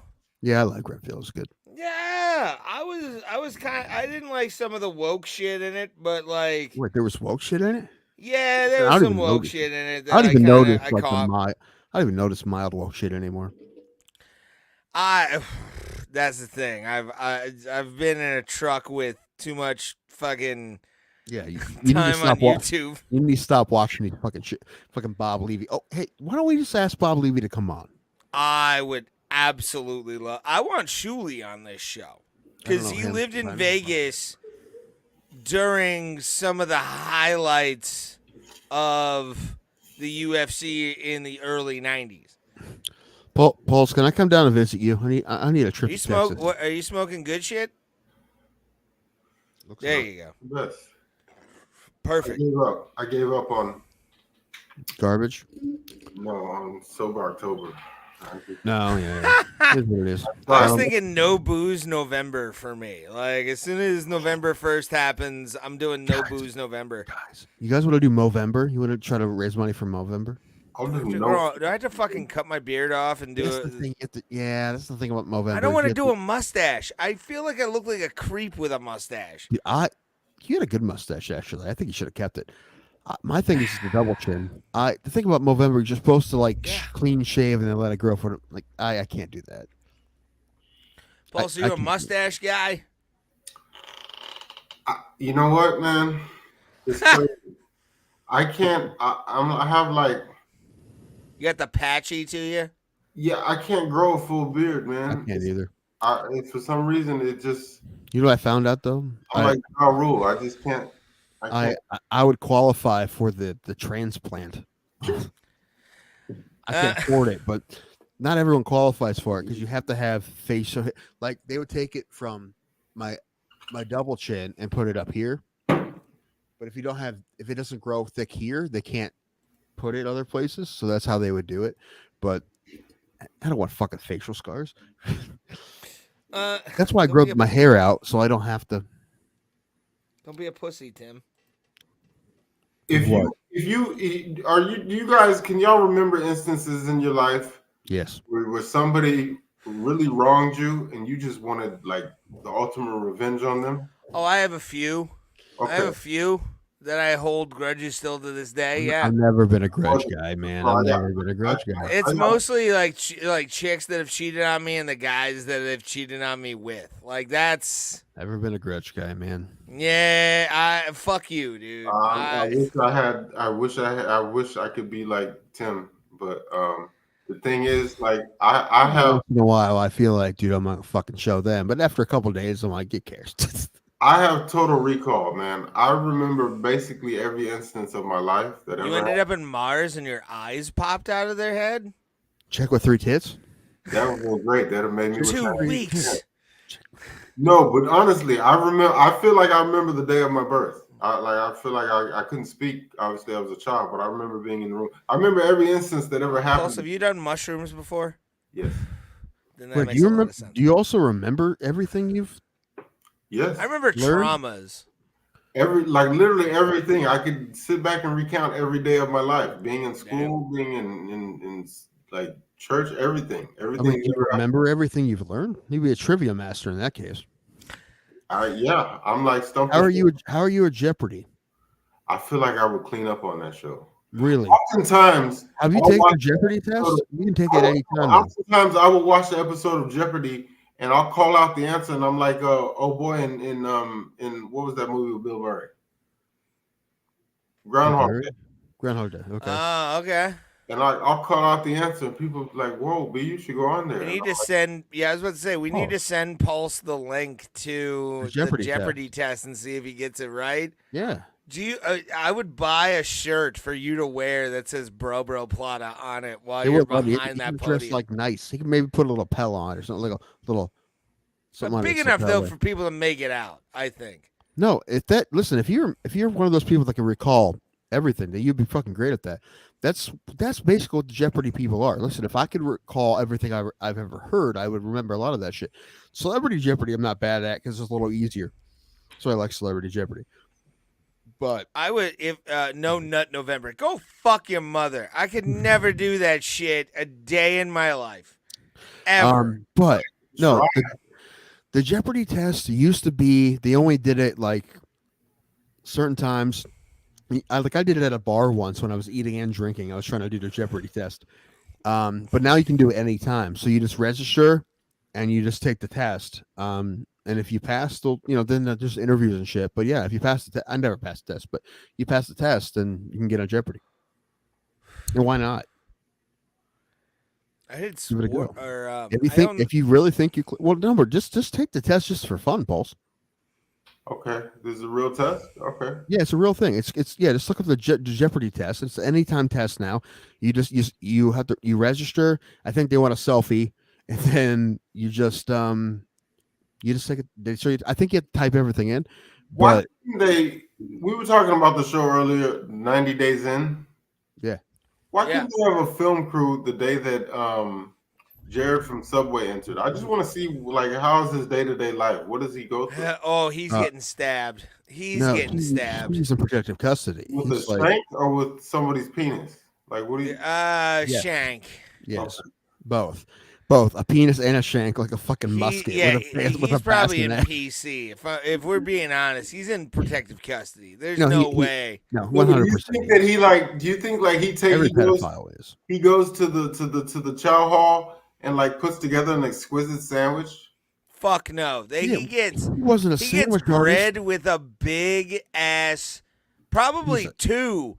Fucking shit logs in the fucking bread. Like, pedophiles and chomos are not welcome in jail. Yeah, he has not talked to another inmate since he's been there. I guarantee you. They probably do, and they probably tell him. They're like, yo, we hooked you up with the secret sauce. Yeah, it's fucking. He's read every book imaginable. I'm sure. Yeah, that guy.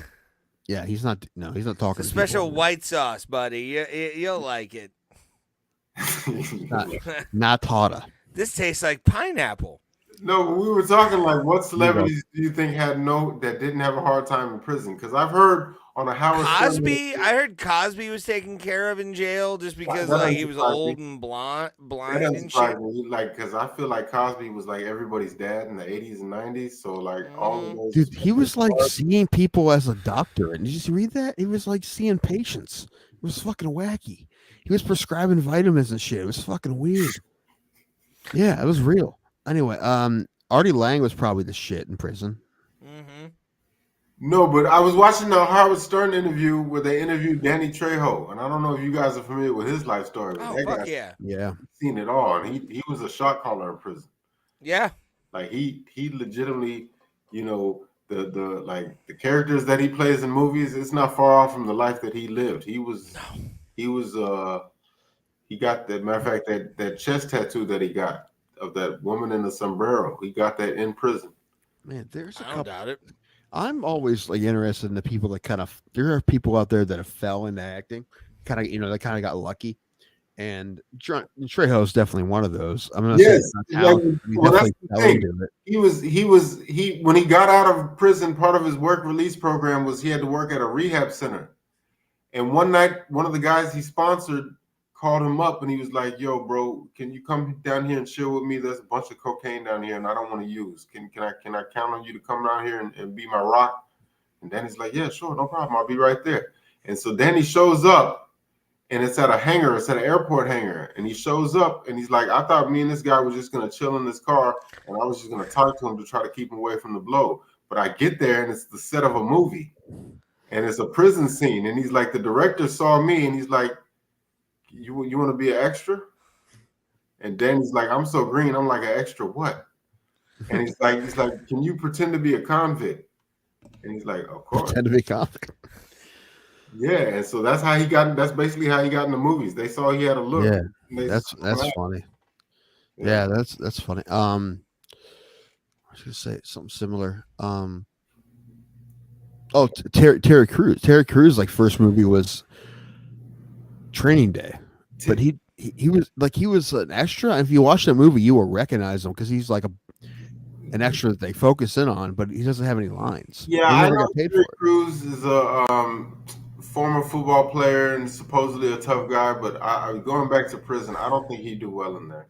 No, I think he would definitely be a muscle bitch. Here's the thing. I think he has it in him. It'll take a minute for it to come out, but if you make it come out, I bet it's in there. Listen, T-Money from Battle Dome? Are you serious? It would come out. I think it would come out. You remember that, Pulse? You remember him in Battle Dome? But everybody would fucking love him in prison. What are you talking about? Truth. He would be a celebrity. No. He'd get head from the prags. Everybody for sure. I feel like Terry Crews. Macho. I feel like he's like a 12-year-old black girl trapped in a man's body. Just because he knows him to sell branch songs doesn't mean he's like. Not even that. Now that you think, that's funny, but no, it's something about the guy. I feel like he's big for no reason. He's not. Dude, you forget he played? Didn't he play at Clemson? I guess he played. Okay, but I mean, he played in the NFL, man. Like he's a real guy. Like yes, and now he's an actor now, and he's been pampered or whatever. But I'm saying in that situation, it's in there. It's fucking in there. I don't think it's in there. Not when I look at the guy. I don't view him as tough. All right, I want celebrity boxing. I got Terry Crews. Who you got? Pick a heavyweight, celebrity heavyweight. Mickey Rourke. Matter of fact, 100 years old. Talking about the race draft earlier, we'll draft him. We want him first pick. Mickey Rourke? Yes. First pick. You can have him. All right, go ahead. Mickey Rourke is one of the top. Have him. Out of all the actors you can think of, he's of that Danny Trejo cloth. I've heard stories about Mickey Rourke. Come on, your first pick, Mickey Rourke. Our first pick, Tay Diggs. Mike Tyson. Tay Diggs. Take it, Tyson. We'll give you Wayne Brady and Tay Diggs for one pick. That's not bad. It's not bad. No, yeah. You can have Brian Gumble. You can have both Gumbles? No, his brother's. He's not a package deal. I'm sorry. His brother's a little bit more down. We'll keep him. I love the Gumbles. I don't know about any of you. Do you know what? I used to be a habitual I've been drinking. Thank you. Watcher of real sports. But the last few years since COVID, I just kind of stopped watching it, which sucks. Real sports is amazing. It was when COVID happened, it was weird, and I stopped watching it. But some of the greatest things I've ever watched were on real sports. You guys ever watch real sports? Yeah. Watch Real Sex too. The last one. I did it. Yeah. The last one I saw was on Deshaun Watson. Oh, really? They interviewed his accusers. No, yeah. That's when you saw how weird this guy is, man. Like that's the thing. Just to touch on that again. Man, Cleveland. Oh, where'd he go? What? He Hold disappeared. on. Cleveland Browns fans. Sorry, man. Paul. I don't know what happened there. A lot of Cleveland Browns fans are done with this guy. Dude, I think it's way too early. The jury's still out, but no, so far it has not been good. Back to his weirdisms, though. It's just I'm weird. Well, like when you think about it, what he did is he paid women so that he may gratify himself in their presence. He didn't want. If you read the report of what he did, Louis C.K. Huh? No, that was fucking consensual. A lot of them. No, I'm talking about Deshaun Watson, y'all's quarterback. Well, your quarterback, Tim. I was about to say, don't lump me in with that fucking guy. He would pay masseuses to come over his house, rub him down, and when he got aroused, he wanted to finish himself off, and he just wanted them to look, which is strange as fuck. I don't care how you slice it. Everybody has their thing. Now it is strange as fuck if you don't. See, if you just, this is why I don't like football. No. People are like, "Oh, it's this thing." No, let me finish. Like, one of the masseuses says she was like, "You want me to handle that for you?" And he snapped at her. He's like, "No, bitch, I got this. You just look." And it's like, whoa. You know what? And the thing is, it would have been fine if he talked to them beforehand about it, right? But when he surprised people with it, right? That's his thing. That was his thing. Like apparently, she said he liked her reaction as soon as he would remove the towel, and she was like, "That's so inappropriate." That's a problem. It's not good. It's not good. Not great. It's like I've heard that they have women on. I've heard that they have women on IG who will give you the full treatment, the full service. You know. Really? This is what I heard. The hoes hoeing on IG. But are there any in my area? He didn't even want that. He just wanted to take care of himself and just wanted them to look. That's strange. That's the same. That was Louis C.K.'s thing. Like that's something. I feel like Louis C.K. wanted them to touch it. He just didn't want to ask. Man, thank God I don't have a weird thing like that. Jeez. I don't mind. Like if it's a girlfriend or something, we're in the car together. It's different. That's different than fucking some broad I know personally. Like, I'd never look at a female comic and be like, "You want to see my dick?" That's like, no, that's. Dude, I've learned my lesson with them. I treat every female comic like my sister from now on, and I will pretty forever. much, yeah. That's how they all should be treated. Well, I feel like, especially in the comedy world, because it's such a close knit like community. Mm-hmm. So I feel like that's what whenever it happened to Louis C.K., it doesn't surprise me word got out because I'm sure it traveled like. I said this before. Like I heard John Pridmore told me about people he knew that told him those stories like 2 years before it blew up. So I heard about it. I'm like, really? Is that real? It's like, yeah. It's like just no one wants to like be the person who's like, you know, this happened because they're constant Louis, whatever. But then a couple years later, it blew up, and I wasn't surprised because I already heard about it. But now he's back though. Yeah, and he's a killer. So you know, it's up to you. Go see him or don't go see him. Buy shit, don't buy shit. He sells all his shit on his own website. Yeah. So up to you, man. Yeah, but you know what? And now that I talk about it, Bill Cosby too. Because Bill Cosby would only fuck if they were on a quaalude, which would make them pass out. So that's rape. But that's like what do you call it? Necrophilia? No, that'd be if they're dead. Close. No, but yeah. Just think about it. Sex is a mutual thing. You want to see her reaction. Otherwise, that's the perv switch. Like that's the thing. Like there are guys who there's been dentists in the past who have done this, where like they've manipulated tops so you of female patients don't. Ugh. And they don't. That's the guys that can't turn off what I call or what's known as the perv switch. Like, if you look at a pair of tits and you're like, Tim, Pulse, both of you saw a nice pair of tits in a shirt, you'd be like, this is a nice pair of tits, right? I'd be like this. But, like, there are some guys, for some reason, that are like, I gotta fucking touch them. Like, it's weird. Right, but as far as Bill Cosby goes, it's already weird to even do that, but then to only do it to women who are passed out, it's like it's a different level. Fine as fuck, but if she's awake, I don't want it. That's necrophilia. Like that's well, not really. They're just fucking passed out. Down the street from necrophilia. It's like not saying it's any weirder, but it's fucked up. I've been asking multiple people in my life recently if they believe I'm a piece of shit, and it was like a real sincere question. I've asked my brother and my sister-in-law. I asked Alan and I asked Ray on my birthday episode if I'm a piece of shit, and Alan got fucking pissed at me for even thinking that. Yep. Which as he should. Fucking same thing. Love him for that. But then I see people like. I'm not a fucking sex pervert. I don't get in weird shit. And also I watched, this is just an example, but I watched this thing about the insurrectionists on January 6th, and some of those people were being interviewed by Nancy Pelosi's daughter, of all people. But she's a filmmaker. Don't believe that documentary. She's a filmmaker. Well, she was just interviewing them.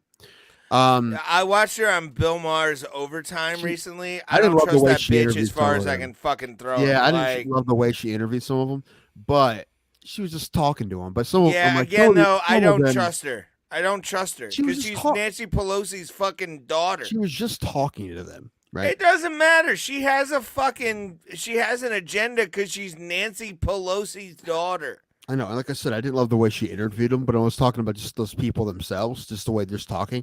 I'm like, fuck. And not all of them were that weird, but I was just like, I don't condone abuse of women. I certainly don't. I want to make that clear. But some bitches, when they talk, they just make you want to slap them, don't they? That's the Bill Burr joke. Connery. Bill Burr had a joke like that where it was like, women think they can just do anything without men smacking them. Like, I think that was the Nashville special, like a couple specials ago.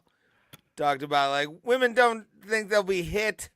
Like, shit happens, bro. It's not exclusive to women, but although women, like Ann Coulter, I just want to slap that bitch. Or like she has a very slappable personality. And so we were talking about Candace Owens earlier. I give her the knuckles. I go backhand with it.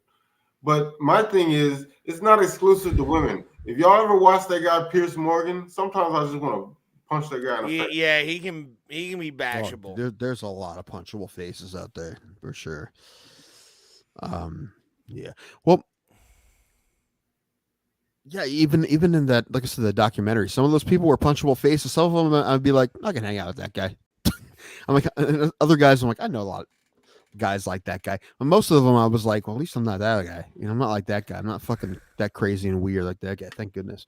So I'm just talking about me trying to convince myself I'm not garbage, which is what I do every day when I wake. See, that's the problem. And Ray's like, I'm just fucking with him right now, but he doesn't realize. Well, no, tomorrow you can be proud of being garbage, but why am I garbage? Why am I garbage? I'm lazy. Does that make me garbage? What? I'm lazy. Does that make me garbage? No, but I mean, I love my mother, but I'm on disability. Does that make me garbage?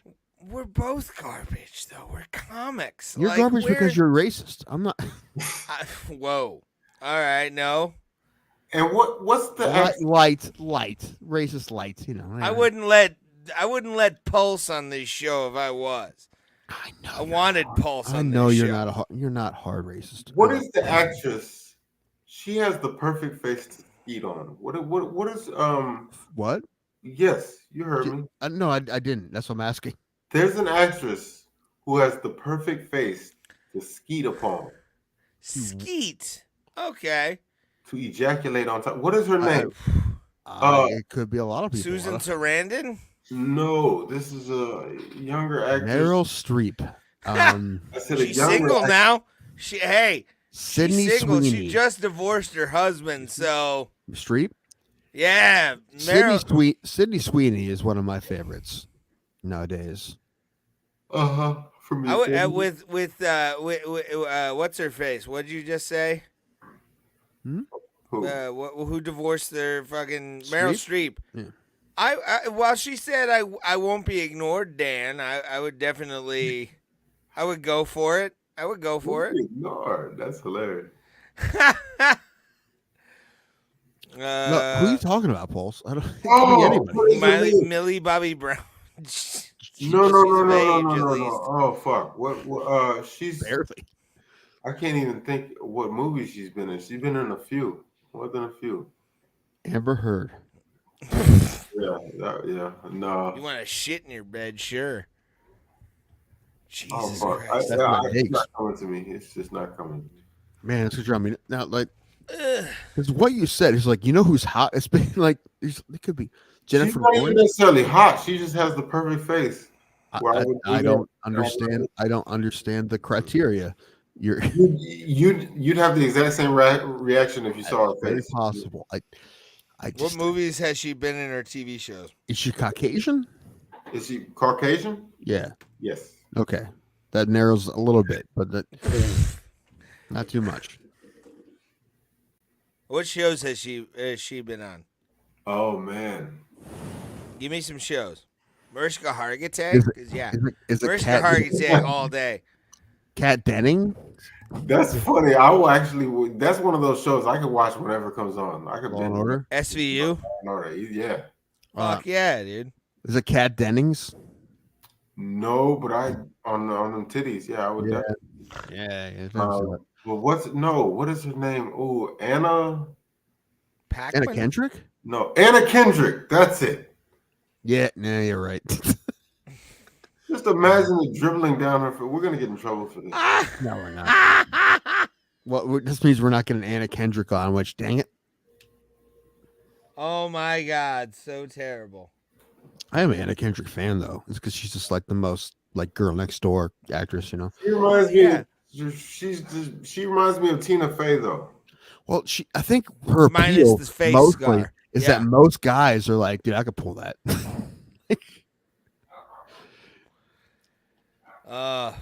She's a 7, a good hard 7. Yeah, but the fact that she's famous like amps it up a little. I know, but that's just the way she looks. You're like, the girl looks like that. I could pull a girl that looks like that. Okay, do you remember what's the actress's name? You remember the movie? What was that movie that came out about witchcraft in the 90s? There were 4. Oh, Practical Magic. Veruca Salt. Huh? Veruca Salt or whatever the fuck her name was. She was in also. She was in Escape from Oz. Yes, her. She's the little doctor. Yeah, she was the crazy bitch in the fucking crap. American History X. Yes, Veruca Salt or whatever the fuck her name is. I think it's Veruca Salt. I just wanna drown her. You know what I'm saying? Oh Jesus! All right. No, not underwater. I mean, with my jizz. Oh wow! All right, even better. I feel like Paul's gonna ask us to delete this episode tomorrow. No, you'll be fine. I don't give a fuck. I was having a discussion about fucking goth girls with a friend of mine. He was like, I don't like that kind of shit. And I'm like, I love a dirty goth girl. Like, just a dirty, daddy-issued goth girl. Like, there is nothing better than black lipstick and black eyeliner. We got a scale of 1 to Amy Lee. How goth? I would definitely take Amy Lee. Paul, so you aware of Amy Lee? I love goth girls. I have no idea who that is. She's the lead singer of Evanescence. Oh, her. Yeah, wake me up inside. Yeah, that fucking Amy Lee would get such a deep fucking, just like based on how she looks. I remember the first time I heard "Bring You Me to Life" on the radio. Like at the time, that was different, right? And it was. I remember hearing that song and being like, "This is a great song." It still is a great song. But the first time I heard it, I'm like, whoa, this is not something I hear usually, and it's pretty sweet. Yeah, Evanescence is solid. Apparently, she has to fire her band every year or something. But All right, Tim. I hate to do this to you. yeah, that's fine. Do you have a hero of the week? Stop it. Hold on, do I?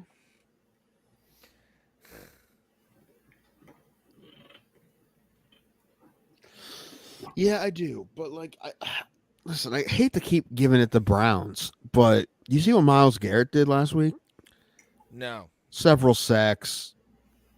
I think he had a strip fumble. He had a block fucking field goal. Ooh, okay. He's so good. And another out of the ass win by the Browns, led by PJ Walker for some reason. Because who they beat? The Colts. Oh, so that's 2 in a row. Yeah, wacky game too. Because the defense, they didn't play their best game. 3-3, 4-2. 4-2. Wow. Yeah, the AFC North is going to be fucking wacky because I feel like all those teams are pretty solid.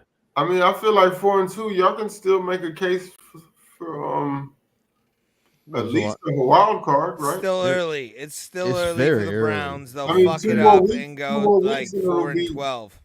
Yeah, but 4-2 is 2 more weeks. That's half the season. So it's what? That's pretty good.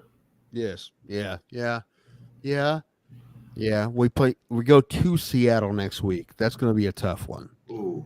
Yeah, it's okay if we don't come out. Well, the thing is, we won these last 2. If we don't come out with a win, there, not a big deal. We go to Seattle. That's a 4:30 game. That's going to be something. I forget who. I think we had the Cardinals after that. I forget, but the thing is, all those teams. I feel like the worst team in the AFC North talent-wise is Pittsburgh, but Pittsburgh isn't bad. They're solid, and they keep, they can win games. So, it's going to be a rough. I feel like overall, record-wise, the AFC North will have the best record in football overall, and I feel like they will have it. That's going to be fucking the whole year. It's going to be real close, like a game or two. AFC North, and hopefully 2 teams get in, but playoffs. But AFC North is going to be nuts the whole year. Hopefully, I get at least one more Browns game this year. I feel like the Cardinals game I could afford. Maybe the Cardinals game. But anyway, this week's Hero of the Week is Myles Garrett for that reason. I won't always give him the Browns, but the thing is, these last 2 games, they're very close, big games. We could very, very easily be 2-4 right now. But we're not. We're 4-2. But the thing is, man, just I mean, they won on the last score last week as well. So if we were 2-4, we'd be talking a lot differently than we are now. But the thing is, I don't know. But Watson played a few minutes, and then they got a concussion, and they kept him out. So hopefully he plays against Seattle. I don't know. PJ Walker is doing okay, but What was that, Pulse? I was saying, how many concussions has that been for Watson? I don't know. I feel like he's turning into Troy Aikman. Maybe. Well, listen, Troy Aikman can still call football games. At least he can do that. Well, we will see you guys Thursday. We have a week off. What? There's no fights Saturday. Oh, fights. Oh. Did you ask Sam about Thursday, Pulse? What happened? Sam, yes. I haven't. I got to check my phone. Hopefully, he gets back to me. And we're supposed to have Sam Alvey on today. We apologize for people that tuned in to expect that. Sorry. Boo, liars. Sam Alvey was probably busy. I will not hold it against him. Flight got delayed. Unlike Tim, who is a bitter bitch. I'm not bitter. Really? But we do appreciate everybody of that the two of us. Who gets bitter more? Really? Oh, for sure. I'm the petty bitch. But it's always good when I can turn it on you. We appreciate every single person. Make sure to like, share, subscribe, hit that notification bell if you enjoy Bro Plata. Thank you guys for being here. You are awesome. And as always, We will see you at the Kumite, fam. Dover beat Philly on last Friday, which is a bummer. However, Philly backed into the playoffs. They have to play Ursuline. Youngstown Ursuline, who's 10-0, probably beat the fuck out of them. Fun fact, Ursuline, alma mater of one Anthony Hinchcliffe. If you know Anthony Hinchcliffe